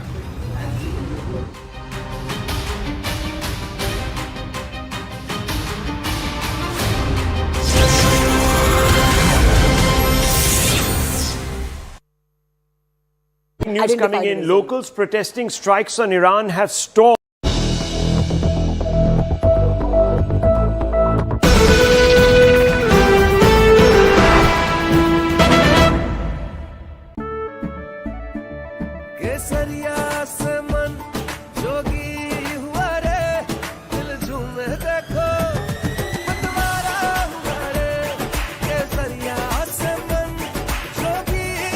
हर पल मनाओ केसरी त्योहार विमल बोलो जुबान Kesari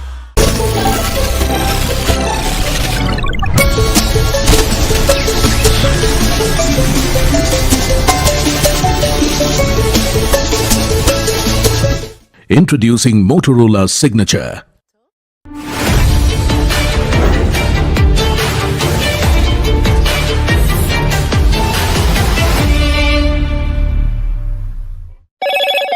Hello, Moto. Hello, Moto.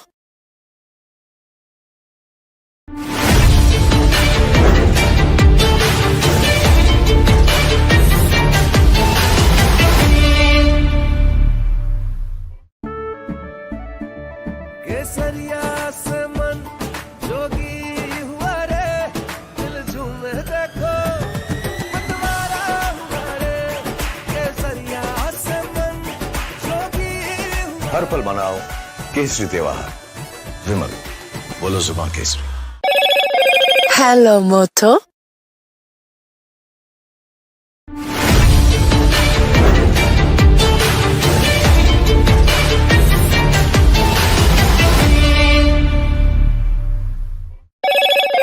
Hello, Moto.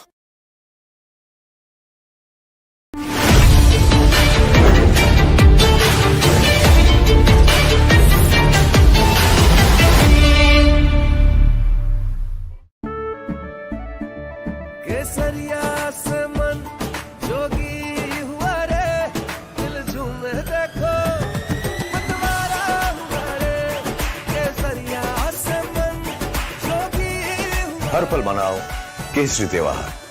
विमल, बोलो जुबान Kesari.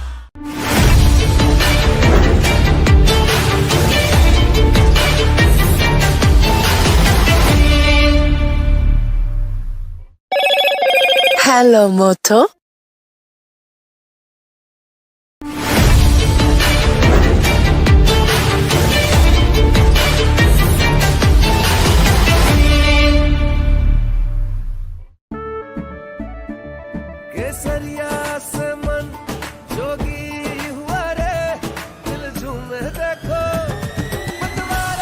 All right. So, in the latest, what we can tell you is that Iranian media is in fact negating the reports that have been coming in with regards to the killing of Ayatollah Ali Khamenei.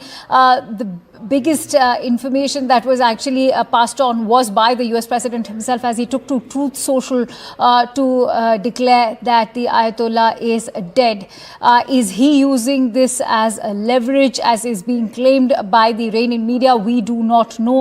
No official confirmation coming in from Iran. In fact, the Israeli side also from Israel's foreign ministry, in fact, as far as the Iranian foreign ministry is concerned, that is actually negating the reports. Let me quickly bring in Sanjay Suri from Tel Aviv at the moment. We'll try and reconnect with Sanjay. He's currently stationed in Tel Aviv. Also, Siddhant will be joining us in just a bit. As far as the Indians are concerned, remember, thousands. It is the continuing coverage here on CNN News 18 of a monumental event, the killing, the elimination of the fountainhead of terror all across the Middle East. The supreme leader of Iran, Ayatollah Ali Khamenei, has been eliminated. Here are the headlines that we're tracking this Sunday evening. Israeli Defense Forces released a video of a massive strike on the IRGC headquarters in Tehran, which allegedly killed not just the supreme leader Khamenei, but also top IRGC top brass, as well as 40 other commanders who were neutralized in less than a minute. That's the claim by the Israeli Defense Forces.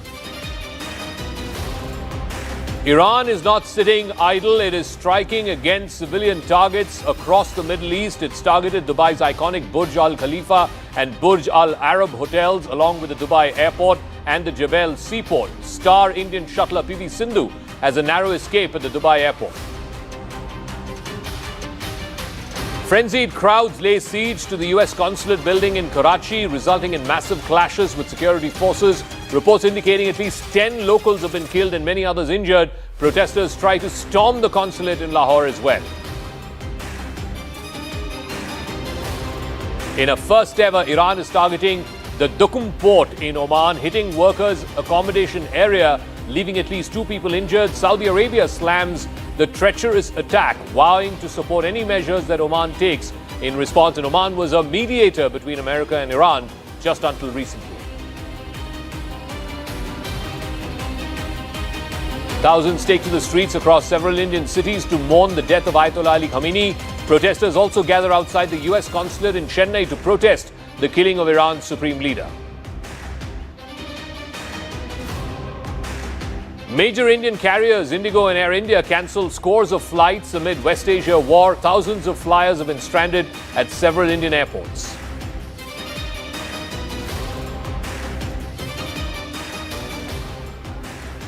The Middle East is in the grip of a full-scale regional war following the confirmed death of Iran's supreme leader Ayatollah Ali Khamenei in a joint US-Israeli strike on Tehran yesterday. The conflict has entered a volatile new phase. Israeli and American forces are currently executing Operation Epic Fury, targeting nuclear sites across Iran. In a massive retaliation, Tehran has launched waves of ballistic missiles as well as drones, both at Tel Aviv and also at American bases throughout the Gulf. Ayatollah Arafi has been now named as the interim leader of Iran. He will now oversee until such time the Guardian Council and the Assembly of Experts appoints the next supreme leader of Iran. In Pakistan, at least 9 people have been killed and dozens injured after pro-Iran mobs stormed the US consulate building in Karachi. I want to go straight across to Sanjay Suri, who's joining us live from Tel Aviv. What's the latest there? I believe over the last 12 hours, multiple rounds of air raid warnings, air raid sirens going off, people being asked to take shelter in bomb shelters. What is happening there right now? We also believe that the Israeli cabinet met earlier today and congratulated Prime Minister Netanyahu. What is the latest there in Tel Aviv? Well, siren sounded just a minute ago, and new air raid warning is underway as we are speaking now, and this has been continuing, and people are taking this very seriously. Tel Aviv was hit by an Iranian missile last night. A building was destroyed substantially in Tel Aviv. Many people were injured. One person was killed. And so people have been advised to take these precautions very seriously indeed. And this is still only day 2 of this. This is certain to continue because the Iranians are stepping up their attacks. A new administration system is in place already in Iran, and a council is taking over. We have an interim leader who has been named, and very clearly that is not an establishment that's buckling under as Trump has demanded. He has demanded a surrender or warned that people will simply be killed. Sanjay, I'm really sorry to interrupt, but I want to go across to the Israeli ambassador to India, Reuven Azar, who's now joining us. Thank you very much, Ambassador, for joining us here on CNN News 18. What is your, and congratulations first of all, because it's a phenomenal achievement that America and Israel have made by eliminating a man who has threatened your country for the last 40 years. What is your assessment as you see things as they stand at this hour? Are we entering further escalation because Iran is retaliating, or are we now beginning to see the phase of stabilization?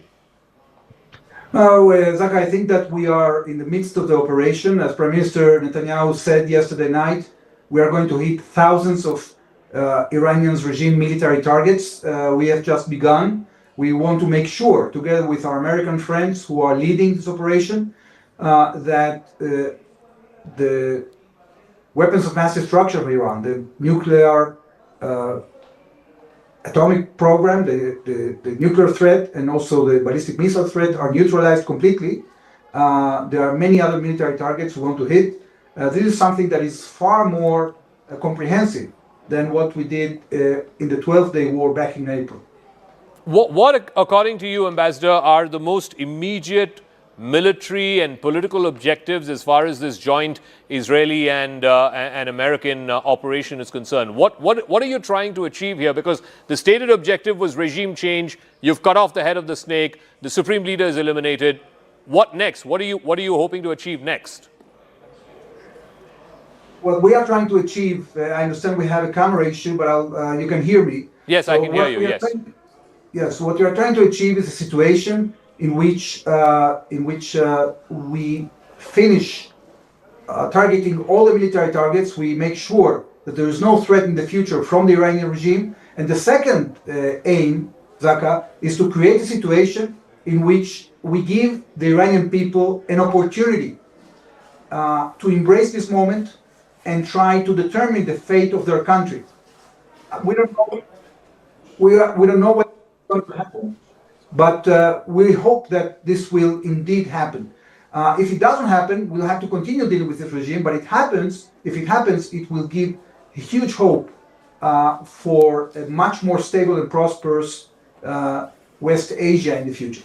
Ambassador, just give me a moment. We're trying to fix that visual issue with your camera. So Ambassador Reuven Azar saying that there are further military and political objectives that Israel and the United States are trying to achieve in Iran. This is perhaps a once-in-a-generation opportunity for the Iranian people to try and take their country back, as President Trump said some days ago. The stated objective was regime change, and the regime change does not end with just eliminating the man at the top, cutting off the head of the snake, as it were, which is Ayatollah Ali Khamenei. We'll try and get back that line with Ambassador Azar in just 1 second. I want to go straight back to Sanjay Suri. Sanjay, sorry I had interrupted you, but you know, the Iranian response is that they're also hitting back at civilian targets in Dubai, in Doha, in Manama, and these are all American military allies. How concerned are they at this stage, given what we're seeing, these retaliatory strikes? Well, they are seriously concerned because the strikes that have been launched by Iran have really hit at their gut, that is the economy. The movement in and out of those countries has completely frozen. And this has put everything to a standstill, business activity, movement of people. This is not the kind of situation that they ever envisaged or prepare for. I mean, the Dubai is not Israel. Israel is always ready for this kind of thing, and they can take it in their stride.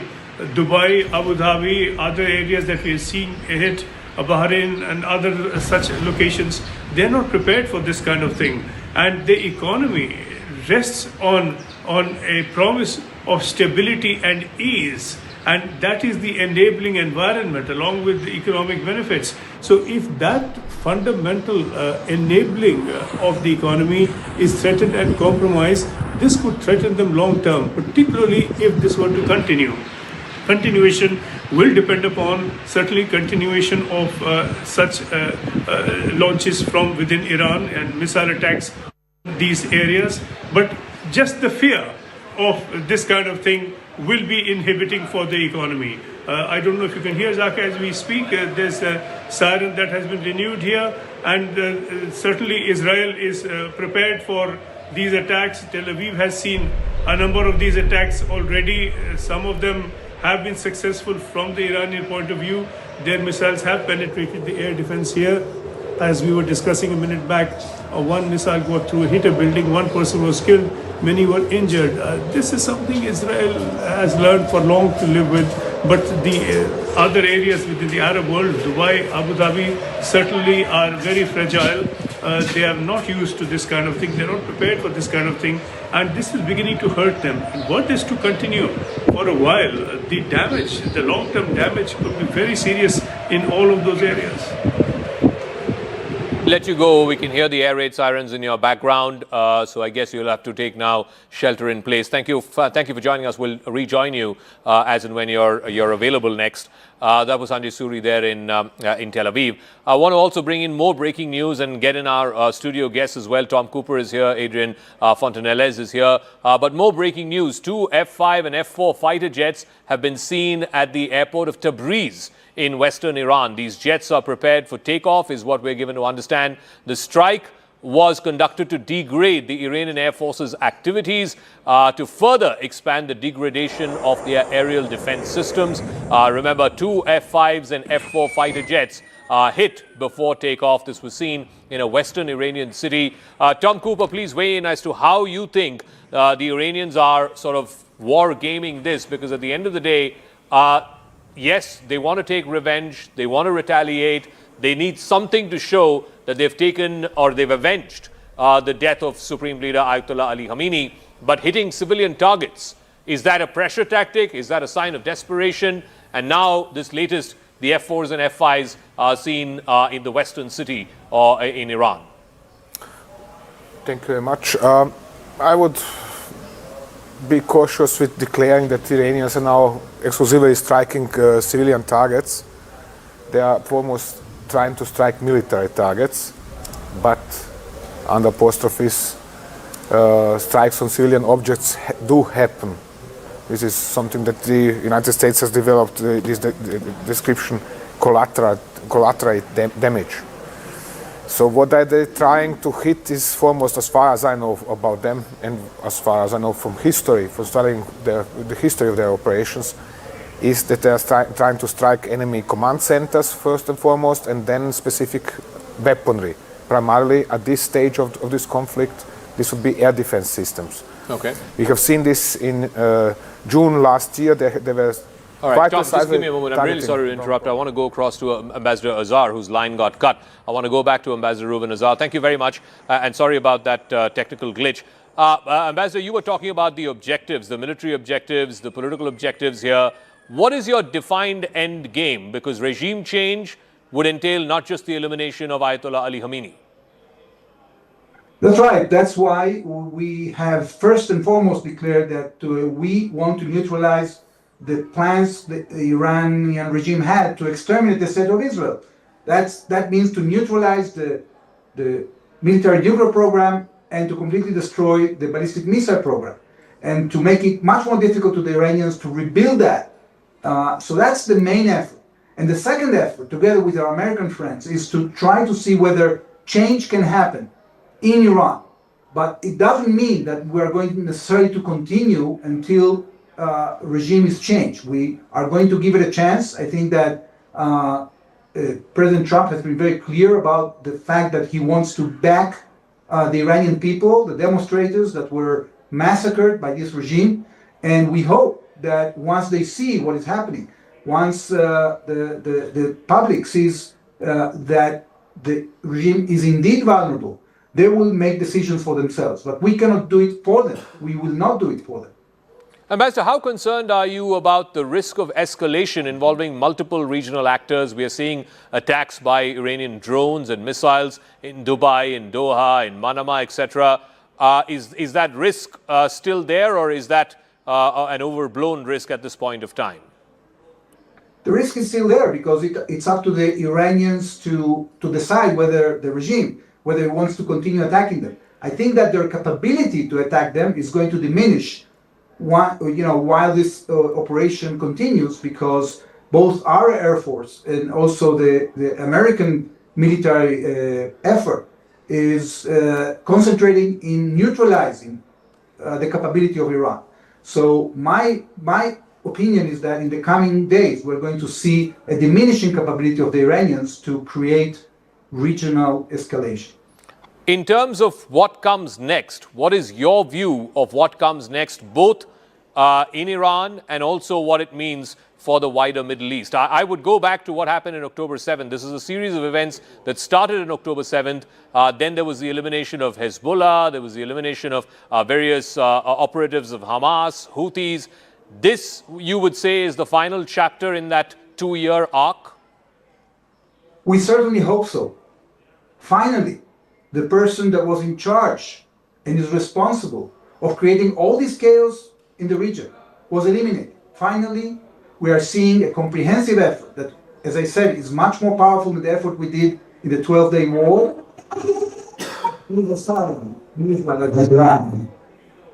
We are all right, we'll leave it at that. Thank you very much, Ambassador Azhar, for joining us. Ambassador Reuven Azhar, Israeli ambassador to India, there, giving us his thoughts and perspective, speaking to us here on CNN News 18. Thank you. All right, I also want to bring in our other guests who are joining us. Tom Cooper and Adrian are here in our studios. Avishag Avinom is a former media coordinator. She'll be joining us. And Major General retired Yaakov Amirdor is former national security advisor in Israel to Prime Minister Netanyahu. Major General Yaakov, you heard what the ambassador had to say. Is the end game here now nearing completion with the elimination of the supreme leader? Are we now in the final stages of this, or is this just the beginning because you replace a character A, then character B from the same regime then takes over? The answer is that I don't know. But the fact that we don't know where it is leading to should not stop us from trying to eliminate those who try to destroy Israel. If newcomers will come and will try to do the same, they probably will face the same opposition from the Israeli side. But it is clear that Khamenei led a regime which had a clock at the middle of Tehran counting the days for the destruction of Israel. He built the proxies ring of fire around Israel. He had a plan to manufacture nuclear military capability, and he did manufacture thousands of ballistic missiles that now are hitting Tel Aviv. So with all due respect to the question, what will happen next, it's very important, it's very interesting. But from our point of view, first of all, we have to eliminate those who try to destroy Israel. And then we deal with the new problems if we will face new problems. How will you speak to the concern, Major General, that whoever replaces Ali Khamenei will be more radical, will be more extreme, and will have an incentive to further try to destabilize Israel much more than Khamenei himself? With all due respect, I don't see I don't see any easy way to find someone who will be more extreme than Khamenei. Khamenei got in the morning and asked himself what I'm doing today to distract Israel. Khamenei went to sleep every night and asked himself what I did today to distract Israel. So I don't see someone who will be more, destructive than than Khamenei, someone will be more extreme than Khamenei.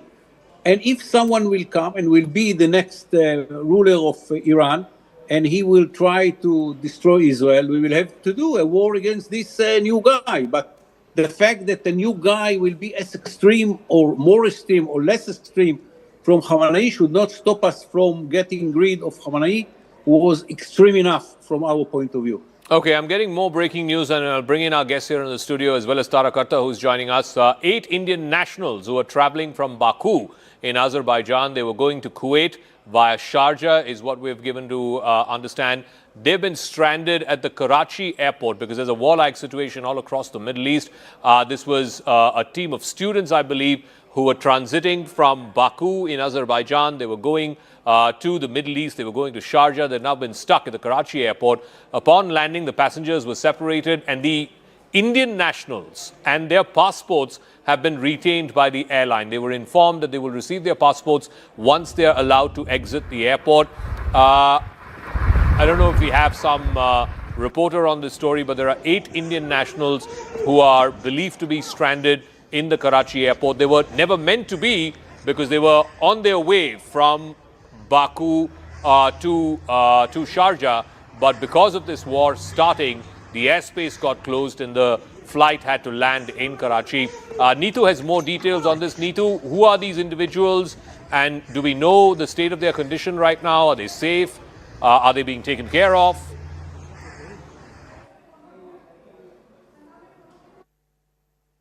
We heard that you're stranded at the Karachi airport. Can you just tell us what happened?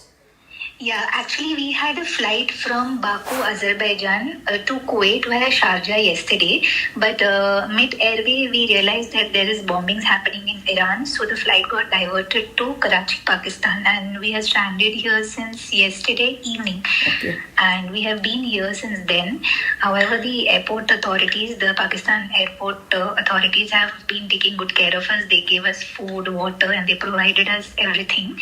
But we are waiting now for the higher officials to just get us back to India. So they said the airlines, the Air Arabia Airlines, they're trying to get us a flight to India as soon as possible. Okay. So we are just waiting for their confirmation. So how many Indian nationals are there, and from which part of the country are you guys?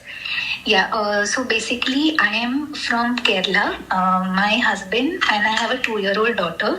We are a total of 8 Indian nationals here, out of which 3 ladies, 4 men, and 1 2-year-old baby girl is there. And there are 3 of us from Kerala, and 4 are from North, Okay. and 1 from Calcutta. Okay. So your passports are with you. What is the situation right now with the passports? No, the passports were taken yesterday, and they have told us that they will return to us once we are out of Karachi airport. So the airlines have kept it with them. Okay, so the passport is with the airlines. Yes. So have you all approached the Indian authorities, including the NOCA? Can you just tell us who all you approached and what has been the response? We have tried to contact the Indian Embassy in Kuwait as well as the Indian High Commission of Islamabad, and they said they are trying their best to get us out of there. And since morning we have been trying, and finally after just some time before, the Air Arabia authorities, they came and they gave us a news that maybe they will try to book us at the first flight either to Bombay or Delhi from here. So we haven't received any updates yet. We are waiting for their confirmation. All right, I want to go across to Tara Karta. You know, one of the concerns, ma'am, is the number of Indians. There are close to 9 million Indian expatriates who live and work in that region in the Middle East. Even in Iran, I believe there are about 10,000 who are currently there. What is the expectation from the Indian government? Of course, right now, much of the airspace is closed. But we did speak to, for example, some students in Iran who are still there and who want to be brought back to India, who want to be evacuated back to India. We've seen this in other conflicts in the past as well, but right now this is all the more concerning because frontline Gulf Arab states are being targeted, whether it's UAE, whether it's Bahrain, whether it is Qatar. No, one is on this immediate story. I'm not sure how the airlines are retaining the passports. They don't have the authority to do that. But however, I'm glad that if the Karachi authorities are taking care of these people, that's a good gesture, and hopefully we'll get them back. On the question of Indians elsewhere, There are a bunch of them stranded, and I'm getting calls from people saying, can you get us out? Can you help us out? Generally, what happens is that a bunch of countries get together and ask for a pause so that their nationals can be lifted out. So hopefully that's what will happen in the next couple of days, when we will ask that our airlines could go in with combat aircraft if necessary, which I honestly don't think is necessary. I don't see Iranians targeting Indians. I don't see, as the gentleman earlier said, Iranians so far have been pretty careful in what they target. They don't, even hitting the civilians in Dubai, etc. It seems to be like we discussed earlier, probably other reasons involved. But we have to get our nationals out. There are some people who have called me who are in pretty bad. They've got kids. They don't know where to go. So in terms of the humanitarian, hopefully we should approach the UN. I don't have a lot of time for the UN, but nonetheless, let's hope that works, and ask for a pause in fighting on all sides so that every country can get their nationals out. Okay. Tom Cooper and Adrian Fontanella is here. I was asking the ambassador this as well. What is the next step here? There are two ways this can go. One, they either further escalate because now they have, let's say, smelt blood, and the Americans and the Israelis say they want to go for the entire top-rung leadership of Iran, and then hope at the end of that the Iranian people will rise against the regime. That's one. Or two, President Trump, given his instincts, not wanting to get stuck in a quagmire, might just claim victory and say, okay, we're done, and thereby give an off-ramp to Iran. How do you see this playing out? Tom Cooper first. Well, there is also a third option, which is that there is no decisive victory. The United States attempt to declare a victory, and then the war just goes on because the Iranians are not going to stop just like that. Mm-hmm. But the Americans don't want an endless war. Yes. Well, but they have just started a war with Iran. They have launched an aggression on the country, unprovoked, without any reason. How far can Iran go? How long can Iran go? Iran can go at least as long as it went against Iraq, when attacked by Iraq back in 1980, which was 8 years in that case. You're saying they could potentially continue with these attacks for the next 8 years? They are not continuing with attacks. They are continuing with defense of themselves, not with ballistic missiles all the time. They can continue with ballistic missiles for, let's say, 5 or 6 weeks. That is my estimate. But they can continue in different fashion after that. Okay. All right. Just give me 1 second. We're getting more breaking news. According to top Indian government sources and intelligence reports accessed by CNN News 18, Ayatollah Ali Khamenei was never in a position to negotiate. Neither was he a negotiable option for Washington. America now is demanding calls for complete nuclear dismantling of Iran, not merely the surrender of its uranium enrichment, the stockpile, or the surrender of warheads. Recent back-channel efforts in the Middle East have failed. Just days before this escalation, Iran rejected a key U.S. demand and insisted on retaining its uranium enrichment capabilities. But despite that, the United States went ahead and has now decapitated the top leadership of Iran. Sanjay Suri has more. He's now back from the bomb shelter. Did you have to go to the bomb shelter? Because last time we connected, we could hear those air raid sirens in the background. Yes, sort of dived in and have emerged just now. The fact is that this is a familiar position. The Khamenei regime was never going to back down. The demands from Iran's point of view were simply unacceptable. One, it was not just about the nuclear issue, and on that the demand was not just that it abandon nuclear enrichment, but abandon its nuclear program entirely, and also agree to oversight of nuclear enrichment to an extent that they could not accept. Finally, it was, as these reports that you were citing suggest, not an option on the table at all. The Americans wanted complete abandonment of the entire nuclear program. That Iran was never going to accept and did not. It wanted complete erasure of its ballistic missile program. That again, Iran was never going to accept. So it was non-negotiable. From the talks, in any case, would arising from these reports appear to have been redundant to begin with. These positions were so widely divergent that there was not even the beginning of any convergence point possible. And the result is what we have seen. And this was a time period, no doubt, used by the US and Israel to prepare themselves. And as you were reporting just a short while back, the claim from the Israeli government is that 40 of the top leaders were eliminated in the first 1 minute. So this would have been an operation where all of these targets were established, their location was established, they were all then struck simultaneously. And that is the hope, the Israeli hope and the American hope, that this would send a message and scare the rest of the Iranian government into submission. That has not happened immediately. It's not very likely to happen in the near term either. Okay. I want to get into another story. Remember, the Indian embassies across that region are closely monitoring the situation.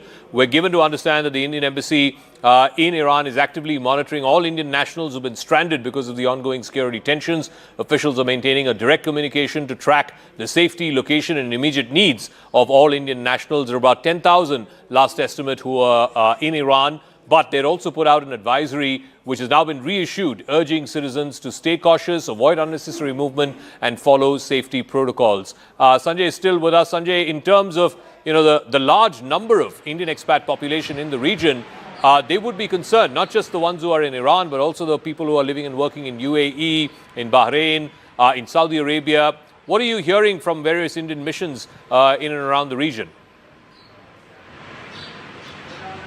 Well, the difficulties for people in Iran were anticipated, they're clear to an extent. There is a difficulty here within Israel, is coming under attack repeatedly. Iranian ballistic missiles are breaching the Israeli air defenses, and they've been doing it again and again. The fear is that this could be intensified in days to come, but clearly the difficulties for the Indian expat community in the wider Arab world, in the UAE, in Bahrain, in Jordan, in all these states, this is quite unexpected. Certainly, there has been a warning from Iran, and a repeated warning, that they will widen the war, they will target the entire region, and as they see it, these are countries that are hosting and facilitating the US armed forces, and so they would see this as, for that reason, a legitimate target. But hitting the civilian facilities there is hitting the economic lifeline of these countries, and this is an attack on their economic lifeline.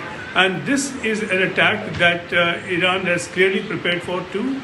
They know that defenses, air defenses, are relatively weak in these areas because they were not expecting to be hit, and it is going for those. This is the beginning of some sort of a strategy that is still in place. No doubt the killing of Khamenei has been a very, very big setback, as of all the other top leaders killed straight away. But there appears to be a degree of tenacity within the established regime structure, and that is coming into play now, and they are continuing with this under a new leadership, and this will really physically continue until the last missile launcher has been neutralized, and that may not be easy. All right, we'll leave it at that. Thank you very much, Sanjay Suri, for joining us live from Tel Aviv. There is breaking news coming in, dime a dozen now. Iran reportedly attacking oil tankers. There was a report of an oil tanker off the coast of Oman being attacked. Now word that its own tanker from their shadow fleet has been struck in the Strait of Hormuz, and that has caused it to catch fire and begin sinking. The ship was targeted for allegedly illegally passing through the Strait of Hormuz. Just a couple of days ago, Iran had demonstrated that it could cut off the entire Strait of Hormuz, passage through the Strait of Hormuz. 20% of the world's oil passes through that very, very critical waterway. Adrian Fortinellis, what does this mean? This is the other point of leverage that Iran has, aside of its ballistic missiles, aside of its drones. What if they cut off the Strait of Hormuz? What happens then? Actually, it is probably the most powerful leverage tool we have, because it will create instability on the prices of oil, increase of the prices, and then it will affect the entire world. And if they manage at the same time to continue to at least partly blockade or hinder the maritime traffic in the straits, with the weeks going on, and if they are able to continue to resist the US-Israeli air campaign, then it will generate tremendous international pressure to stop this war against Iran. Okay, so that's the direction in which you see this war moving.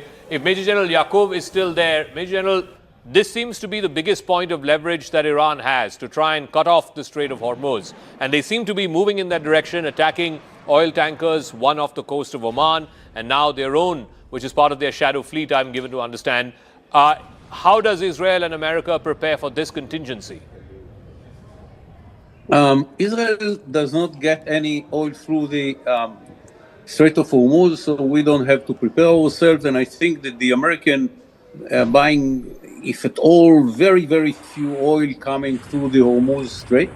And yes, Iran can choke itself by choking the Hormuz Strait. The oil from Iran is going through this area, and if the Iranians want to stop the flow of Iran from getting out of Iran, it is the easiest way to do it. And the fact that the Iranians can blackmail other countries by damaging the flow of oil from the Hormuz Strait should not make any difference for Israel and America. If the decision is to make all the arrangements which will lead at the end of the day to the change of the regime that try to destroy Israel and call for the destruction of America without doing anything for that, other than trying to kill Mr. Trump. I don't think that will change the plans of America and Israel. Yes, there will be a pressure from the world. The main country which is using this oil is China. I don't think that pressure from China will change the plans of the Americans or the Israelis. And I don't see any kind of an influence on the previous plan of both America and Israel, because what the Iranians are doing in the Hormuz Strait. Maybe the Americans will be more vigorous against the Iranian Navy. That might lead to the destruction of the Iranian Navy, and it will be a very good result, by the way. Okay, just stay on with us, Major General Yakov. I also want to go across to another fallout of this story. We've seen protests in different parts of Pakistan. We saw those protests outside the US consulate in Karachi and also the US consulate building in Lahore. Now the protest has spread to Pakistan's capital. There were reportedly clashes between Iran regime protesters and the Pakistani police in Serena Chowk in Islamabad, which is bang where the US embassy is located. So multiple places, multiple reports of clashes between Pakistani security forces and protesters who were really holed up inside and outside some of these American missions. We saw those pictures from Karachi some time back. We saw the pictures from Lahore as well, and now Islamabad, the main US embassy building there. Water cannons and tear gas had to be used against these protesters. If Tara Karta is still there, Tara Karta, ma'am, you know, this is a familiar script that we've seen play out earlier in Karachi, then in Lahore, now in Islamabad. How concerned would the Americans be? Oh, I think they would be very, very concerned, not just now, but even down the road. Don't forget the whole Daniel Pearl incident, you know, where that poor man was targeted by these people. But the way, one thing is the fact that Shias have been, picked off for blasphemy. That thing has been going on, but yet they can't control the Shias, right? That's the mystery one. However, the way I see this playing out is in the next few days, you'll find that some people, some of Pakistan's security forces have died in these clashes. And I think in Karachi, the Marines, there's a solid security force of the Americans themselves. They would not let this kind of thing go on for long. So that would have taken place. In the next few days, you'll see reports of how well Pakistani forces cooperated with the Americans in stemming this tide of Shia anger. That's the way it's going to go. Zaka, if I can just add one more thing with your permission, is on this, what the Israeli gentleman said on oil prices, etc., not affecting Israel, US, etc., that's fine. It's going to affect everybody else. The latest estimate is, I think, about $100 a barrel. I mean, this is going to hit everybody. It's not going to hit the US because they've got adequate, like I said, massive strategic reserves. China has, I think, Mid last year, they started 11 new installations for strategic reserves, which means they also have billions in reserves, so it's not going to affect them. But what about the rest of us? So I don't know. I mean, I've been saying all along, war is not in our interest. This is hitting the global south very badly, and this has to stop. I just wanted to add that. All right. Sanjay Suri is also joining us. Sanjay, again, the concern with Pakistan has always been whether these are orchestrated protests or whether these are actually genuine outpourings of anger. What happens next in the Pakistan story? Pakistan had become a bit of a player in this region. They're a part of the Gaza Peace Board. There was some talk about, some Pakistani troops being sent for peacekeeping operations in Gaza. Now this.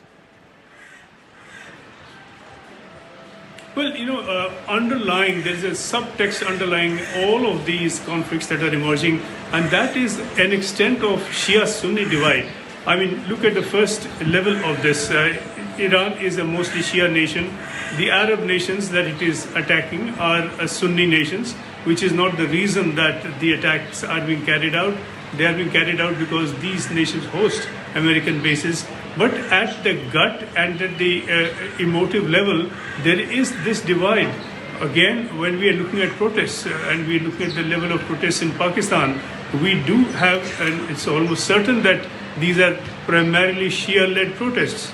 That is again an expression against the Pakistani regime. The Pakistani regime is seen as soft on the United States and for that reason also with the other Arab nations. So there is this kind of anger that is brewing among Shia Muslims, and that's happening, emerging around the world. The origin is the divide between Iran and the rest, but certainly there are divisions everywhere that are now surfacing. This is a level of anger that will spell a particular problem for Pakistan over, and it were to be stepped up. Then Pakistan will have a considerable problem. As it is, there have been many instances of discrimination against Shia Muslims from within the Pakistani establishment, which means the Pakistani army and its various institutions. Okay. That is going to be perhaps exacerbated, and we are going to see the emergence perhaps of a wider split here. Okay, Sanjay, many thanks for joining us with all of those latest details that are coming in from different parts of the Middle East. There are reports of explosions in Dubai, in Doha, in Manama, in Bahrain. But this is the first time that civilians have been targeted by the Iranians. Yes, there have been skirmishes between Iran and Saudi Arabia in the past, between Iran and the UAE in the past. Adrian Fontenelles, how long can Iran continue with this? What do you reckon are the conversations that many of these American allied states in the Middle East, whether it's UAE or Saudi Arabia or Bahrain, what do you think the conversations they are having with the Trump administration right now to try and get both sides to climb down? Oman, who's a mediator, Oman has also been attacked. I think on the side of these principalities, they are probably trying their best to end this as soon as possible, because aside of Iran, they are the great losers of this war. It's obvious they are heavily impacted, and they never asked for it, actually. So, in fact, even as you just speak, there are new explosions that have been heard in Abu Dhabi, in Dubai, in Doha, and in Manama. These are latest explosions that we're just getting within the last few minutes. So across these major Gulf Arab countries, Iran is striking back. A lot of them are being intercepted successfully. The number of civilian fatalities is very, very less. But having said that, we have not seen these kind of attacks on Dubai or Abu Dhabi or Doha ever. Yes, Adrian.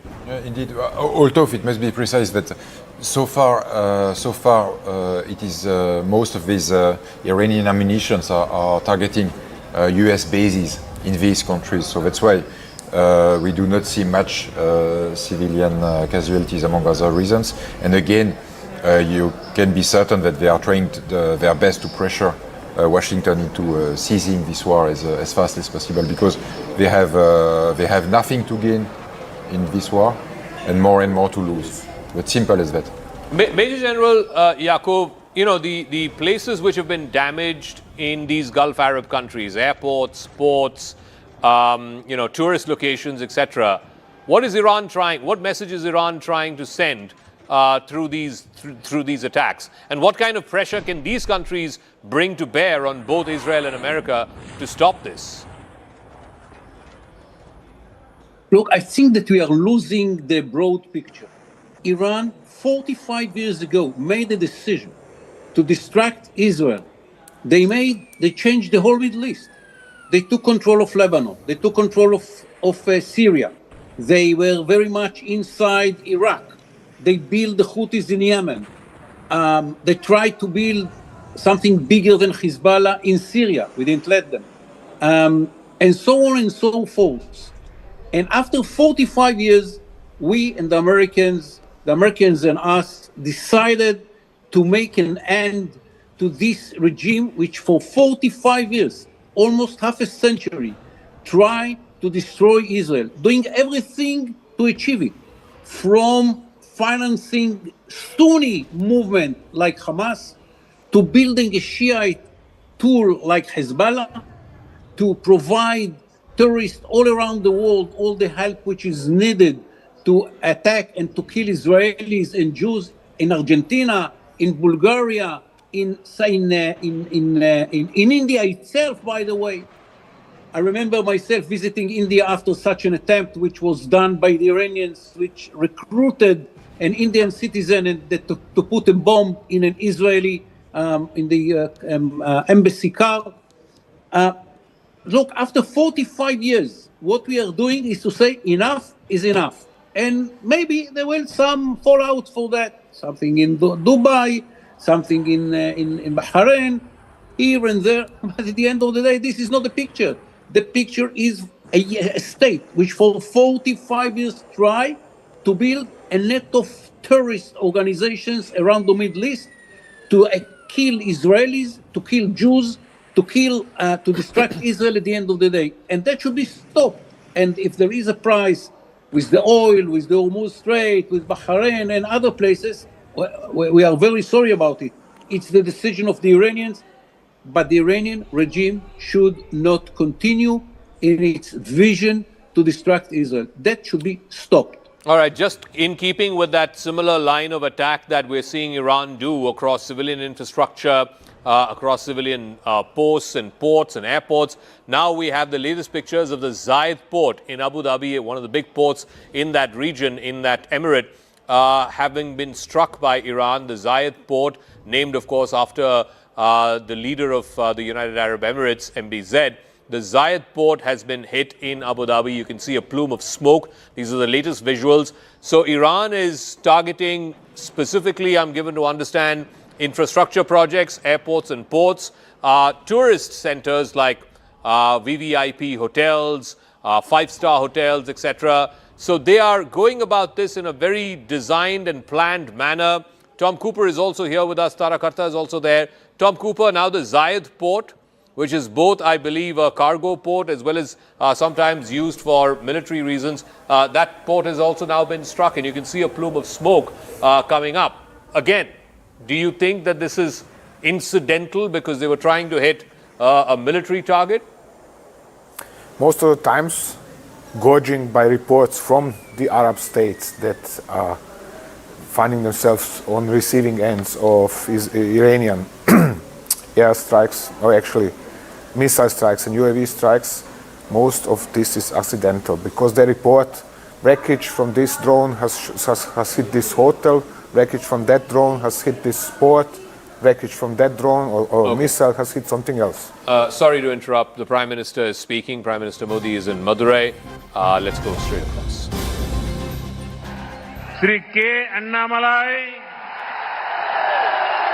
Sri L. Murugan,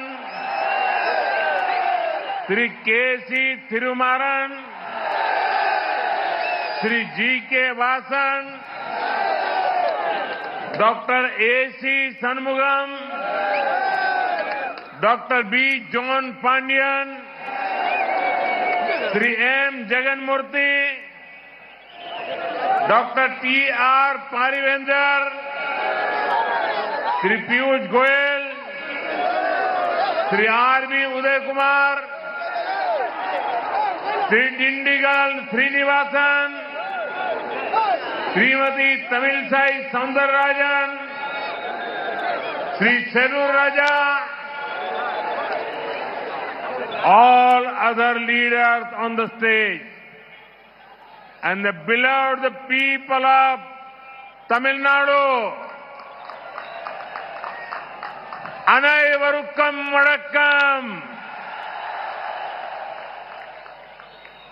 First of all, I bow to Amma Meenakshi and Bhagwan Sundareshwara.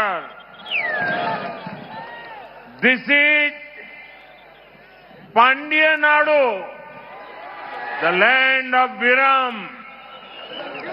From this great land, I remember the contributions of Pasumpon Muthuram Lingam Tevar, Maviran Alagumuttukon, Veer Pandya Kattabomman, and Marudu brothers. I also recollect the ideals of Emmanuel Sekernar, who fought for justice and dignity. தமிழ்நாட்டின் என் அன்பு சொந்தங்களே, அனைவருக்கும் வணக்கம். முதன்மையாக நான் என் அன்னை மீனாட்சிக்கும் ஐயன் சுந்தரேஸ்வரருக்கும் என் தலை தாழ்த்தி வணங்குகின்றேன். ஐயா, இது பாண்டிய நாடு, வீரம் விளைகின்ற பூமி. இந்த மகத்தான பூமியிலிருந்து பசும்பொன் முத்துராமலிங்க தேவரையா, மாவீரன் அழகுமுத்துக்கோன், வீரபாண்டிய கட்டபொம்மன், மருது சகோதரர்கள் ஆகியோரின் மலைப்பை ஏற்படுத்தும் பங்களிப்பை நான் உளமாற நினைவு கூறுகிறேன். நீதிக்கும் கண்ணியத்துக்கும் போரிட்ட இமானுவேல் சேகரனாரின் ஆதர்சங்களை நான் நினைவு கூறுகிறேன். Friends, before coming here, I went to Tirupuran Kundrum. Getting the darshan of Bhagwan Murugan was a divine experience. I prayed for the prosperity of Tamil Nadu and the entire nation. At the same time, my heart felt heavy. I remembered Thirupuran Chandran, the young devotee who sacrificed his life. Today, I met his wife, Thirumati Indumati Purnachandran, and their two little children. I felt their sadness and offered my deepest condolences to them. I pray that Thirupuranachandran's Atma finds peace at the feet of Bhagwan Murugan. It is painful that the insensitivity of the DMK government led up to this. No matter what DMK does, The truth will win. Devotees of Bhagwan Murugan will win. நண்பர்களே, இங்கே வருவதற்கு முன்பாக நான் திருப்பரங்குன்றம் சென்றிருந்தேன். முதல் படை வீட்டுக்கு சொந்தக்காரன் முருகனை தரிசனம் செய்வது ஒரு தெய்வீகமான அனுபவமாக இருந்தது. நான் தமிழ்நாடு மற்றும் ஒட்டுமொத்த தேசத்தின் நல்வளத்துக்காக இறைவனிடம் இறைஞ்சினேன். அதே வேளையில் என் இதயம் கனத்தது. திரு பூர்ணச்சந்திரன் என்ற இளம் பக்தன் உயிர் தியாகம் செய்தார் என்பதை நான் நினைத்து பார்த்தேன். இன்று நான் அவருடைய மனைவி திருமதி இந்துமதி பூர்ணச்சந்திரனையும் அவர்களுடைய 2 சின்னஞ்சிறு குழந்தைகளையும் சந்தித்து வந்தேன். அவர்களுடைய தீவிரமான துக்கத்தை என்னால் உணர முடிந்தது. என்னுடைய ஆழமான இரங்கலை நான் அவர்களிடம் தெரிவித்துவிட்டு வந்தேன். பூர்ணச்சந்திரன் அவர்களின் ஆன்மா அமைதியடைய நான் என் உருக்கமான பிரார்த்தனைகளை எம்பிரான் முருகனின் திருவடிகளில் அர்ப்பணம் செய்கின்றேன். ஆனால் ஒரு விஷயம், திமுக அரசாங்கத்தின் நேயமற்ற தன்மை காரணமாகவே இது நடந்திருக்கிறது என்பது வலியை ஏற்படுத்துகின்றது. திமுக என்ன வேண்டுமானாலும் செய்துவிட்டு போகட்டும், ஆனால் இறுதியிலே வாய்மையே வெல்லும். என் அப்பனின் முருகனின் பக்தர்கள் வெல்வார்கள். Friends, Madurai is known for the sweetness of Tamil and the fragrance of Malligaipu. The love you are showering upon me here reminds me of my visit to Malaysia last month. The affection I received from my Tamil sisters and brothers there was exceptional.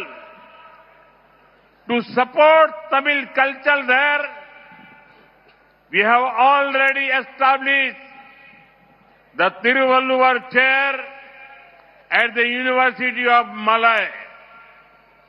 Now we are also setting up Tiruvalluvar Center there.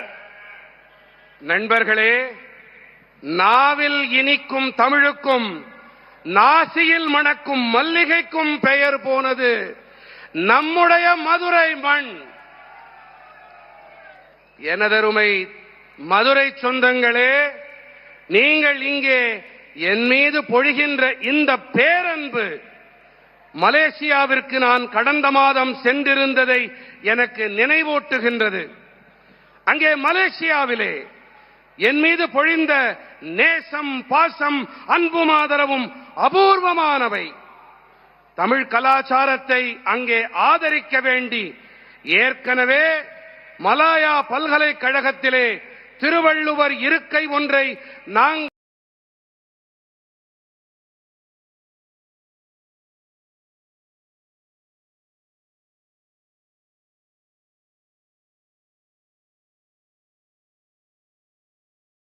dreaming of returning to power in Tamil Nadu. But when they see this massive NDA rally, their dreams will turn into nightmares. The people know that this election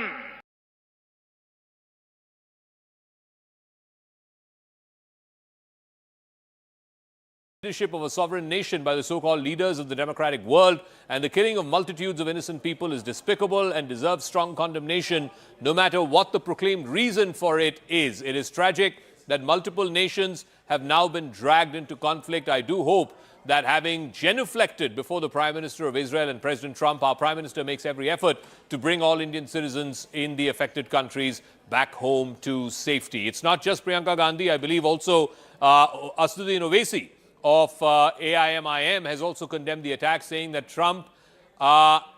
Trump's and Israel's attacks on Iran are absolutely condemnable. Ayatollah Khamenei's assassination is an immoral and unlawful act. My sincere condolences. Anand has more on this. Anand, so you're having domestic political reactions, some people condemning the elimination of a man who was the fountainhead of terror, really. And then you have across the border in Pakistan, people coming out in his support.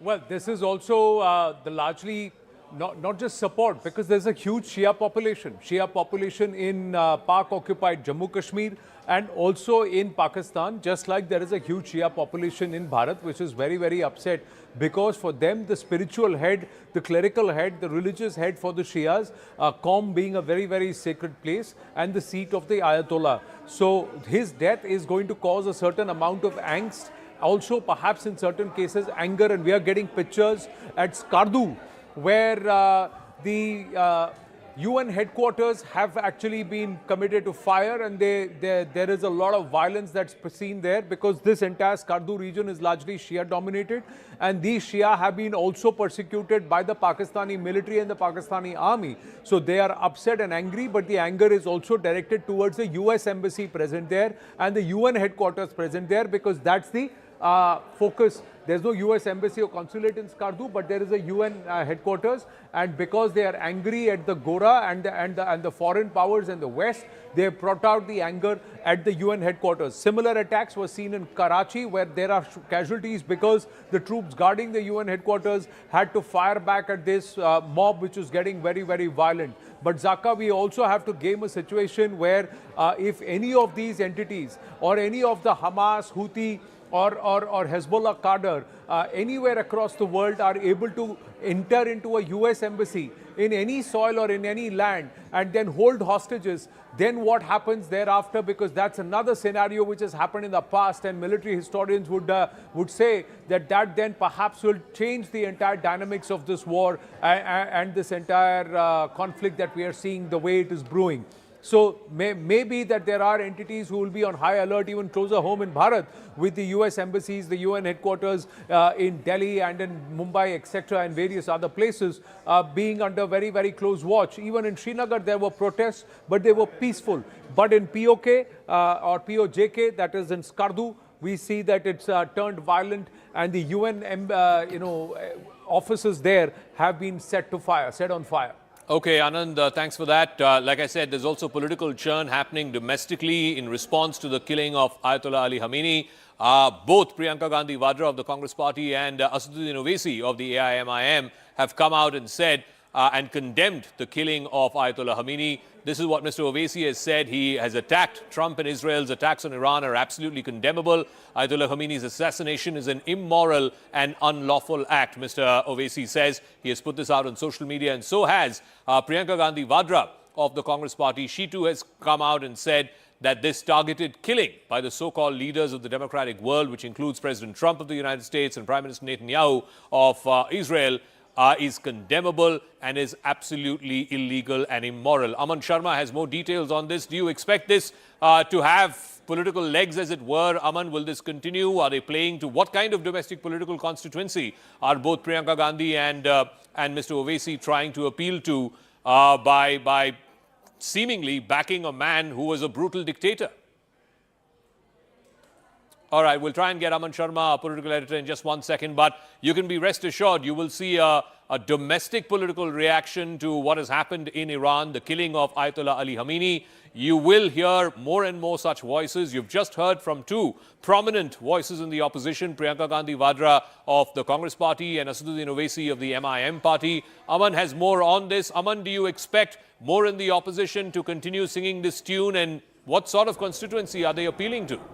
Well, clearly, Zaka, Priyanka Gandhi Vadra and Asaduddin Owaisi have both put out statements slamming Donald Trump as well as the Israel establishment, they are saying and they are condemning the assassination, what they say, of Khamenei. To quote Priyanka Gandhi, she has called it a targeted assassination. She is saying the targeted assassination of the leadership of a sovereign nation by the so-called leaders of the democratic world and the killing of multitudes of innocent people is despicable and deserves strong condemnation no matter what the proclaimed reason is. So Priyanka Gandhi Vadra is very, very clearly saying that the world needs peace, not unnecessary wars. This was completely not required. She has condemned the assassination of Khamenei and also saying that it is tragic that multiple nations have now been dragged into this particular conflict. So that is the Congress MP now clearly saying that why is this happening, and also saying, also bringing in the Prime Minister of India, saying that the Prime Minister of Israel and the President Trump, I do hope that our Prime Minister makes every effort now to bring all Indian citizens home safely. So the Congress party is also now putting the onus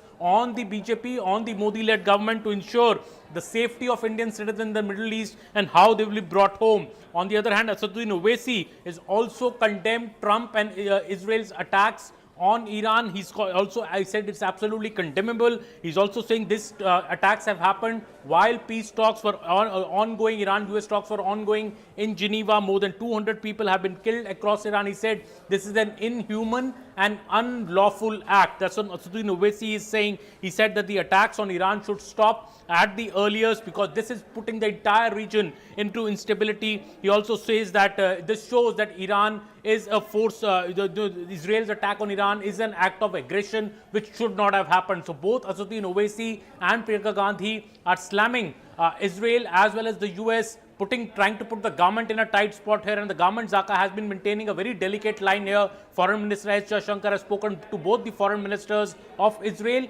as well as Iran last night, and while he has called for de-escalation on both the sides, now the opposition in India is trying to put the BJP government in the corner and saying that Prime Minister Modi should exercise, his relationship that he has with Israel to bring this conflict to an immediate de-escalation level immediately. All right, Aman, we'll leave it at that. I also want to go across to my colleague Anand Narasimhan, who has the various sites and more than a dozen sites across Iran, from the north to the south, and of course Tehran, which is bang in the middle of the country, have all been hit, including the top political leadership, the top military leadership, and also the top spiritual leadership. We're also getting in visuals of protests that are happening in Lahore. So in multiple places across Pakistan, we saw locals trying to ambush the US consulate in Karachi, massive protests in Skardu. Now we've got the latest pictures from Lahore as people there try to attempt to lay siege to the US consulate building there as well. So the US buildings, diplomatic compounds, wherever they are in Pakistan, seem to be coming under attack. Parts of the consulate were also, these folks tried to set on fire. Anand has more details on this. Anand, yes.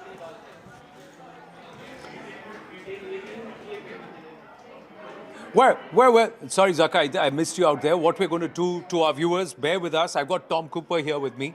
We've got the wall and we've got the map. Let's try and understand how this entire strikes. How did 200 Israeli aircraft fly over the Tehran airspace, drop those bombs and then come back? So let's game this and understand, does Tehran have no air defense system? And that too, you had the Israeli aircrafts take off from here, Tom, correct? So tell us, and how did this happen? How does this work? Yes. Thank you. It's like this. You have the Iranian air defense system is approximately here, around Tabriz, around Tehran, and you have Qom and Esfahan and Karaj. So this is the principal area that, sorry, I forgot further south here, another one. This is the principal areas that are covered by Iranian air defense system. The Israelis now come up from Israel, fly over Syria and Iraq. Right. Like this. So that's how they cleared the airspaces in these regions so that these planes could fly.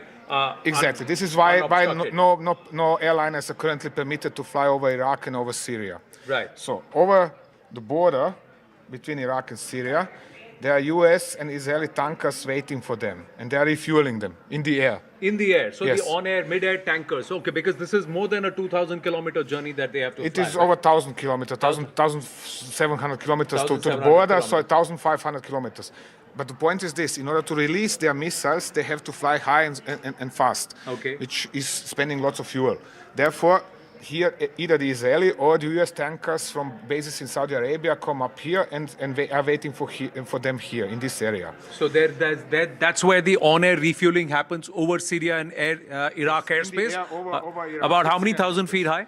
Well, 30,000 feet. 30,000 feet plus. Okay. So more, that depends on the weather. Right. Generally, tanker aircraft is flying higher.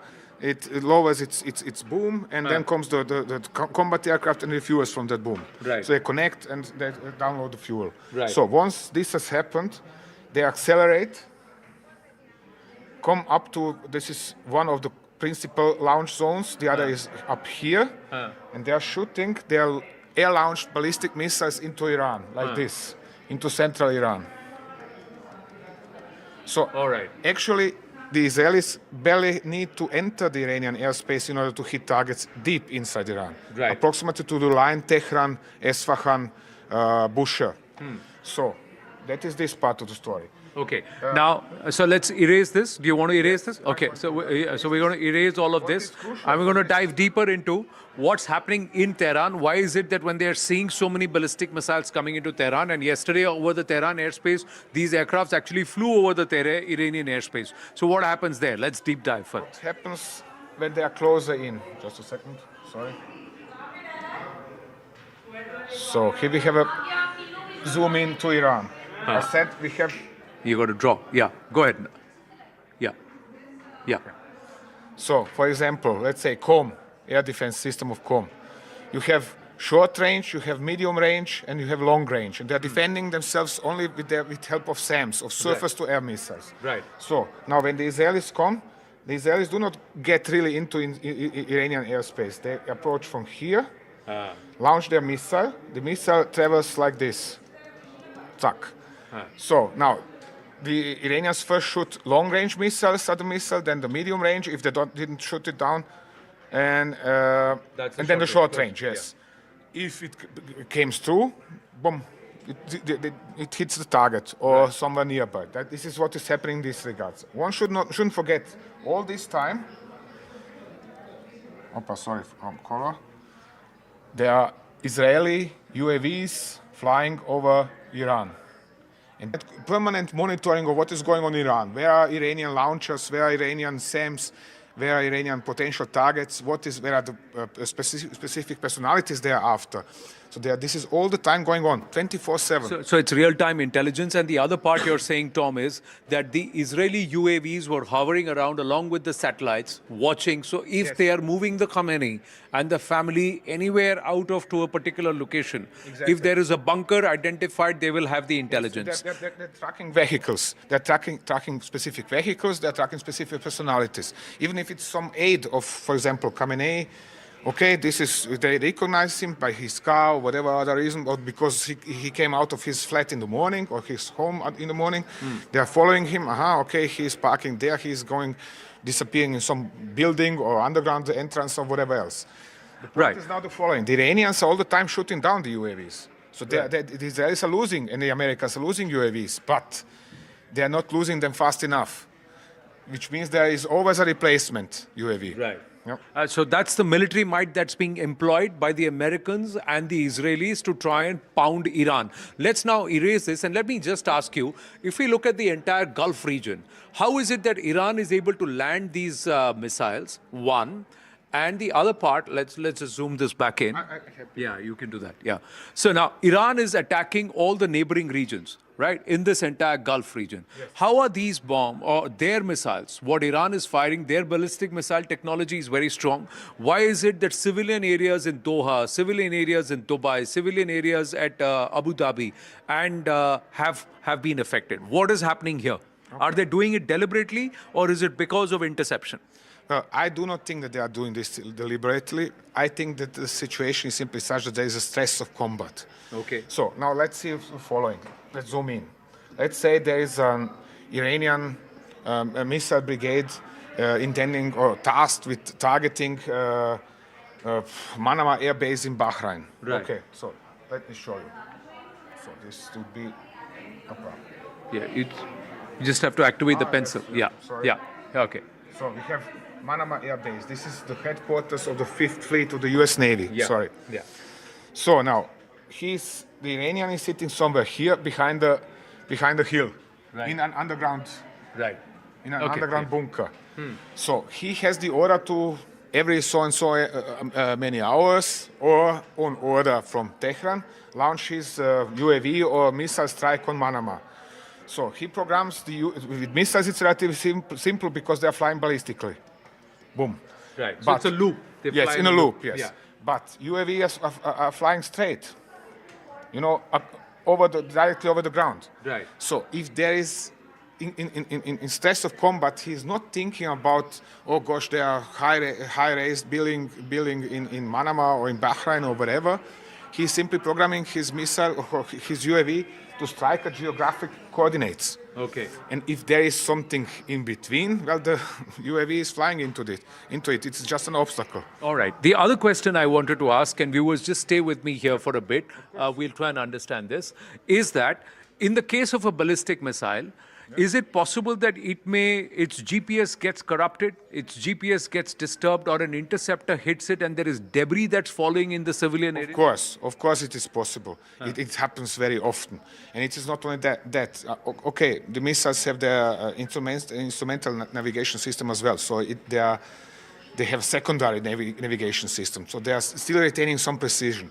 But it happens time and again that both of these are disturbed, or at least the GPS, and then the missile misses, firstly. Secondly, if it is hit while re-entering the atmosphere, it falls into lots of pieces, some bigger, some smaller, and these are still going towards the general area that it was targeted. Civilian area, and also at a great speed. And it very easily can happen that somebody is killed or hit or damaged or whatever. Or whatever. How far is in Dubai, the American air base? From a civilian area, if you can just... We can find it. It is, just a second. This is Dubai Airport. It is somewhere in between the... Right. So, just a second, I'm searching for it.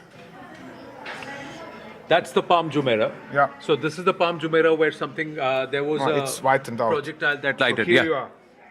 So, theoretically, when you are targeting this airbase in this area, just to mark it better, so these urban areas of Abu Dhabi, is this already, or is it still Dubai? Dubai, sorry. They are still threatened because if something gets hit while re-entering the atmosphere, the wreckage pieces can go all over this place. Right. So if there is an interception, say, on this airspace, yes, the debris can, rather than falling right at the target mark, can fall in the neighboring areas. Exactly like and that. That's what we have seen. Yes, and that's what I'm quite sure we have seen a lot of this, because we shouldn't forget the Iranians have targeted Abu Dhabi alone, yesterday alone, with 200 missiles and UAVs. So there is much more than we see on videos. Right. On this video we see 1 or 2 missiles at most, or UAVs. But in reality, there are dozens and dozens of them coming in, and there is correspondingly lots of outlooks for some kind of collateral damage to happen. Right. So what Tom's assessment is that these explosions in Dubai, Abu Dhabi, and some of the civilian areas outside of the air bases are not done deliberate targeting by the Iranians. It's because of debris or interception that's happened of a huge number of missiles that have been sent by Iran towards these spaces. And when they land in the neighboring civilian areas, that's when we have seen debris. See, the Palm Jumeirah is not so far away. It's actually in the flying trajectory of the air base in Dubai. So you see, this is the Palm Jumeirah, and this is the trajectory of the missiles coming in towards this air base. And that's the reason why you have had debris fall here and also somewhere around the Fairmount Hotel. That's not so far away. It's also in this region itself, in this arc. One more point. Let's not forget, just a second, the missiles can come from all over, from several directions. The Iranians can target with missiles from here, so they can come from this direction, from here, from here, from here. That means that the debris can be thrown in all possible directions in Dubai. That is the point. So it is not that simple as to say, always from the same direction. It's not always from the same direction. The same thing applies even for Qatar and Bahrain, that the missiles can approach from multiple locations in Iran. Next time when we are chatting with Tom Cooper here in the dugout, it's going to be about the Strait of Hormuz, and that's another interesting story there. Back to you in the studio. All right, thanks for that, Anand. We're getting more breaking news now. A latest video showing an Iranian Shahid-type drone falling from the sky. You can see the flames that have been completely engulfed around that area. These are pictures that we're getting from Kuwait. There you go. It's like a fireball in the sky that's falling after being intercepted in the skies over Kuwait. So clearly there is a lot of interception that's happening, as Tom Cooper was also explaining a moment ago. These are likely headed towards military installations, towards military targets, but they're being intercepted, whether in Dubai or in Doha or in Kuwait, and that's why it's landing likely very close to civilian areas. Adrian is also here. Adrian, you want to talk us through how and why this is so important? You can see a ball of fire in the sky falling off. Clearly, a drone there has been intercepted by a counter-strike. Absolutely. It's looking like an Iranian Shahid 146 one-way attack unmanned aerial vehicle. What it is important to know is that it is extremely cheap to produce. It is between something like 20,000 to 50,000 US dollars, which means that Iranians probably had gigantic stocks of this kind of attack drones, and it's very much often much more costly to shoot them down than to produce them. Yeah. So it is really an attritional weapon. It is not so impressive because it is normal that you can expect that perhaps 90 to 95% to 98% of such drones are shot down, but you have a minimal number of them which are reaching their targets, and for most it is hugely expensive in terms of money, equipment, flight time, ammunitions to intercept them. I also want to go to more breaking news, and we're seeing this as a familiar pattern now. Earlier it was Karachi, now in Lahore. Pakistani protesters who are carrying the flags of Islamic State, of Hezbollah, were attempting to try and attack the US consulate building inside Lahore. We saw that happen in Karachi as well some time ago. So clearly, either the state is allowing this to happen, or there is genuine anger amongst people. Pakistan does have a significant Shia population as well. Is this orchestrated, or is this an outpouring of grief and anger coming out?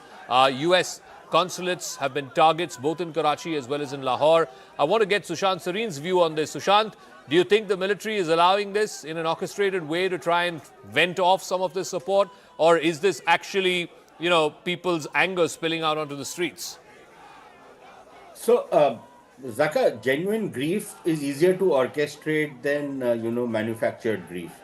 And let's face it, the Iranians have made significant investments in creating and carving out a Shia constituency in every country, including in India. Let's make no mistake about it. Anand was earlier talking about, Dr. Ranganathan was earlier talking about, protests in Srinagar, in Lucknow. But look, let's face it, the protests in India have so far been very, very peaceful. These are people who, and they have the right to protest. I don't deny that. But these are very peaceful kind of protests. They are not storming any buildings. They are not doing any kind of arson, looting, whatever. But Pakistan is a different case. So yes, there is a certain amount of mob license which is also given. And look, you have to understand how the Pakistani state operates. It's essentially a Sunni-dominated, Sunni majority state. It doesn't really have much use for the Shias. So this is riffraff on the streets protesting. Now this can be used to monetize these protests with the Americans and others, and the Europeans and the Americans suffer from an abused wife syndrome.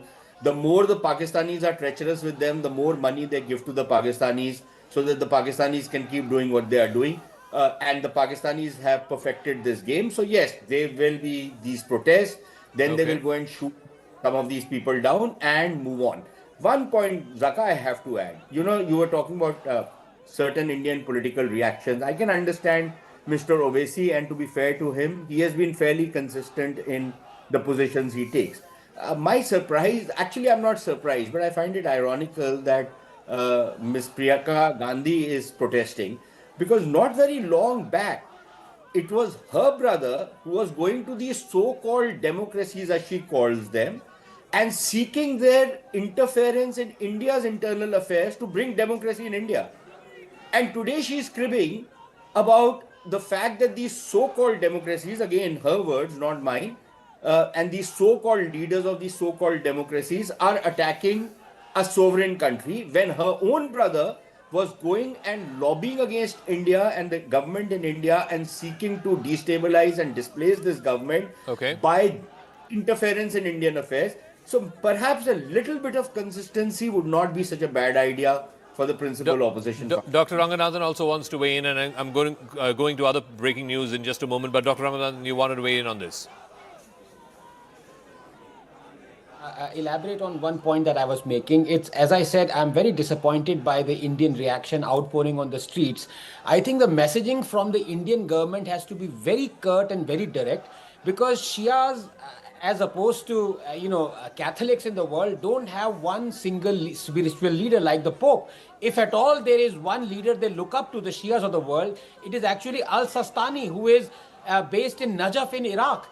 And he is a very moderate, quote-unquote, very affable gentleman who talks about peace around the world. Khamenei is the last leader anybody should be looking up to, especially the Shias. So the government has to come out and say, this is the wrong person you are eulogizing and celebrating. He's a tyrant for Iranians themselves. He's the one who's been spreading terror around the world. So if at all you want to look up to someone, let it be Al-Sistani. திருடுகிறார்கள் யாரிடமிருந்து தெரியுமா? ஏழைகளிடமிருந்து, இளைஞர்களிடமிருந்து, விவசாயிகளிடமிருந்து தான் இவர்கள் களவாடுகின்றார்கள். இப்படிப்பட்ட ஊழல் அரசு மேலும் தொடர்வதற்கு எந்த ஒரு தார்மீக உரிமையும் கிடையாது. அதனால்தான் தமிழ்நாட்டு மக்கள் தேசிய ஜனநாயக கூட்டணி என்டிஏ அரசை கொண்டு வர வேண்டும் என்று தீர்மானம் செய்து விட்டார்கள். என் மனம் நிறை மக்களே, நாங்கள் உங்களுக்கு தூய்மையான திறமையான அரசாங்கத்தை கண்டிப்பாக அளிப்போம். Friends, Tamil Nadu kept Congress out of power in the state for 60 years. 6 decades. You were the first state to become Congress Mukta. For this, Congress took revenge against countries like the UAE or Saudi Arabia, saying that Tehran's missile strikes on Gulf countries could deepen further Iran's isolation. It could also damage long-term relations with its Gulf Arab neighbors. It has condemned these attacks and has called for a de-escalation. I want to go across to Sanjay Suri. Sanjay, this is an almost unprecedented pattern of attacks that we're seeing. Iran has not targeted other Gulf Arab countries, particularly civilian targets in Gulf Arab countries. There have been skirmishes that have happened in the past between Saudi Arabia and Iran. And on the sidelines of rising Bharat at a time when the world is looking at peace and stability. Here comes the Americans and the Israelis. One is calling it Epic Fury, the other is calling it Lion's Roar. And the Iranians are responding with saying this is our Fateh Khyber. That's what they're calling it. But how do you see this response that I don't like the mullahs, I don't like the regime, they don't listen to me, so I'm going to blast them out? Quite focused. It's not haphazard. Iran, however wrongly, has a plan here. It sees these countries as hosting the US bases, and those are the bases from where attacks on Iran have been launched and are being launched now. So they are seeing these nations as complicit with what they see as their enemy. So what they are trying to do is try to hit some of these bases, but beyond why that, do you believe it's that civilian targets Trump is in order saving to private hurt the Netanyahu? economy. Because it's And America that's economy leading is the this one lifeblood. contrary It's a very to the fragile 12-day system. war. It is enough for America Dubai, to relies become upon directly involved absolute in a war peace in the and Middle ease. East on the It's side in of fact Israel. sort of a This is something Israel is continuing daydreaming about for air-conditioned picnic 80-something in years, Dubai. longer than Israel And if exists. there is this kind of shattering, I even think I mentioned to a this a small few days extent, ago in another it interview. upsets the calm, There is it official upsets the documentation faith in the US these National as-safe Archives havens. that So if they, Zionist if the leaders Iranians believe they of can what became hit Israel, this the economy original and planning hurt this to economy get the as they USA see involved it, they are in hitting fighting the wars enemy. for Israel, And they and that was certainly back are in early hitting where it 1948. hurts. and now they have realized this plan.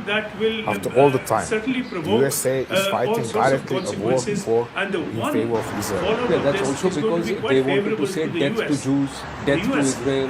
That was a call that's been given by the Ayatollah for the last 47 years. No, that's what it says. Yeah, Adrian, your thoughts? No, you're attacking your views because everybody is quite divided about what's going on in this space, because India has a huge Shia population, and for them Ayatollah Khamenei is the spiritual head. There are a lot of others who say you could have looked at peace and Trump can't just bully his way everywhere. But there are others who say, hey, who's sponsoring the Hamas? Who's backing the Hezbollah? Why is it that these proxies have been trying? Who orchestrated? All right, Sanjay, thanks for that. We'll come back to you as and when there are further developments. Now, Israel has posted, I believe the IDF has put this out on their Twitter handles. They're showing footage of the destruction of an Iranian regime headquarters, or a drone, ammunition that's been unleashed, or it's been taken by an aircraft or fighter jet in that region. But you can see the exact impact, the exact time and place of impact. You can see a huge as you do not face cloud real of smoke billowing up threat. from that. You can see That the fire going up, according and to then right above that, law, for you example, can see the if smoke coming up the Iranians as well. had 1,000 We're given to missiles understand ready to be regime fired headquarters. against We don't know Israel whether it's of within the police, next the 2 Mossad, hours. or whether it's the It's correct for the IRGC, Israeli or if it's to a strike political with missile compound. batteries. But this But is what the it Israeli is defense really forces have just released. I want to go across to Mr. Yossi as well. Mr. Yossi, so multiple targets hit over the last 24 hours. I believe a fresh round of airstrikes have been launched by the Israeli Defense Forces even this morning. What are you hearing in terms of the latest? What are the other intended targets of this joint American-Israeli airstrikes on Iran? International law from the US and Israel, because although they said they were preempting some action by the Iranians, but we have really absolutely no evidence that the Iranians were on the verge of launching an attack, an imminent military operation. But that is tactical, right? Immediate tactical development. But gents, understand this. Iran was trying to go nuclear. That's the biggest threat.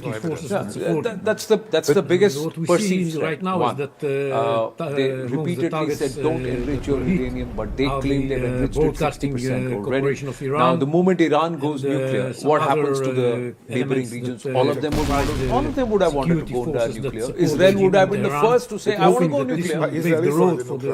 Yeah, but they would have had to declare it then openly. Well, they wouldn't. Obviously, they wouldn't, because they are nuclear power since at least 1967, if not longer, since 1976. They have run a test in Southern Atlantic.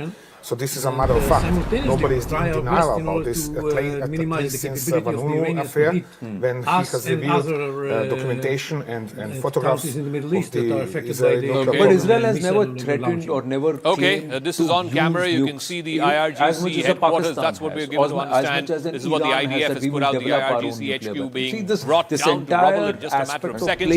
I want to go to more breaking news. Benjamin Netanyahu, the Israeli Prime Minister, and one of the principal protagonists behind this historic airstrike and elimination of Ayatollah Ali Khamenei. He's now issued a direct address to the people of Iran. He has declared that Israel will continue to strike thousands of targets belonging to what he described as Iran's terrorist regime over the coming few days. In a strongly worded message, Netanyahu has said that the military campaign would help create the conditions that are required for Iranian people to free themselves from the chains of tyranny. Sanjay has more on this. Sanjay, just walk us through what Bibi Netanyahu has said, because from his message it seems clear that they're not ending this joint Israeli-American airstrikes anytime soon. In fact, they're going to pummel Iran for a number of days until, as he says, the conditions are met for the Iranian people to rise up against the regime. Full of B-52 bombers and tanker aircraft. So Iran has the legal right to strike this airbase in Saudi Arabia. Yeah, so they have struck all the air bases. In fact, Iran's foreign minister Abbas Araqchi has spoken on phone with his counterparts in Saudi Arabia, the UAE, Qatar, Kuwait, Bahrain, Iraq. He's spoken to all of them and said that, listen, hey, this is what's happened. This is why we've done whatever we've done. He's described the US and Israeli strikes as a flagrant violation of the fundamental principles of UN Charter, just like Tom, you were saying, and a clear crime against international peace and security. But what the Americans and the Israelis have turned around and said is, we need this regime change if there's got to be stability in this region. Do you buy that or not, Adrian? In